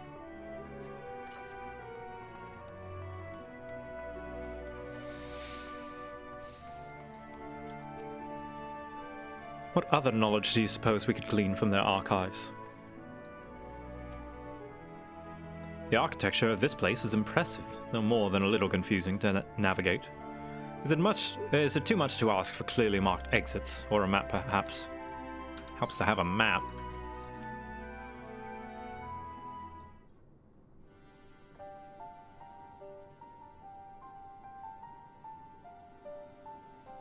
The archives are right through this door, but it seems to be locked. I guess we'll have to go and find whoever has the key. Growing way, enough. If you have naught else to tell us of the final days, you need only say so. We can ill afford to be wasting time here, as you well know. Did you yourself not tell us we must act quickly? Yes, we did, but... The moon was to be a perfect paradise for the people of Aetheris, and we're running out of time to make everything ready for their arrival. We hoped you'd see the wonders we have to offer, but you found nothing but faults and flaws in our work. Only one of you saw our potential, so you others must be kept here. Ah, so that's Livingway's game. Run us around in circles, and failing that, lock us away so we can't put the plan at risk. Everyone except Urianger. He understands what is at stake, what must be done. I fear you misjudge us, Growingway. Never did we discry the notion of using the moon as a means of escape. That said, my heart breaks at the thought of abandoning Aetheris and her reflections to their doom. If there is a way to avert the final days, I wish to find it. We all do. We may fail, but our efforts would never be at the expense of your plans. But why would you take that risk? There's no room for ifs and maybes now. The people of Aetheris will escape here on the moon. They'll be safe and we'll finally get to see all their happy, smiling faces. I'm sorry, but we can't let you leave. We just can't. Oh no, don't make me kill the Benoys. Do what you must, but try not to hurt them. Oh, look at the cute little staff. I'll be back in a moment. Don't do anything rash when I'm gone. Growingway, betrayal. No, why would you do this?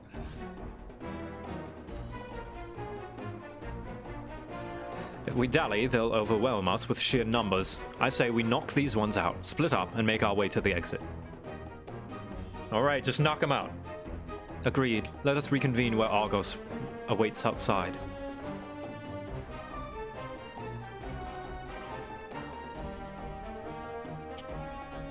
Betraying way, aww.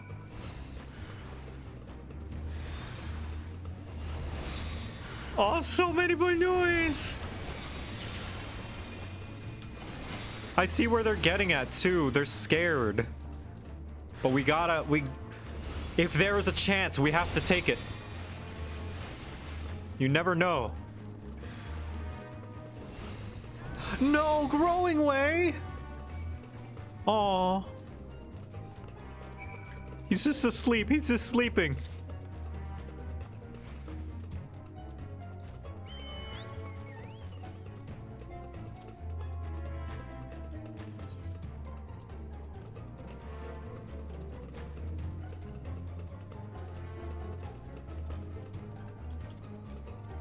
He's not growing anymore. No, it's fine. Thancred said knock them out.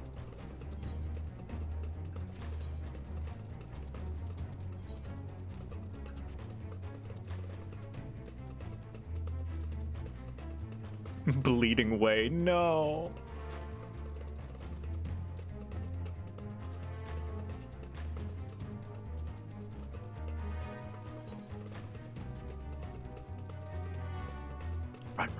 Run.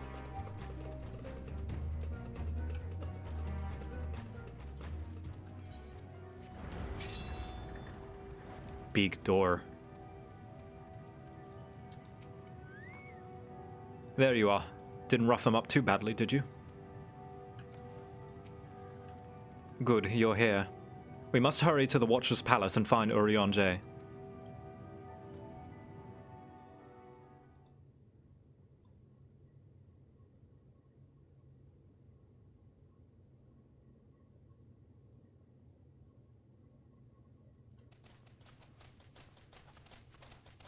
And what, pray tell, do we seek at the Watcher's Palace? Oh, come off it, friend. You know full well why we're here. The time has come for you to return to Aetheris and help your brethren prepare for their journey here and beyond. Forgive me, Livingway, but I cannot in good conscience proceed with this plan. Huh? But what about the final days? The death and the doom? Oh, we have to hurry before it's too late.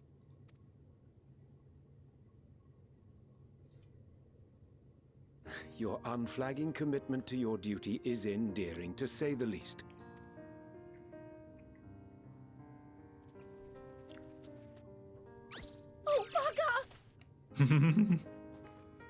Nice little squash and stretch there.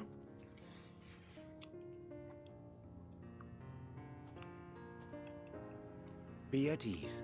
They bear you no grudge, nor do I. How could we, having come to understand your purpose? For millennia, you and yours worked tirelessly towards the singular purpose of this heavenly vessel's construction. An arduous feat by any measure. It is clear you have spared no effort. Why, your very names are a testament to your dedication.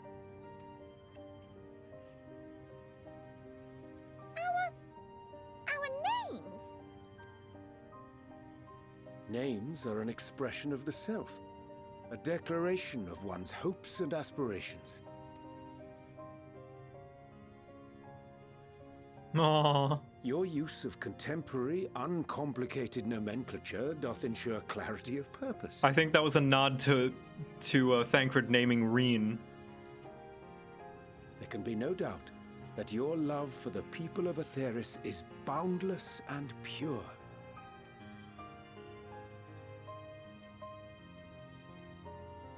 Yes! Yes! A most mellifluous phrasing! We Loperitts were born of Heideland's love for Aetheris. That shining, shimmering blue jewel, brightest star in the sky, brimming with life and possibilities.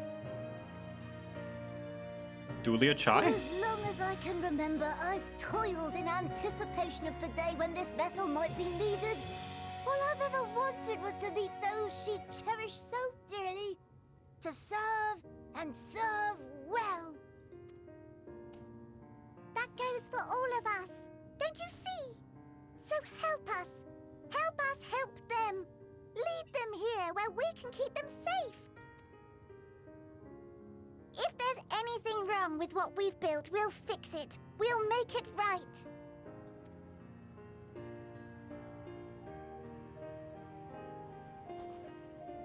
Pat, pat, pat, pat, pat, pat, pat, pat, pat, pat, pat, pat, pat, pat, pat, pat, pat, pat. Your works want not for repair. Yet there remaineth much for you to learn of men and your own kin besides. Singing Way, thy name bespeaketh more than the simple marriage of rhythm and rhyme. The songs of Aetheris are beyond counting, and span the length and breadth of emotion. Maps are monuments to man's pioneering spirit and his devotion to charting the furthest reaches of our star.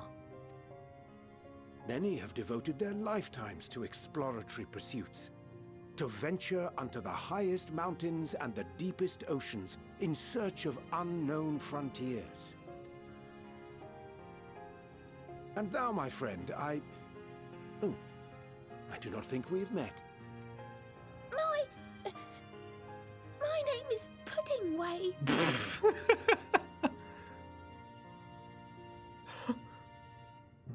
Puddingway?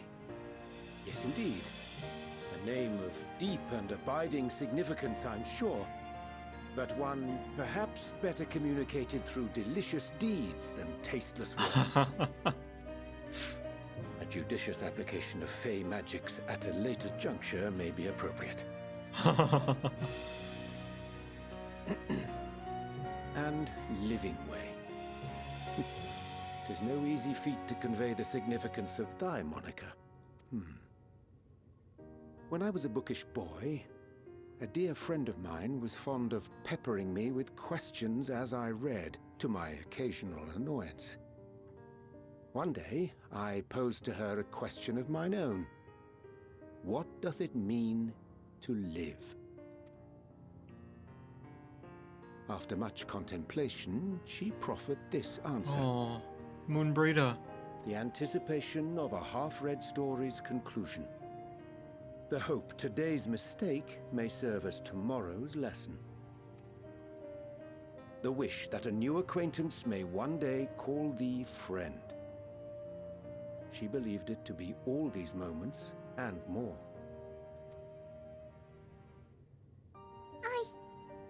I want to understand, but I, too, still labor to find mine own answer. 'Twould be my pleasure to assist you and yours in embarking on a journey of self-discovery and enlightenment. For thee.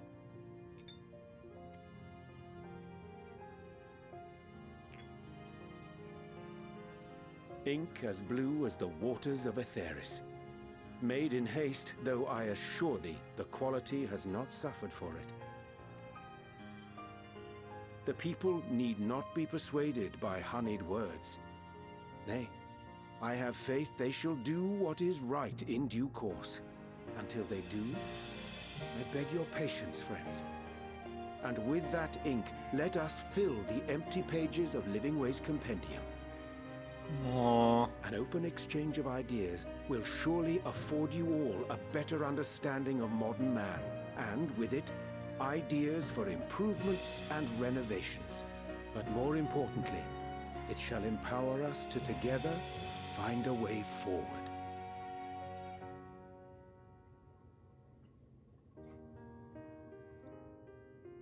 I hope you're right. Thank you for this lovely gift.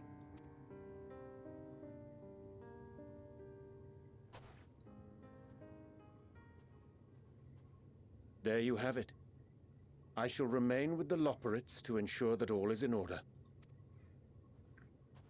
Though we must needs prepare for every eventuality, you would all agree that the evacuation of our star is a last resort. To accept failure is to accept the demise not only of our star, but that of Reen's, of all reflections, and the souls that call them home.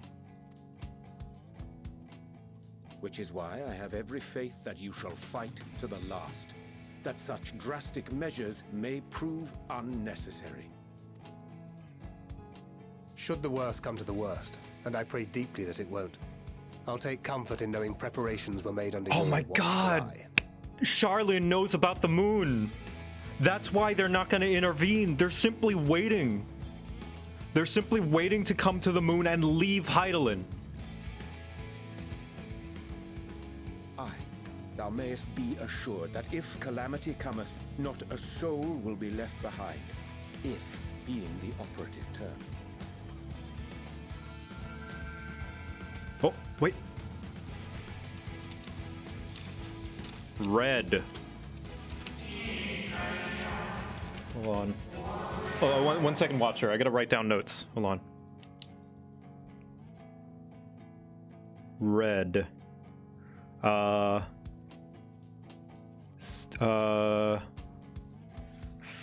Stay and fight until our last breath. It's like determination or something.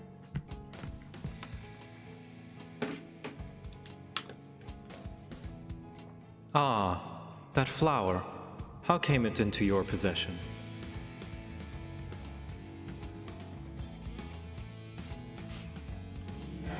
How very like her.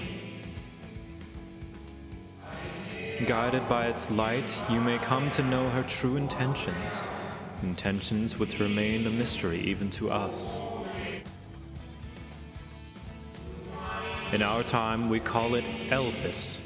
You would do well to remember the name.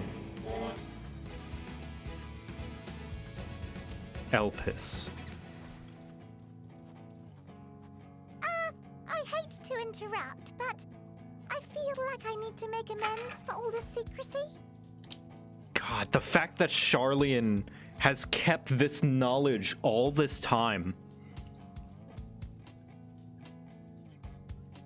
Fucking, oh my God, and they're holding it from the world. They're willing to let the entire rest of the world fall to ruin while they escape on the moon. God. What assholes. Think nothing of it. We haven't been the most gracious of guests. Do convey our apologies to Growing Ray and the others. But of course! And when next we welcome more guests from Aetheris, we'll have learned to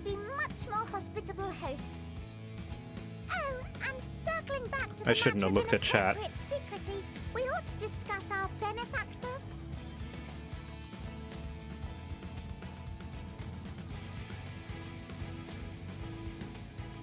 Agreed. The Charlean Forum, yes? What? How did you know? The more I heard, the more obvious it became. The Forum's aims align closely with those of your anonymous patrons. A telling coincidence would be an understatement.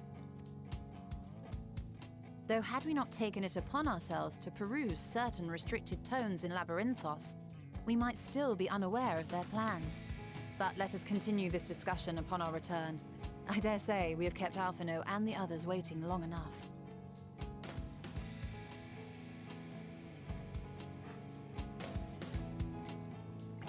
Imagine if someone was watching the first Star Wars and they're like, man, it sucks that Luke's father was dead and killed by Darth Vader. And then someone was like, well, not really, before the reveal happened. That would suck, right? To deprive someone of that twist and that revelation. "'Twas a relief to see Livingway was pleased with my gift of ink. To serve and serve well, though their knowledge may be lacking, their boundless love is a blessing without peer. It will be no easy task to prepare them for what must needs be done, but gladly do I embrace this duty, even if it doth necessitate that we part ways for a time. Forgive me my absence, but I have the utmost faith in you, in all our fellow scions. When next I return to Theris, I pray I find you all in good health and good spirits." There we go. Got an ether current. Hell yeah. "I chanced to spy you cross the chasm, and I fear something was amiss. But all is well, and more importantly, I have been given the opportunity to behold a wonderful sight. Keep the Elpis close, and its light will be your guide." A declaration of hope and aspirations. I hadn't thought of it that way before. The Loperitts may be in good hands now, but that doesn't change the fact that their plan is a last resort I'd rather not employ. Let's see that it doesn't come to that, for the first and all the other reflections. Puddingway. Nice to meet you. Name's Puddingway. Sorry again for all the trouble. We promise we'll do better. Honest. There's little I can do to help stop the final days. Should you need to traverse the stars, look no further. Such knowledge I can offer in abundance, so do not hesitate to find yourself in need. Well, that was all rather embarrassing, wasn't it? At least we're on the same page now. People and Erithus. Aetheris, not Erithus. We'll save both, or at least give it a good try.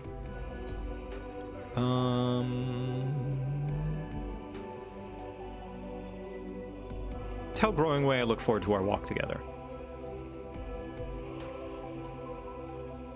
I will. I'm sure he'll be glad to hear it. Why are your shadows so low res?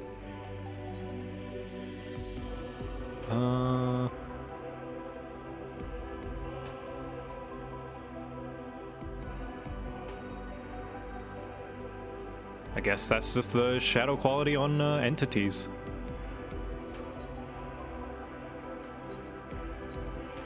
Characters. Yeah, I guess that's just how they look.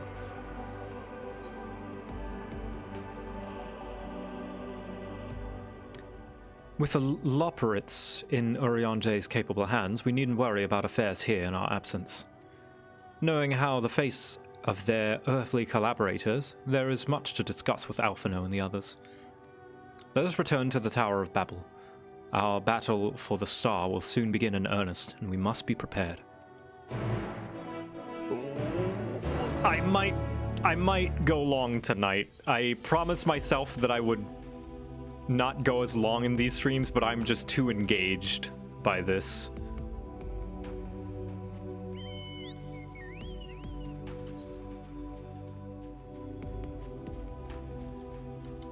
Now I'm going long because I want to, not because I have to because of any strict schedule.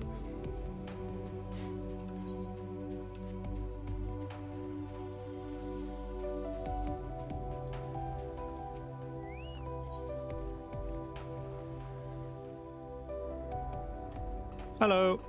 This is Thancred. Gods, I can scarcely believe we went to the moon and back. But we'll have time to reflect on that later. Right now, we have to head back to Camp Broken Glass and deliver a thoroughly detailed report to Lucia. I'd like very much to know how everyone is getting on here as well. They'd only just begun to treat the tempered prisoners when we left. I share your curiosity, but warning our allies of the final days is of greater importance. I speak not only of the contingent, of course. The heads of state of every nation must know what we have learned. We know not when or where or in what manner the final days will begin to manifest, and so we must see that everyone is prepared. Agreed, though we may wish to stress the importance of discretion, lest the public be sent into a panic. Not that anyone is in a position of responsibility should need to be told as much, but it bears repeating. Anyway, first things first, to Camp Broken Glass. Man, we gotta funnel everybody to this teleporter? Oh boy. Wait! The Charlian Aetherites! We could grab one, teleport it to the moon, and then everyone just has to suffer a little bit of ether sickness, and then we'll be good.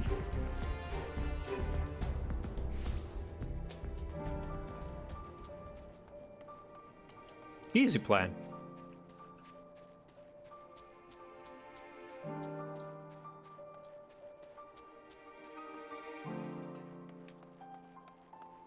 All we need is a Charlene Aetherite at every nation in every spot in the world, and one on the moon.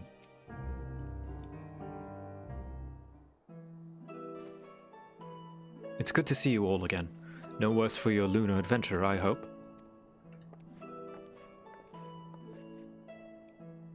We've done what we can for now, and believe me, we intend to tell you all about it. But before we do, might you tell us what's become of Garlemald in our absence? We succeeded in subduing the Tempered inside the Tower of Babel. We took many alive, but combined with those who were already in our custody, the number requiring care has grown exponentially. The inclement conditions here have made it difficult, if not impossible, to treat them all here, and so we have petitioned the aid of the allied nations. Some are, understandably, hesitant to proffer assistance, particular those that were but recently subject to imperial occupation. That said, several others have agreed to grant them refuge for treatment. With the assistance of your fellow scions, we endeavored to see them safely transported and subsequently cured of their tempering. Will all the tempered be relocated? No, not all, no. We have sufficient shelter to attend to those whose temperament has begun, and enough healers have volunteered to remain until their patients have recovered. Solus is one such patient, though he is not yet fit to receive visitors. Truth be told, it was a miracle he and those in his company were not harmed in the chaos. If not for Alphino and Alizé's timely assistance, I dare say none of them would be with us today. Oh, the twins. In light of recent developments, have the Alliance leaders come to any decision regarding Garlemald? Given the tremendous ramifications of what has happened here, it will take time to determine what must be done. In the meantime, they intend to work with the Eastern Alliance to keep a close watch over the provinces. We have other news to share. Shortly after Anima was defeated, we received reports that each and every tower has vanished. What? Just like that? For a mercy, the process was apparently not quite as violent as that you experienced with Thavnir. Those who are trapped within them have been rescued and are receiving treatment. To hasten this endeavor, the beast tribes have received instructions in the magics needed to cure tempering. Master Matoya is no doubt thrilled that the Mother Porksea affords her so many visitors. Or incredibly annoyed. Yes, we are grateful for her ongoing efforts, as well as those of our comrades near and far. As for the contingent, several of our members have been granted leave to return to their homelands after the transfer of temperament has been completed. Lucy and I will remain, along with a small force to continue offering aid to those here in Garlemald. The Empire may be no more, but there are yet those who call these lands home. I believe that accounts for recent events here. So, what are the Moon and the Telophoroi? Alright, so I fought Zodiark, and we met a bunch of tiny bunny people who went us on a...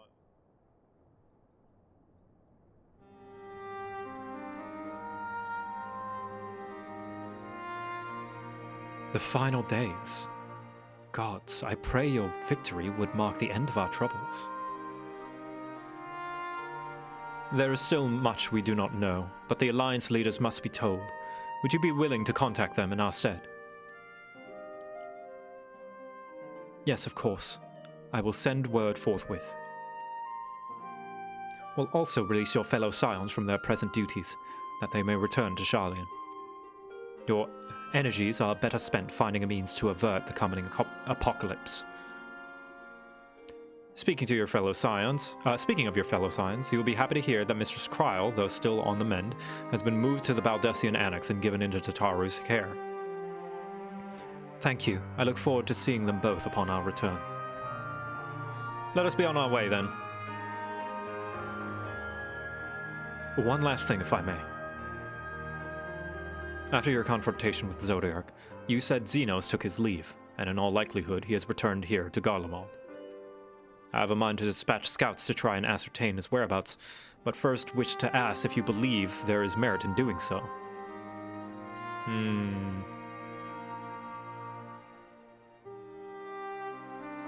If you're expecting a trail of destruction to follow, you won't find one.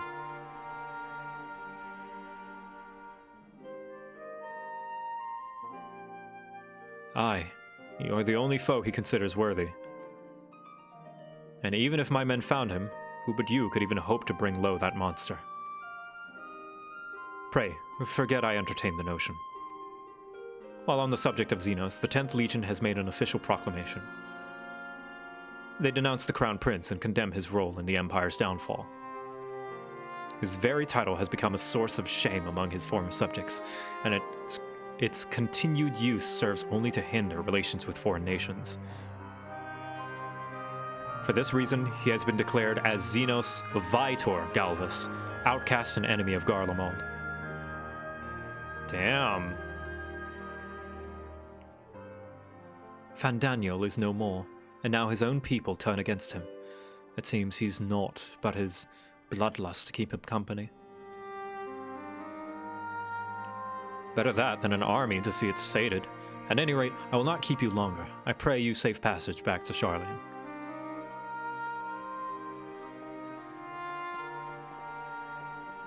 Damn. Serves him right, I guess.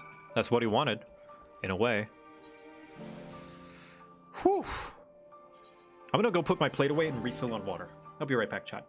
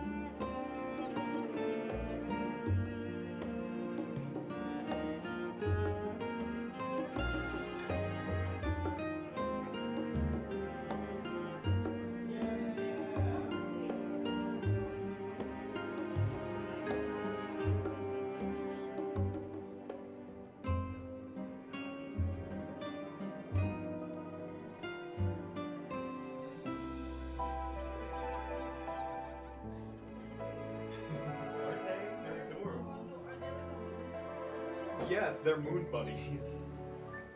That's a Japanese folklore thing. Yeah, it is, isn't it? Yeah. I love you. I love you. I'll only be a little bit longer. As much time as you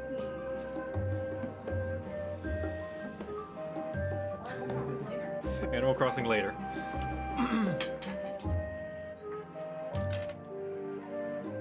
Alright, ooh, bananas. Ooh, thank you. Thank you for the banana.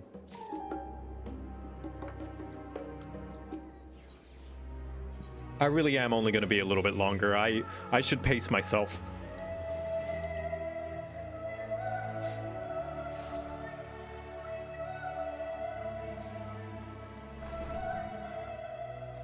Kryl, Tataru! Oh, it's so good to see you. And free from the chilblains, I take it. You'll be pleased to know everything's been kept in order since you've been away. I even brought a few useful knickknacks from with me back home. But no sooner had they arrived than I received word from Kryl in poor health, and you on the moon! If you mean to give me a fright, you succeeded. Aw. Let's see, what is this? This gives me a hat. So, let's see, how much do I have? Wow, that much. Yep. And choop. And choop. There we go. Welcome back, Victor. We were so terribly worried about you. Though it is plain I have caused my own fair share of worry, and for that I apologize. Heidelin called to me that day when you entered the Tower of Babel. Her pleas were faint but desperate, and I knew at once she required a vessel to carry out her will. What came after felt like a dream barely remembered, my body flowing through the life stream towards Garlemald. When I regained consciousness, I was all aches and frostbite, exhausted of ether. So exhausted, in fact, I could only laugh, for what was in that moment I understood Raha's weariness from the Tower of Zot. Would that I could laugh at a time like this. Though we prevented Zodiark from being unleashed upon the world, I am curious to know what else took place there on the moon.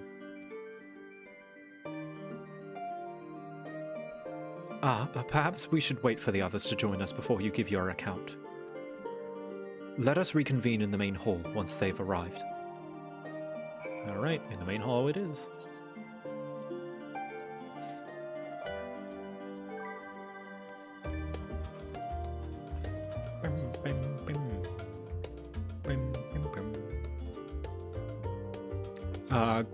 Garuda, the primal of thickness.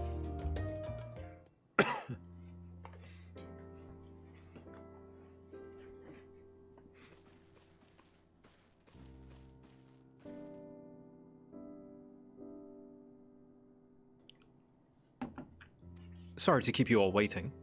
Not at all. We understand you've been quite busy. Will Urianger be joining us?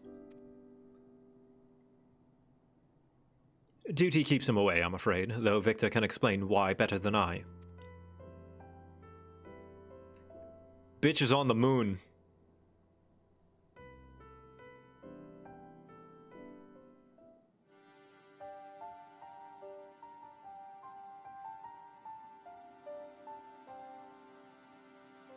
The final days, as befell Amarot.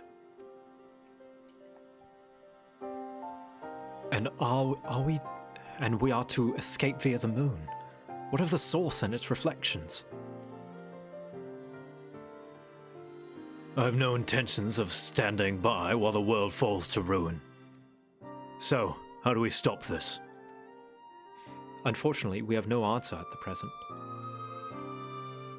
If the celestial currents have grown stagnant, as was the case in the time of Amarot, the solution will be to alter the flow of ether throughout the entirety of the star. The ancients accomplished this by summoning Zodiark, sacrificing half the star's population in doing, but it should go without saying that such a sacrifice cannot be repeated. Which leaves us to the final daunting task of identifying the underlying catalyst for the final days, a feat which even the Amarotines could not accomplish. Unfortunately, we found no clues in Mare Lamentorum. There is still much we do not know about the catastrophe itself, let alone what may have caused it. The final days were marked by the corruption of the Amarotines' creation magics, but we command no such power, which invites the question, what havoc is in store for us? If we knew that much, perhaps we could draw some parallel with the events of the past, and thereby form some semblance of a plan. Perhaps we should start with the Forum then. Having worked with the Loperitts in secret all this time, there is surely more they can tell us. Forgive the interruption, but I've got urgent news. The Forum is holding a public assembly at the plaza outside, some sort of announcement. What is Father up to now? There's only one way to find out. Oh boy, oh boy, oh boy, oh boy. I'm just gonna put it in emote only mode from here on out, because it seems like things are picking up. I hope chat understands. There you go.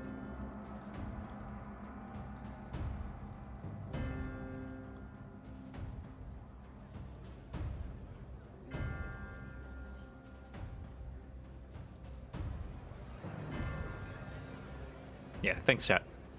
I see those thumbs up.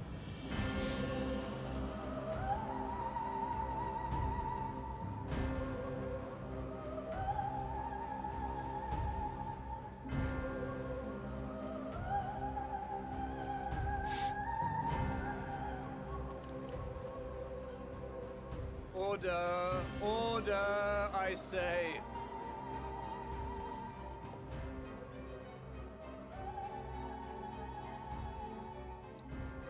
I thank you all for gathering here on such short notice.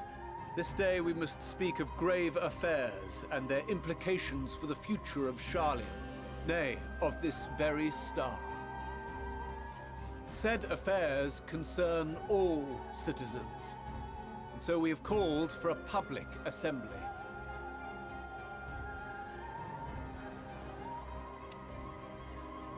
You may have heard rumors of the Talopheroi, and the havoc these madmen wreak abroad. Under normal circumstances, we would pay little heed to petty disturbances outside our borders. The final days, however, are another matter altogether. For we dare not ignore these prophetic words of Eld. The End-Bearers will come, ushering chaos and calamity. The final days descend and devour the very star.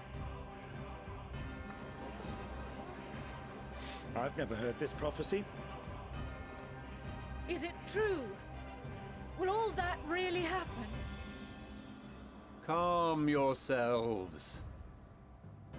The time has come to speak of the Forum's most sacred duties. But first...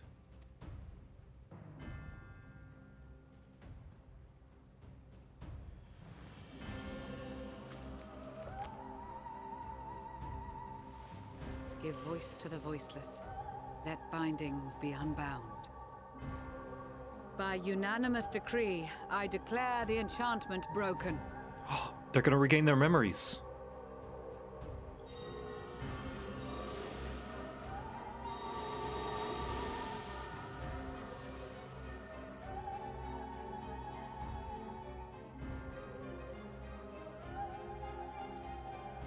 Master Leveilleur, if you would. Very well.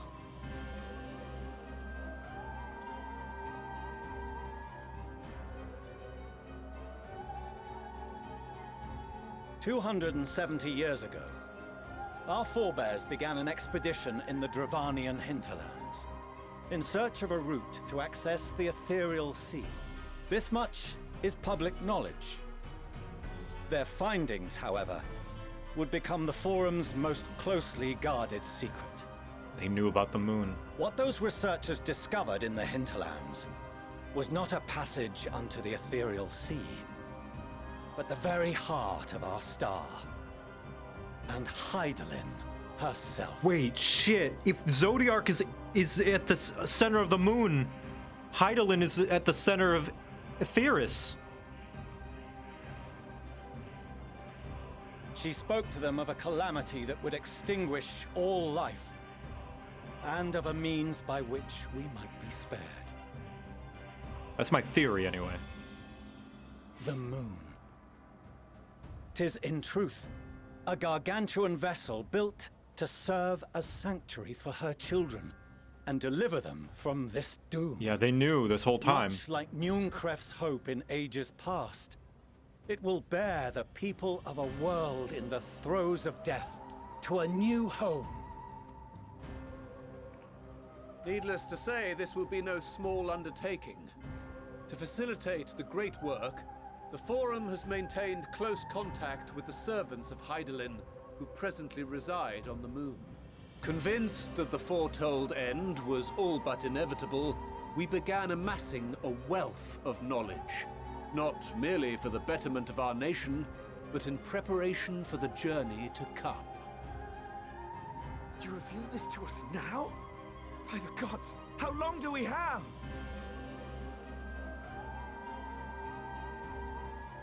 While we cannot say with certainty, we believe the hour to be nigh.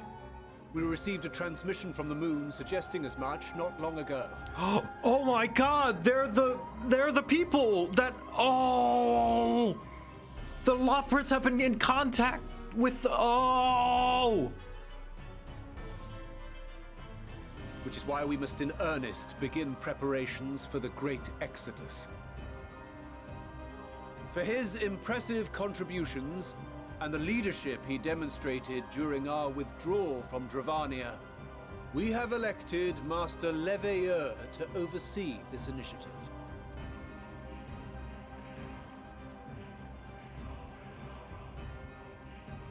Fellow scribes and scholars, my countrymen, we face a threat of unprecedented scale. We must challenge the trials before us with composure and conviction if we are to find salvation. That's why the Loperitts have so many tomes! Oh my god, the it wisdom all of Charlian ties together. has ever been a shining beacon in the darkness, and so it shall continue to be. It is our solemn charge to see our heritage preserved for future generations. For those who will come after, we will brave a new frontier.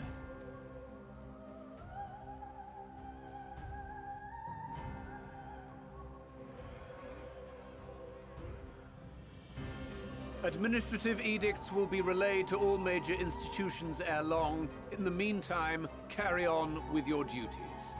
With that, I hereby call this assembly to a close.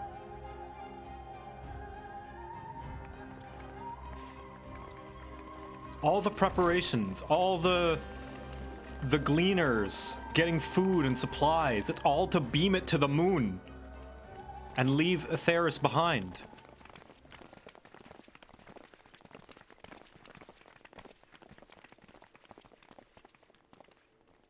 Do you remember what Mother told us when we visited home? That it wasn't until after we were born that Father seemed to lose himself in his work. If that great work of his was the evacuation of this star, then... Yes. It wasn't for his benefit. He was doing it for them. Oh, fuck.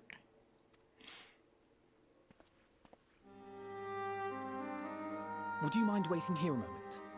I wish to speak with Father before we leave. Oh. Take your time. God, that's sweet and tragic. I shan't be long. Oh, all this time. If it's all the same to you, I have a few choice words to share with Father as well.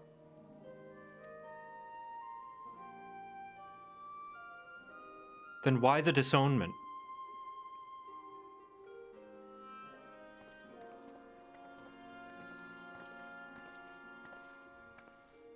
So, come to call us cowards and bid us join your fruitless battle against the inevitable. Nay, we do not object to the Forum's proposal. On the contrary, those who wish to flee have every right to do so. Urianger is cooperating with your associates on the moon to ensure that all is ready should evacuation be our only recourse. Then whatever your business, I suggest you be brief. Though we cannot boast the boundless wisdom of Sharlayan, we have first-hand knowledge of foreign cultures and have conversed with no small number of peoples. These experiences have taught us fundamental truths that cannot be recorded in any tome, nor charted on any map. The beating heart of this planet is its people, many of whom would give anything, even their lives, to protect the lands they love.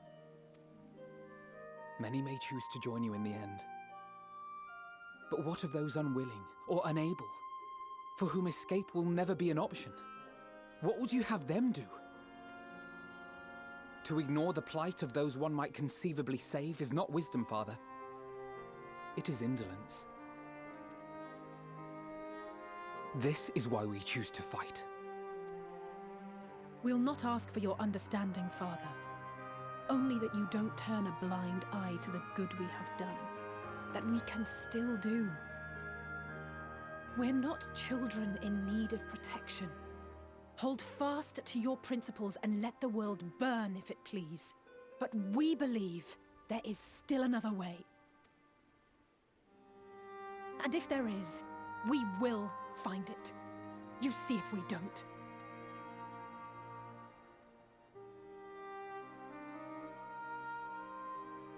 Do as you will. Just stay out of our way.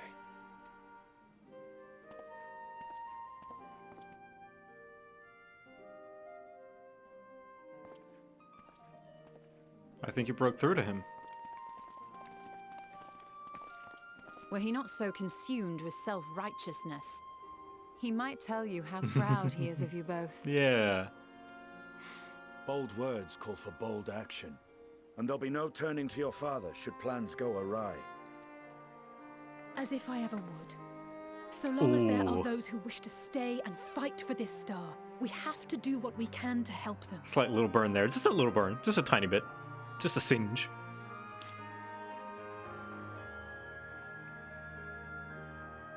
And if we're to do that, we'll need to be well rested. Wouldn't you agree? And having triumphed over what we once thought to be the source of all evil, I can think of no one in greater need of at least a dozen winks.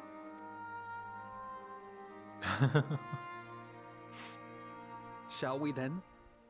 To the Annex, to prepare for tomorrow.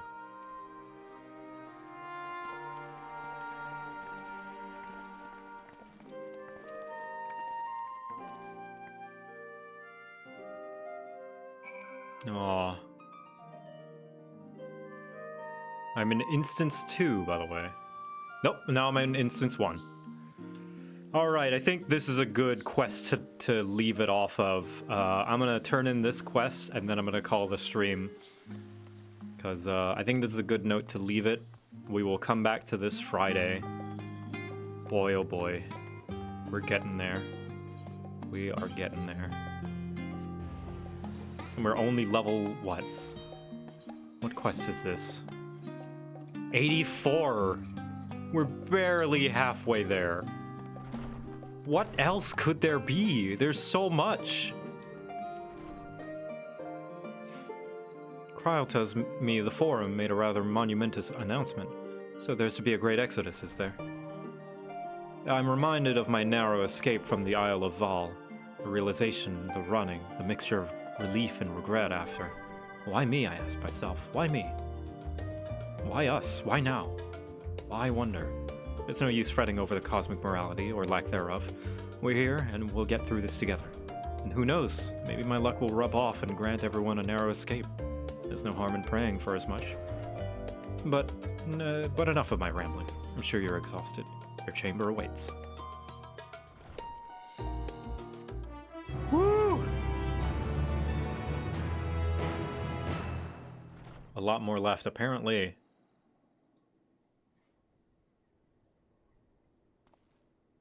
Thanks, mods.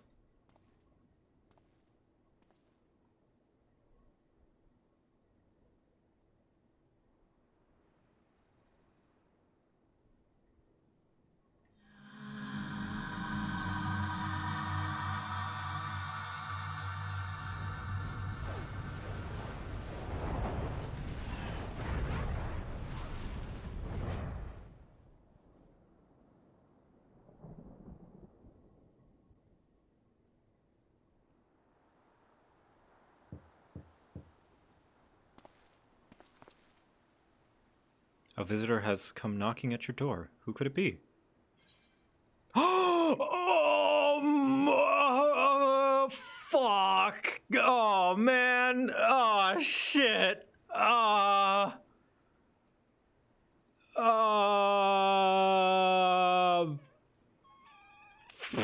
can't choose.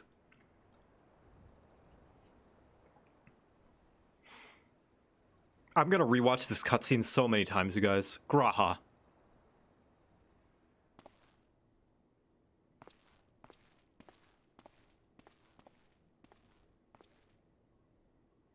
Oh,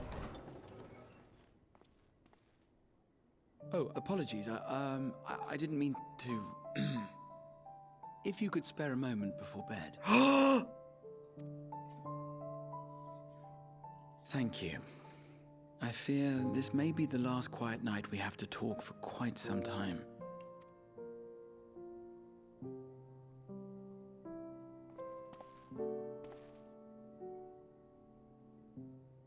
I am troubled of late. Unwarranted concerns, perhaps. I hope. Nevertheless, I feel compelled to share them with you. Though you have bested your enemies thus far, Zenos and even Zodiark, your victories have come at a considerable cost to yourself. This is Eternal Wind playing. No one is without their limits, and you are no exception. I worry the added weight of the final days will prove more than you can bear. It is surely too much for any one man. But you needn't bear it alone.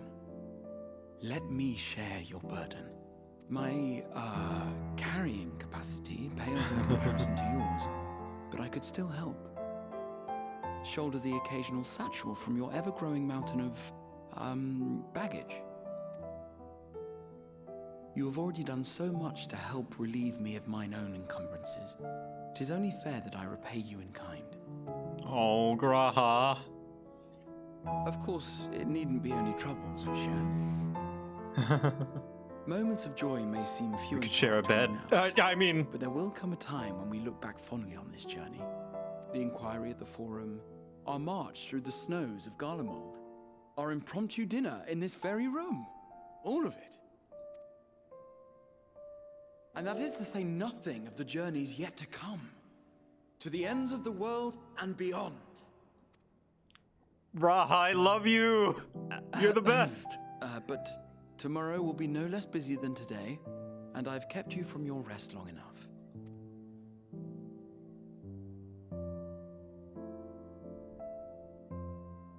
Sleep well, my friend.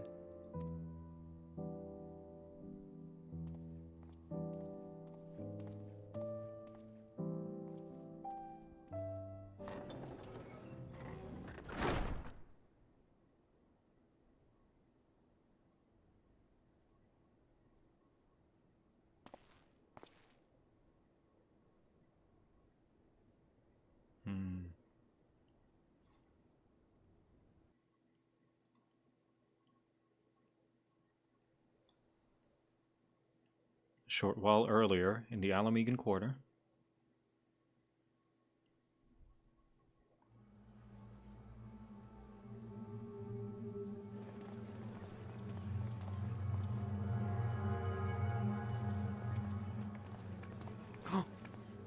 Ooh. Thank the gods that tower is gone. This is ruined The here. sight of it was enough to make me sick. Thank the Ilsebar contingent, more like. Word is, they fought their way into Garlemald and toppled the bloody thing themselves. Not just the one, neither. All the towers have up and vanished. You are my dad. I heard You're my the dad. same. Commander Aldin and his troops helped keep casualties to a minimum too. But is it true they brought back tempered Garlean soldiers? As Commander Aldin tells it, they've a treatment for that now. But don't you worry. Cured or not, they've no plans to bring them into the city proper. I see. Well, that's a relief then. I know we've brothers and sisters among the lot, but I can't say I'm eager to welcome them home. Wanted to think about it for a while yet. But to be looked after in Alagana for the time being.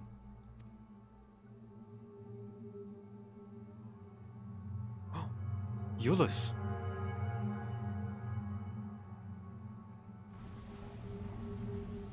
What? What?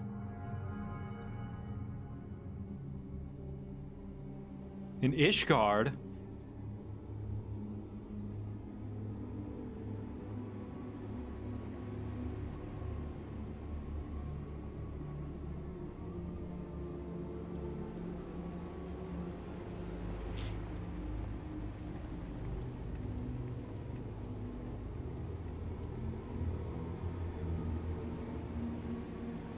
Okay. Gleaner friend. Another day, another commission of paramount importance. Well, what have we here?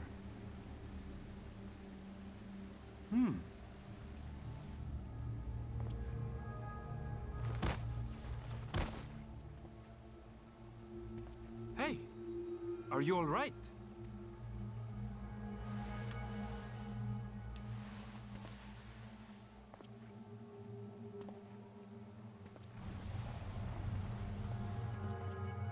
Was that? No. The shadows play tricks, nothing more.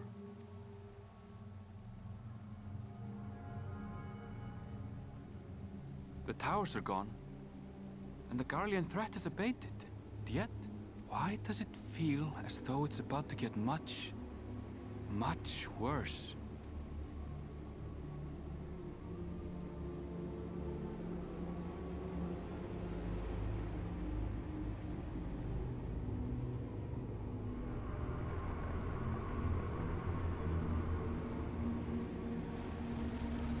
Oh fuck. Oh fuck. Daphne? Daphne, are you okay?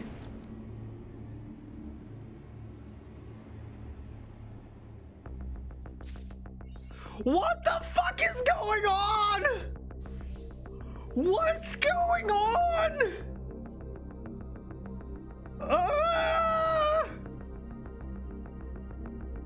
Why is the Why is the MSQ question marks? I don't like that. I don't like that at all.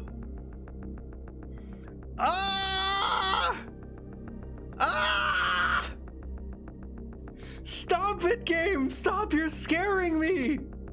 You're scaring me.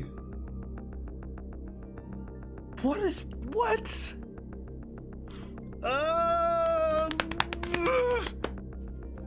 Friday. We'll come back to this Friday.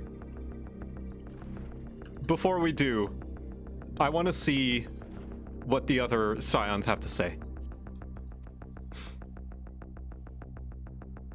I'm at least gonna give myself, like, this one little comfort. So, we're gonna do that. No. See, I think it's cutscene 2.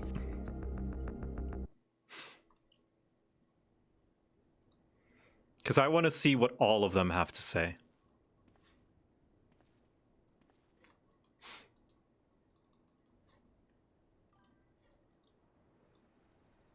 I'm just gonna go up the list.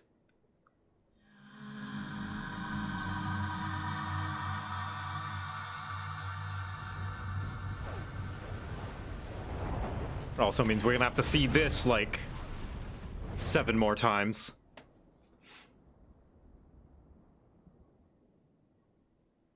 My cannon first talk with Alizé. Nice.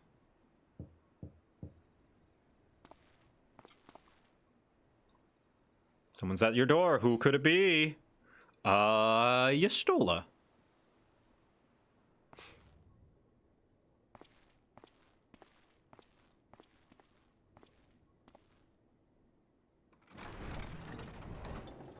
Not a single nerve in her. You're still awake. Good. Matoya's theme! Might I trouble you to stand still for a moment?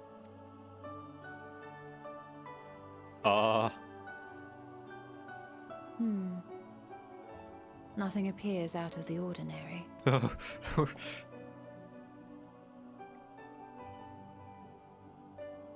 a precautionary measure.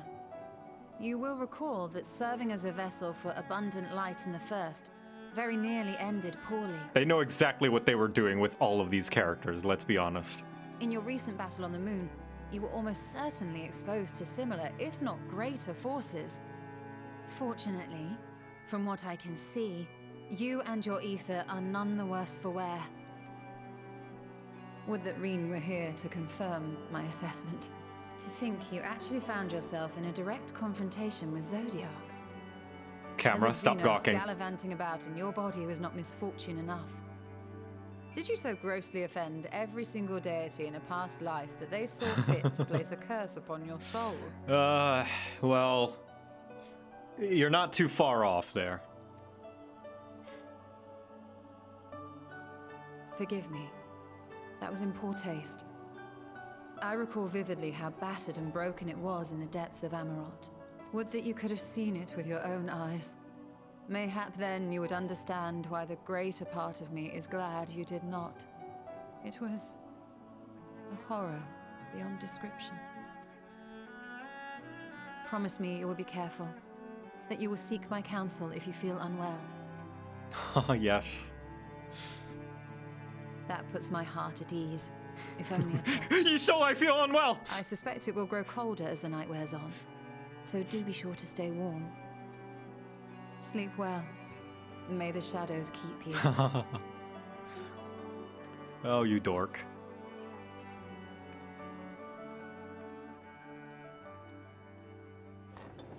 All right.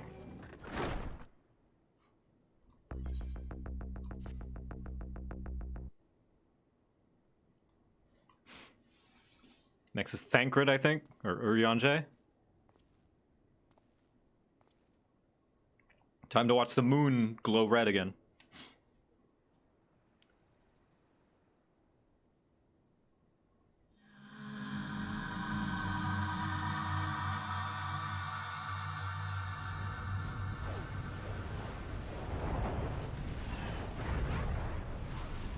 Can I have Emmerich come to my chambers?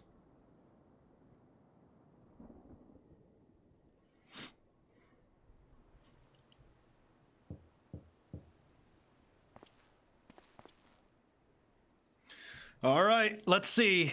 Thancred. Oh yeah, Urianger's on the moon. That's right. I forget. We already had our moment with him. Evening. I hoped you hadn't crawled beneath the covers just yet. Reen's theme. If you'll indulge me for a moment, I have a favor to ask.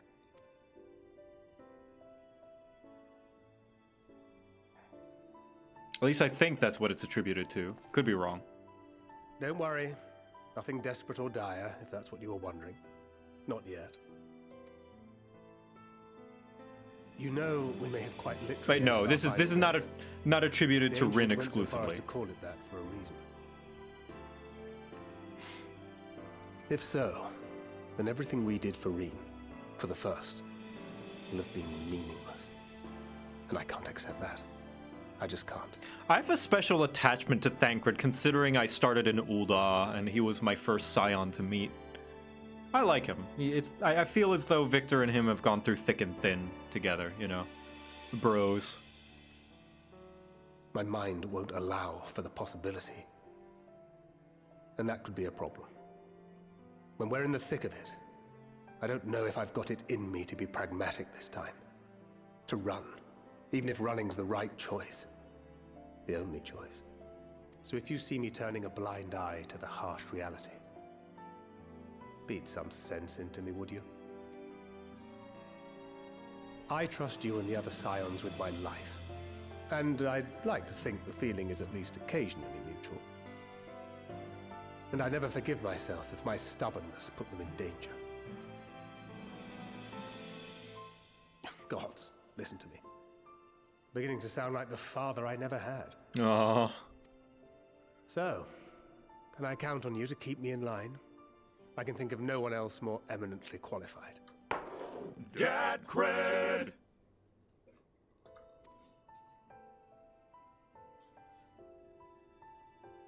Excellent. Now I can breathe a bit easier. Which isn't to say that I will, given what we're up against. Let's keep this little chat our secret. I'd rather not have anyone scolding us for burning the midnight oil. I love you, Dad Cred! You are my dad! You're my dad! Boogie woogie woogie!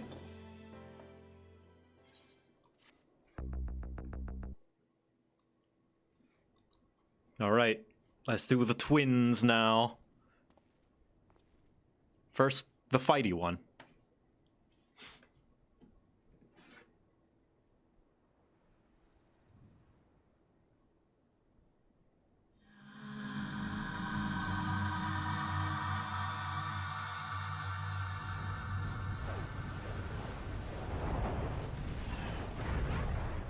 Yeah. Burning moon, falling stars, all that nonsense.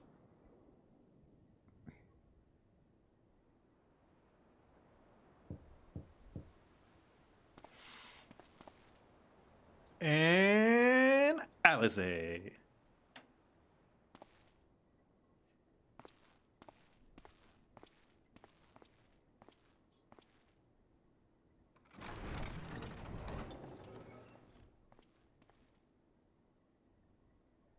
Craving a midnight snack, were you?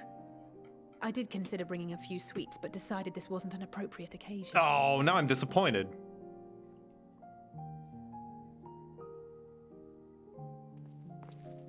I couldn't sleep. Had a few things on my mind. I know it's late, so I'll try not to talk your ear off. It's Zenos.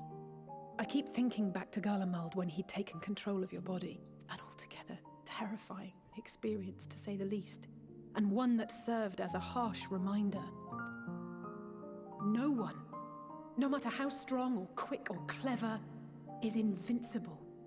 Not even you. And as much as it might seem at times that you are, one misstep, one mistake, and that's that.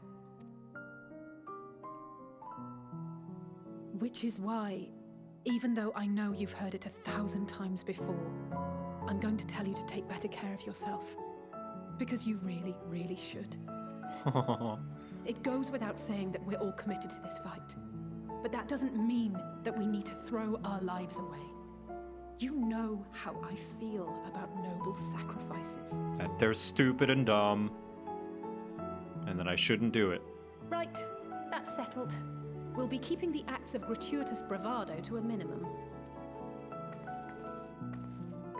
When I looked father in the eye and swore we'd find a way to avert this tragedy, it wasn't a promise just for him. It was a promise for you, too. Oh.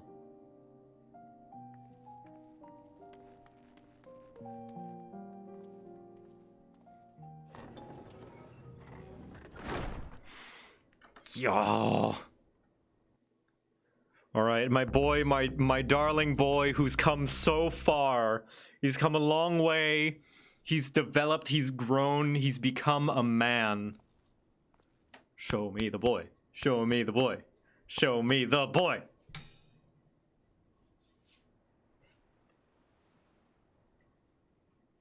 This is the fan service I was hoping for, and I'm happy that I'm finally getting it. Just moments where we get to chat and talk with our friends.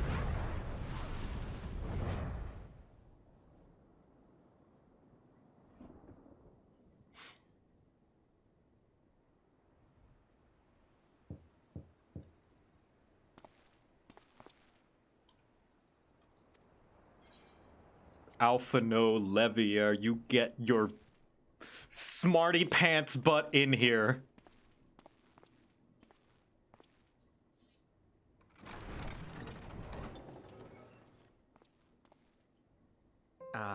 I hope I didn't wake you. I pray you will forgive the unannounced visit, but I wish to speak with you before retiring for the night.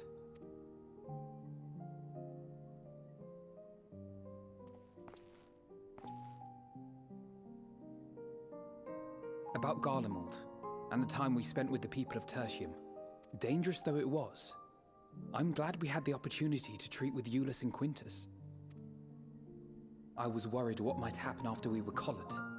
If they attempted to restrain you too. If they succeeded. Once more, I put you in harm's way. And for that, I must apologize. Wow. Can we just talk about how far Alphino has come? Back, like, all the way back in ARR, he would have seen the loss of us as a minor inconvenience.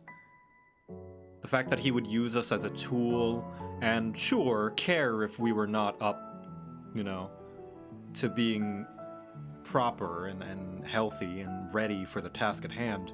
I'm sure he would very briefly mourn our loss, but now he genuinely cares about us and is going above and beyond to keep us safe. Or rather, I should thank you for trusting in me time and time again. After all our journeys together, I dare say I've used every expression imaginable to convey to you my gratitude. Nevertheless, I hope these words of mine still carry some small weight. Tomorrow, our fight continues.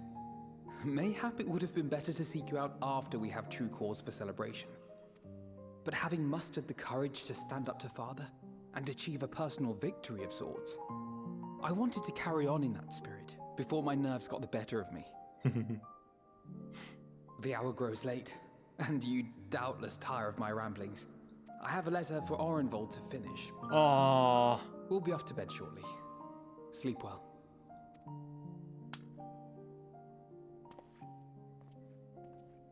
Alphino collecting bigger brothers, and I am one of them, and I am happy. I am happy to be among his collection of older siblings. All right, man. All right, it's time for the one, the man, the myth, the legend.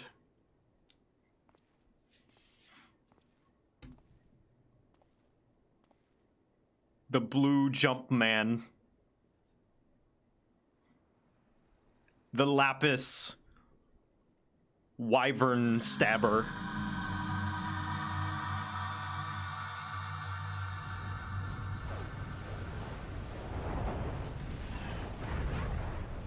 The cyan dino killer.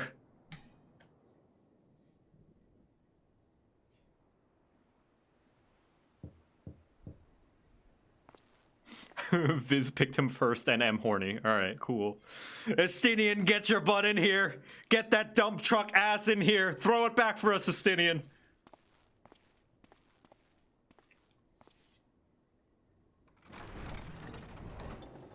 Hot damn, look at that. Get up. You're alone. Good. Woo! Woo, boy! The twins thought now would be a wonderful time to pay a visit to my chambers. Rather than listen to them bicker over tonight's snacks and tomorrow's plans, I seized the first opportunity to make my escape. He's the only one who dressed up for us. Damn, Estinian. To their credit, they decided against intruding on your peace and quiet.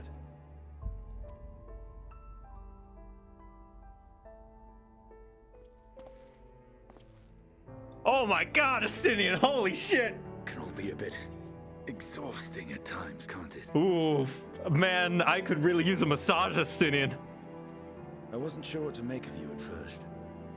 During the Dragon Song War, how quick you were to take up a cause not your own. But I came to see that is simply the way of you and yours. I will not pretend to understand this talk of ancient primals and the final days, but I trust in your judgment and choose to believe in your cause. You and Alphino have my lance, now and always. You'll need it. Rack and ruin looming on the horizon. Calamity bearing down upon us. There's no place I'd rather be than here. Standing shoulder to shoulder with friends on the front line. So do not hesitate to send me against your enemies. I'll make them rue the day they met me. Hell yeah! Now, if you'll excuse me, I could do with a little air. Oh, whoa, if whoa! asks, I was never here. Oh, whoa, Estinian, jeez. Oh my goodness. Until the morrow. You're gonna jump away?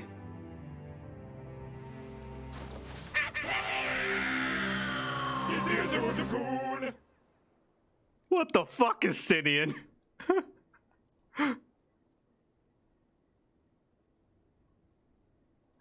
Wow, that's amazing. All right, that's my favorite one.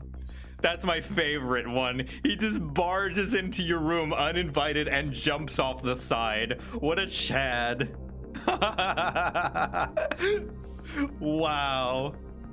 All right, okay. I think that's a good place to call the stream. I'll return to this Friday. I'm so excited and scared and anxious and nervous. I have no idea what's gonna happen. I am scared as shit. Oh my god. I can't wait for Friday. I cannot wait for Friday. Thank you, mods. Thank you for the assist. Thank you, chat, for joining me. Oh, I can't wait. Okay, let's send you somewhere. Let's send you somewhere. Let's see who's online right now.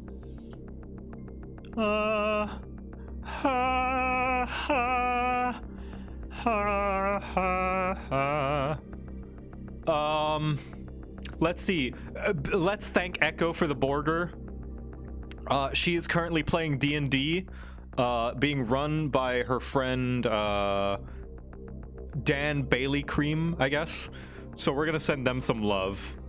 Echo's playing D&D right now, so we're gonna raid Bailey Cream, who's playing D&D, and everyone say Borger. Everyone say Borger when you get in there to show the love and thanks for Echo.